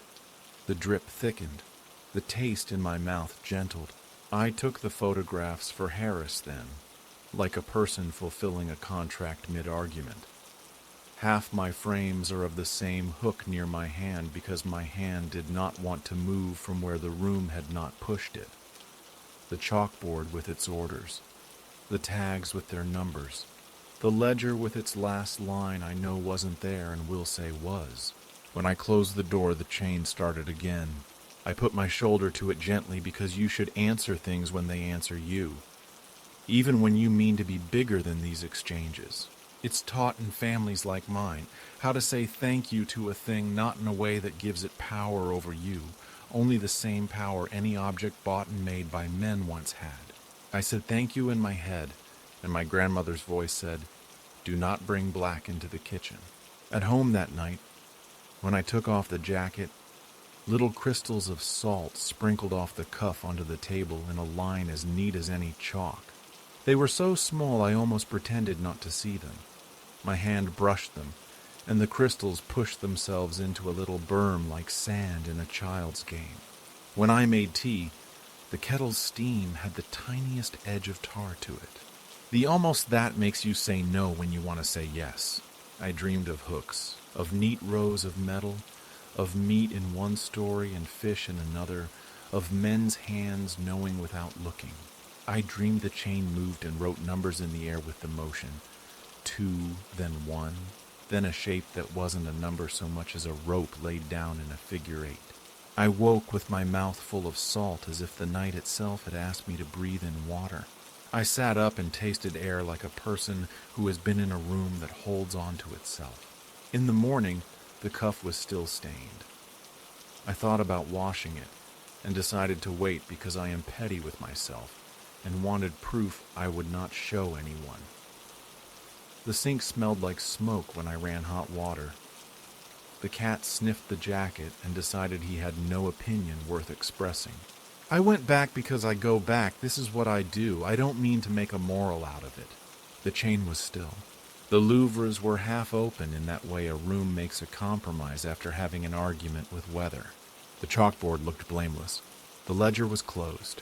A bead of oil hung under a hook like a thought not yet chose. On the door frame, above the notch where knives go, a new mark. It might have always been there. A little cross, low, the way a person who couldn't wait had scratched something while they talked. I lifted my knife and put it back in the notch, and then into my pocket again before it could suggest I do something with it that would make me part of a story I don't deserve to narrate. I put my palm flat on the beam by the door, and the tar took my print, and then, as I watched, softened so the print lost its edges. The way writing on an old ledger page fades into the page until it has always been there and never was. At the score mouth, a tourist couple peered in and decided not to come in because even when you don't understand a thing, you understand when it does not welcome you casually. The woman said, "Is it haunted?" With a laugh she wanted me to join. I said, "We're short on ghosts. We have other things," with the tone of local humor that keeps you out of interviews. I will bring Harris his photographs and he will shake his head at the damp on the lens and say, "Could you maybe keep your glove out of frame?" I will nod and go home. The developers will talk about heritage and light. Someone will write an article about the enigma of the old scores and the way the tar sticks to your clothes, and they will call it atmospheric. I hope they leave the chain alone. I hope if they polish the hooks they get bored before they finish. There are rules here and I am late to learning them. Open the top if the wind's wrong. Don't wet the floor. Don't leave her alone. If the chain knocks 2 and 1, lift the bar. Turn. Turn again. Turn until the room finds its temperature. Don't bring the black into the kitchen. However clean you think you are, you will. It is evening again. I am writing this at the table, and there is salt on the wood in a line I don't remember approving. The kettle tastes like creosote when I let it sit too long. Somewhere beyond the window, the foghorn pulls at a note that has no intention of finishing. My phone is face down because I am tired of clocks deciding to mispronounce themselves. When I close my eyes, the tar-black room opens. Hooks hang empty and full. The chain sways and is still. The floor tastes of salt when I breathe. I will go back tomorrow for one more shot of the ledger, because I know the last line that was not written will look different again. I will stand with my hand on the door and ask myself if I am opening it for the room or for me. I will wait. The chain will creak like a word a mouth can't quite find. Something will drip that should not. Some room will say my name without using the alphabet. I don't know whether to call that keeping or calling. I don't know whether I'm being asked to turn or told to leave it alone. I know what a hook feels like when there is weight on it, and I know what a chain sounds like when the person on the other end has decided. And tonight the sound coming down the score is neither wind nor gull nor men, and the chain is answering, and I am breathing salt, and I am listening. The sky was already going iron by the time I left the car on the verge, the kind of gray that takes on weight and looks like it might tumble if you look at it hard. The lane up from the farm is 2 tracks of mud with grass down the middle that will slap your shins if you let it. And I let it because the grass was wet already, and there's no good way to be sensible in late afternoon on a hill like this. I had the usual reasons for being out there. Collecting shots for the friends is what I said when I texted Sasha my location, which is both true and not. The way you tell yourself a story about why your body wants to go high. The Friends of the Hill keep a map, beg funds for gorse cutting, send stern emails to the county about drowning signage in rust. I said yes to, "Would you walk it and note the damage?" as if I were agreeing to go pick milk up on the way home. The rampart shows itself before you reach it. A heavy ring thrown on the shoulder of the hill, ditch below, another bank below that. a geometry you feel in your ankles before you understand it with your head. Sheep had been through recently. The way they clip the grass makes the slope look freshly shaved. The sign at the gate was bent to a questioning angle. Iron Age Hill Fort. It says in the font the council uses for everything that wants to sound official and friendly at the same time. Then, in smaller letters, Scheduled Monument. No fires. No metal detecting. Respect the past. I stepped over the gate because the chain had been twisted so many times that it had given up being a proper circle and was more like an argument. Up top, wind. Not a gale. Not even a scold. Just that constant pull over open land that finds every hole in your clothing and tells you you're porous. The sky was iron, yes, and the light that came with it was the color of the back of a spoon. Crows sat in the bare hawthorn along the southern scarp and made their throat noises. A kestrel hung like someone's toy caught in invisible thread. The entrance is the place you understand a hill fort. The inturned banks making a throat. The ditch pinched. The causeway a way in that feels like both invitation and test. You can stand there with the land falling away on either side and imagine yourself counted. I crossed the rampart where the sheep had made a narrow place into a wider place. The turf there is tight and springy under your boots, a kind of living carpet pulled taut for longer than it can remember. Between the big stones that help hold the bank, a tuft of grass laid pressed flat in the shape of a heel. It was not a perfect print.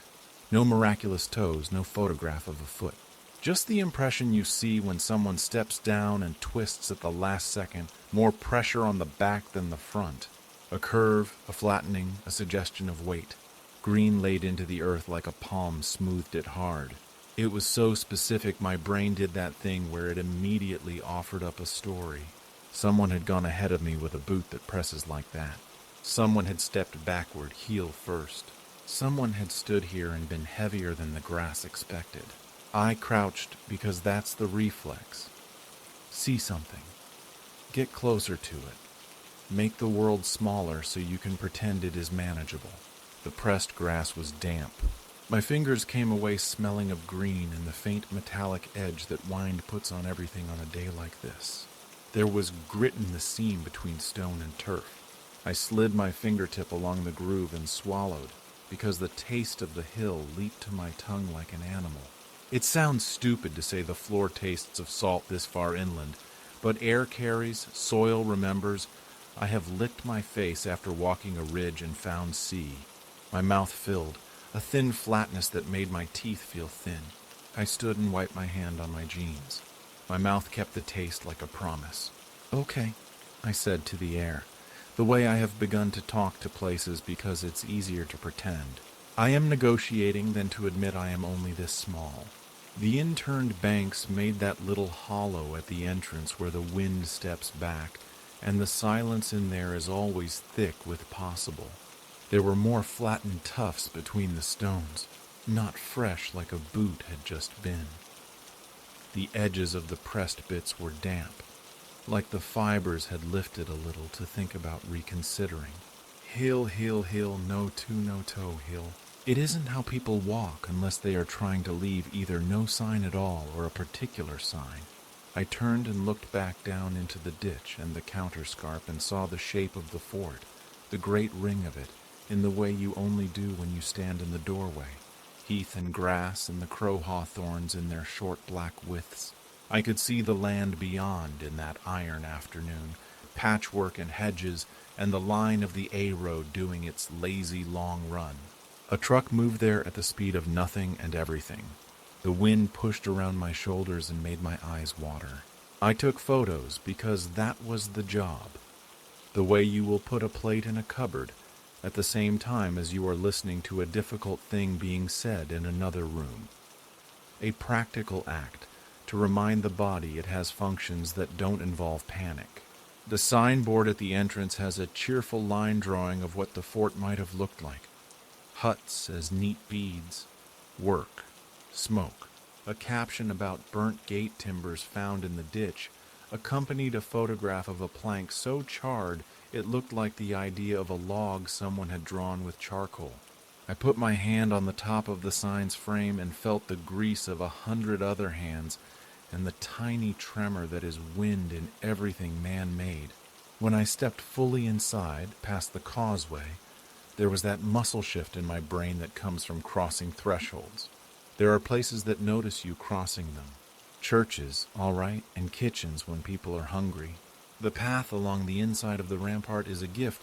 You can walk with your shoulder almost touching the bank. See the whole bowl of the hill held by that green lip. I turned right and my boots made that sound grass makes when it is cold and damp and resigned. The heel prints between stones led that way, their shape in the tufts repeating at irregular intervals. A little procession left behind by a person with a patience for walking a circle. I called Sasha and let it ring once because that is our agreed signal for I'm at the thing, not in the thing, and I haven't decided to be stupid yet. She called me back, and I didn't pick up because I didn't know whether I was being cautious or theatrical. And you don't perform caution. You either do it or you don't. Even in the iron of afternoon there is sky, and it was low enough that the cloud scraped its invisibles on the hill.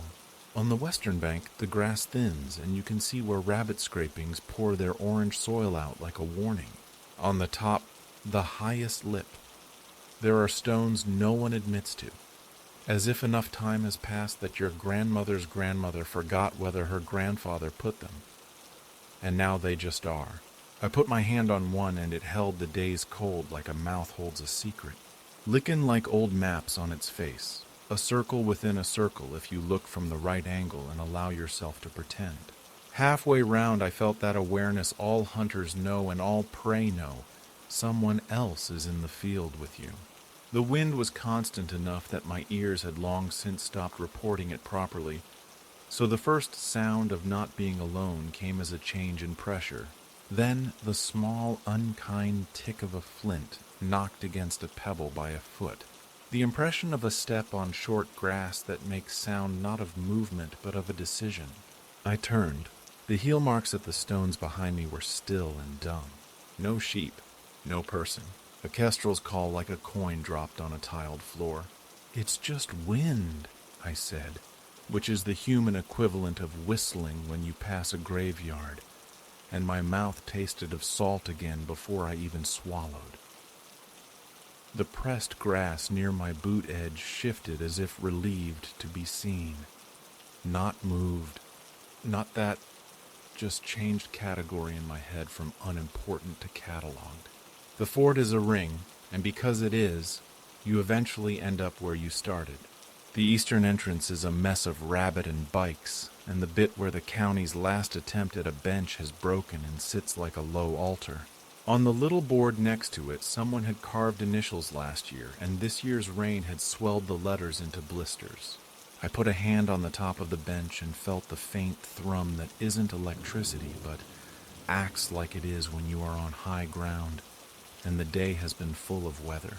I know the stories because they are the stories locals tell new locals to feel seasoned, of burned gates and gates pushed into ditches, of heads on poles and people who stare out of time and find eyes on a field when there are no eyes. I know the other story too, the one that makes academics suck in their cheeks and choose a different slide for their lecture, that forts are about community and storage and pottery and everyday. It is easier to resist being pulled into the oldness if you can tell yourself the oldness is domestic. But something in the ground up here never learned the word just. There is a hut circle near the south, a smear of a ring if you give yourself the grace to believe maps. The grass there sits different, thicker, like that ring has been shamed into growing exuberant because something once thought of it as a wall. I stood in it because that is the way to make yourself the measure of a place. You put your body where a body has been. The wind stepped back a tiny pace, and I heard something like breath on teeth. A little whistle that could have been the gap in my own front filling with cold air. I thought about the field trip we did from school when I was 9 or 10. We wore red sweaters and were told if we got lost, all we had to do was stand still and we'd be found. Miss Lacey made us hold hands crossing the causeway because Danger has a way of taking those who don't believe in it. I laughed too loud because that is the way I have always answered being told to hold hands. A boy named Dean cut his palm on flint and cried in a way I still remember, as if the hill had taught him to keep the sound back. Miss Lacey told us about ritual closure, how at the end of a place like this being used, you burn the gate and push it into the ditch and throw broken pots and sometimes the bodies of things you cannot decide whether you loved or despised. I remember the way she made closure sound like relief and like grief. I remember thinking that if the hill had a mouth, it would still taste that ash. I remember later hearing a man as old as this hill is to me tell another man the word ritual is what archaeologists say when they do not know, and I felt protective of not knowing. Something pressed near my foot. I looked down, and the tuft of grass between the stones in front of me flattened itself the last fraction of the way, as if the heel that had begun it had returned to finish. It made no sound. The grass just lay down obediently, and then stayed. Not the wind. The wind rocks, sifts, pushes, but does not make choices. Okay, I said again, because repetition is a way of telling yourself you are still your own person. I put my palm against the inside face of the bank and felt cold through soil. There are stones in that bank, big ones, placed ones. My fingers found a groove where a hand could sit to get leverage. Soil gave me grit and the taste climbed the back of my tongue and made my gums sting. I thought of bread and how old salt lives at the edge of everything we decide to make live longer than a day. The phone in my pocket vibrated with the small, tight panic of a battery seeing its future. I pulled it out to check the time because the iron sky had made me lose track. 3:18, then 3:17, then 3:19. Then the seconds steadied themselves as if embarrassed. The compass app spun when I thumbed it to humor myself. The little red tip made a circle, and then pointed toward the old gate, and then toward the ditch, and then toward nothing. It is easy to say magnetic anomalies and keep your dignity. It is harder when the print in front of you looks like a person you did not see set it down.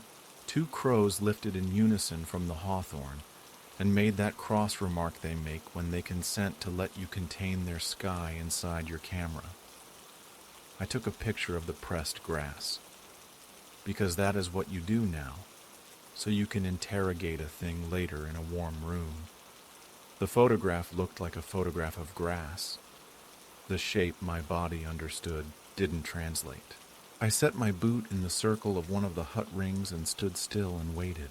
The wind made the tiniest motions feel like footsteps. Rabbits moved in their rabbit way, a sound like someone rubbing sugar between their fingers. From the far field in the bowl below, a dog barked at a sheep, and the sheep did not give it the courtesy of moving. A little smurr of rain came and went, and in that little wet, the flattened grass darkened and then brightened in quick succession. A pulse I felt under my boot.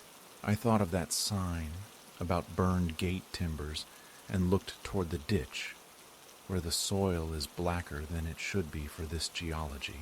Cases of charcoal live in those big boxes in the archaeology centers in town. You can smell them through the plastic if you put your face to it and decide to be forgiven. I slid down the bank into the ditch because I am someone people have told not to slide down banks that weren't mine, and I am always at my most obedient 5 minutes too late. The ditch holds water in winter. There was no water. There was a slickness to the dark as if it remembers. My fingers came away with a smear that looked like newsprint, and I didn't put them to my mouth because there are some tests even I know not to take. A line of flatter grass ran along the outer slope of the ditch, as if someone had walked the circumference there too. Heel shapes, not neat. Places where the print bowed a little, like the person making them had rolled their foot to favor something. The line did what lines do on hills. It invited following. I followed. The air in the ditch had less wind and more appetite. The taste was bigger when I swallowed, salt overlaid with earth, as if someone had ground a potato on my tongue with an invisible hand. It is not a circle exactly. The fort It is what people making one thing out of another can manage with their hands and their backs. It bulges and tightens with the land. The pressed path in the ditch bulged and tightened with it. A break, not an entrance, just the sort of slip in a bank repairs due to a place, had a tuft at its edge pressed so hard the green had given up and the bare soil showed like a bruise. I set a piece of bracken across that flat on impulse, testing nothing, proving nothing, giving myself something to check when I passed again. The bracken was wet and a brown that would be called gold in a kinder light. Its ribbed underside held droplets that made a fine threadwork necklace for a second and then fell. I came up the inner slope into the fort again, and the wind grabbed my scarf with the familiarity old friends do and tried to unwrap me. The moor beyond lay like a rumor. The bank here had been digger-sliced long ago, and the cut showed the layers: soil, stones, soil, a dark stripe like a memory. The crows had moved to a different hawthorn, the way people shift at a wake to reassign closeness. There is a place, you find it if you walk as many circles as I have lately, along the north where the ground under the springy grass is less compliant. Not stone, not wood, just less willing. My foot knew it first, that slight resistance. I paused, and the heel mark at the stone to my left deepened in that way a breath deepens after someone has told it to calm down. The bank made a tiny settling sigh. Something like the tick of a cooling stove came out of the ditch as the iron sky decided whether to drop its ownership of the day. I put the bracken in my head as an appointment and went on. My stomach told me it had been too long since the thing it calls food, and I told it to hush so the wind could talk. A man with a dog appeared on the field beyond the far hedgerow. Not up here, down there, and his walk had that "I am doing it for the dog" rhythm that I have absorbed like silt from everyone I have loved. The dog ran ahead and then ran back, and the man didn't call because the dog knew how far it could go. The dog stopped in the exact place it always stops and made the exact calculation it always makes and did not climb the bank. I don't know if the man would have noticed if it had. When I reached the break where I'd placed the bracken was not where I had put it.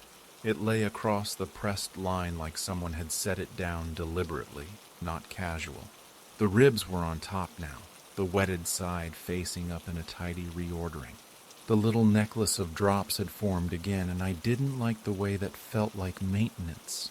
The heel shape was longer. It crossed under the bracken. It went over the little hump of a rabbit scrape without losing courage. It aimed, steady, toward the next set of stones built into the bank. At school they tell you about hill forts and tribes and give you a name for the tribe you might have belonged to if you had the gall to say you belonged to anything that old. It's a comforting assignment. They do not tell you about the feeling of being counted by a place that is only stones and grass. They do not tell you about the moments when the wind presses a word into your cap, and you understand that your name has 2 syllables to someone who never heard it said in this language. Mine did then. Being named like that is not aggressive. It is a taking into account. I found the old stake holes up near the highest point because the friends had put little flags last year to help the school children see features. The flags were gone. What the ground remembers doesn't require flags. Little circles of a darker green where post and earth came to an arrangement long ago. I put my boot on the edge of one and lifted it immediately because something in my heel went hot. Not a burn, not pain. A heat that felt like a hand press. I stepped away and the pressure behind me, I had thought I'd made that up the first 3 times. Shifted position, as if whatever had been standing with me at the same time had decided to go stand with me somewhere else. It is possible that I am talking about wind with adjectives that belong to bodies. It is possible. I know that. It is also possible that the casus belli of every haunted hill is the human brain. And yet, by the time I reached the entrance again, the light had gone from spoonback to the gray of a wool coat that has been rained on 3 times and refuses to be dried. The heel prints at the stones in the throat there, the interns were strong. The tuft nearest the center was pressed, not crushed, not broken. A careful wait. A decision to keep the grass as it is and make it be something else anyway. My body did that lift stillness you do when a bird will fly from your hand if you breathe wrong. The wind had stopped pressing its tongue against my teeth. The world had gone very patient. If you stand in the exact middle of the entrance and throw your arms straight out, you can feel both banks with your hands. I did that because I have a tendency. The stones felt cold through the wet of my gloves.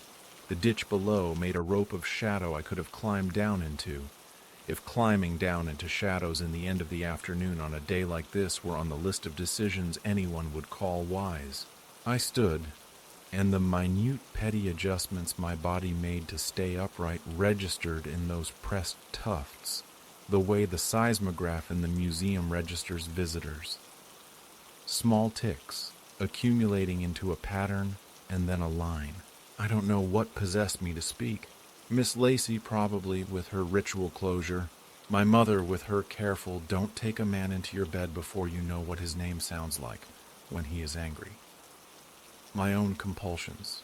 I put my mouth near the bank like I was telling my grandmother a secret over the sink while she ran water and pretended not to be able to hear me, and I said, "If you want me to open a door, say so. If not, stop putting your foot down." A crow laughed in the hawthorn like a man too old for the bar, and the pressed tuft at the left bank lifted a fraction and laid down again, exhausted in the way of a thing trying to be courteous to somebody less old than it. The wind struck the bank twice and then once. I stepped back 2 steps and my heel slid in the wet and my stomach did that clench my stomach does when the ground suggests being not where it has always been. I felt the heel of the presence press into the tuft that had not moved in a way that answered my stumble exactly. That sick, weird mirroring. I took 3 smaller steps without admitting I was doing that to myself. Then, because my brain loves a test like a boy loves a hill with mud on it, I stepped across the causeway. I went out.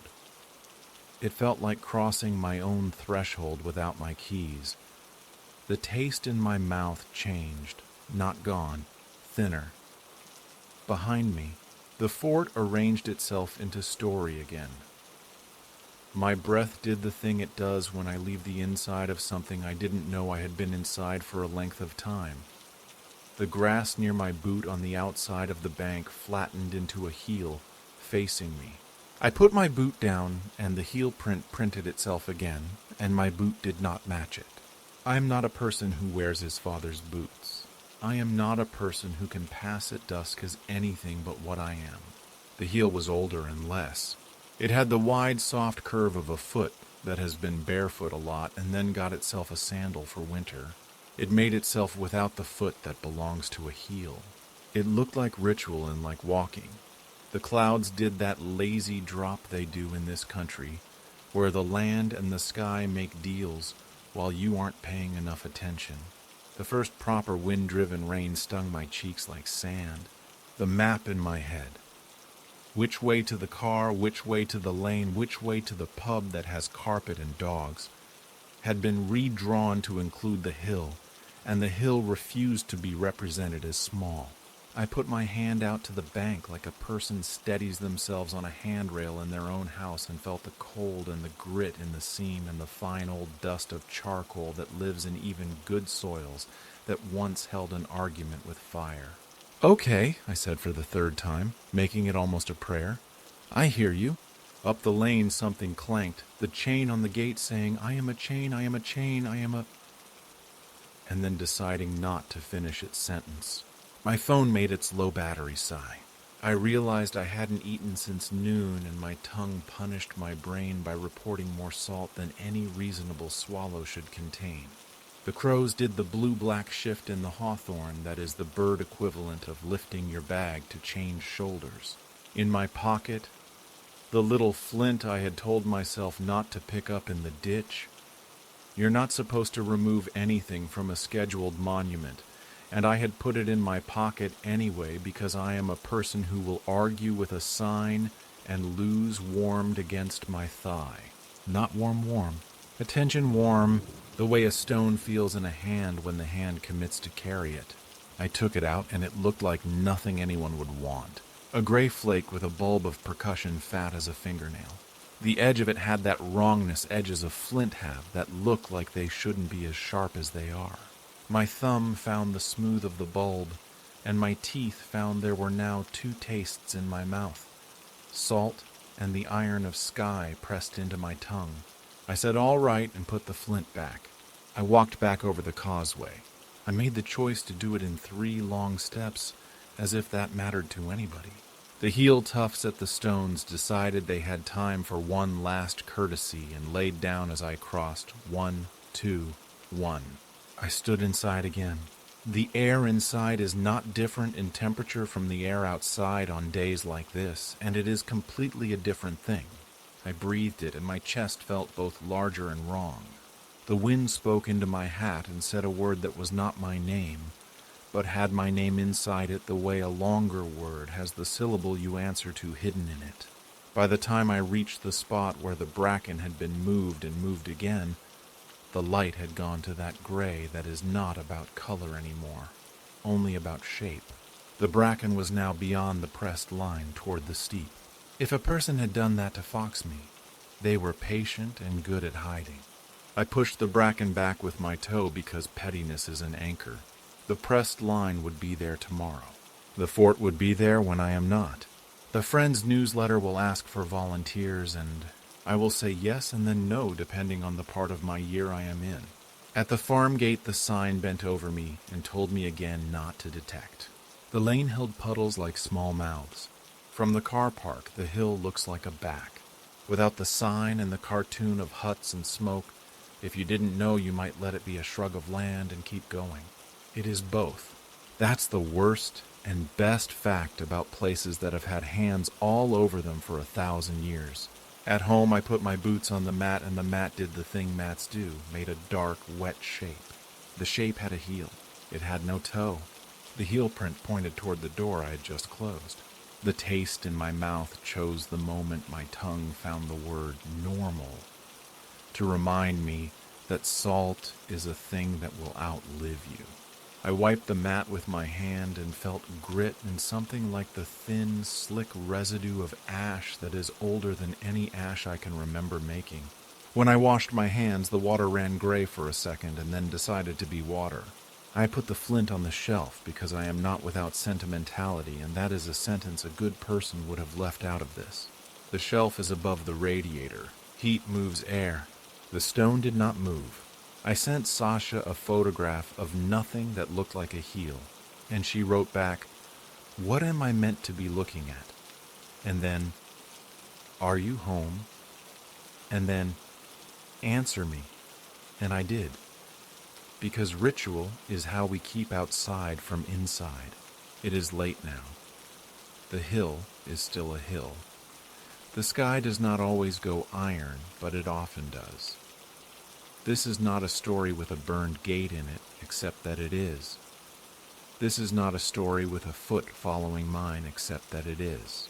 The Friends will get a note about slippage on the north bank and the fact the bench should go before someone hurts themselves sitting in sentiment. I will go up again next week to take 2 measurements with a tape that has the council logo on it and makes me feel official. If the heel presses at the stones again, I will say I hear you and nothing else. If my tongue tastes salt in my sleep, I will get up and drink water with the kitchen light off, because I am a person who likes the sound of the fridge making its night noises when the house is trying to be brave. I can tell you that the hill fort makes a circle, and I can tell you that walking it counts, and I can tell you there is a tuft of grass that will lay down when a heel convinces it, and I cannot tell you who is doing the convincing. I can tell you that being named by the wind feels like being checked in at a place where they already know your room number. I can tell you that stones hold the day longer than your hands do. I can tell you that I stood in a doorway and someone else put their heel down on the other side, and we agreed on something without any of the words. I do not know whether to call that welcome or warning. When I turn out the light in the kitchen, The little square of the hall where the mat lives holds just enough street to make a shape. I stand for a second and listen for a footstep in grass that is not here. I hear the fridge breathe. I hear the tiny tick of the baseboard cooling. I hear the house rehearse its own oldness. I listen for the wind at the top of a hill and hear none, and yet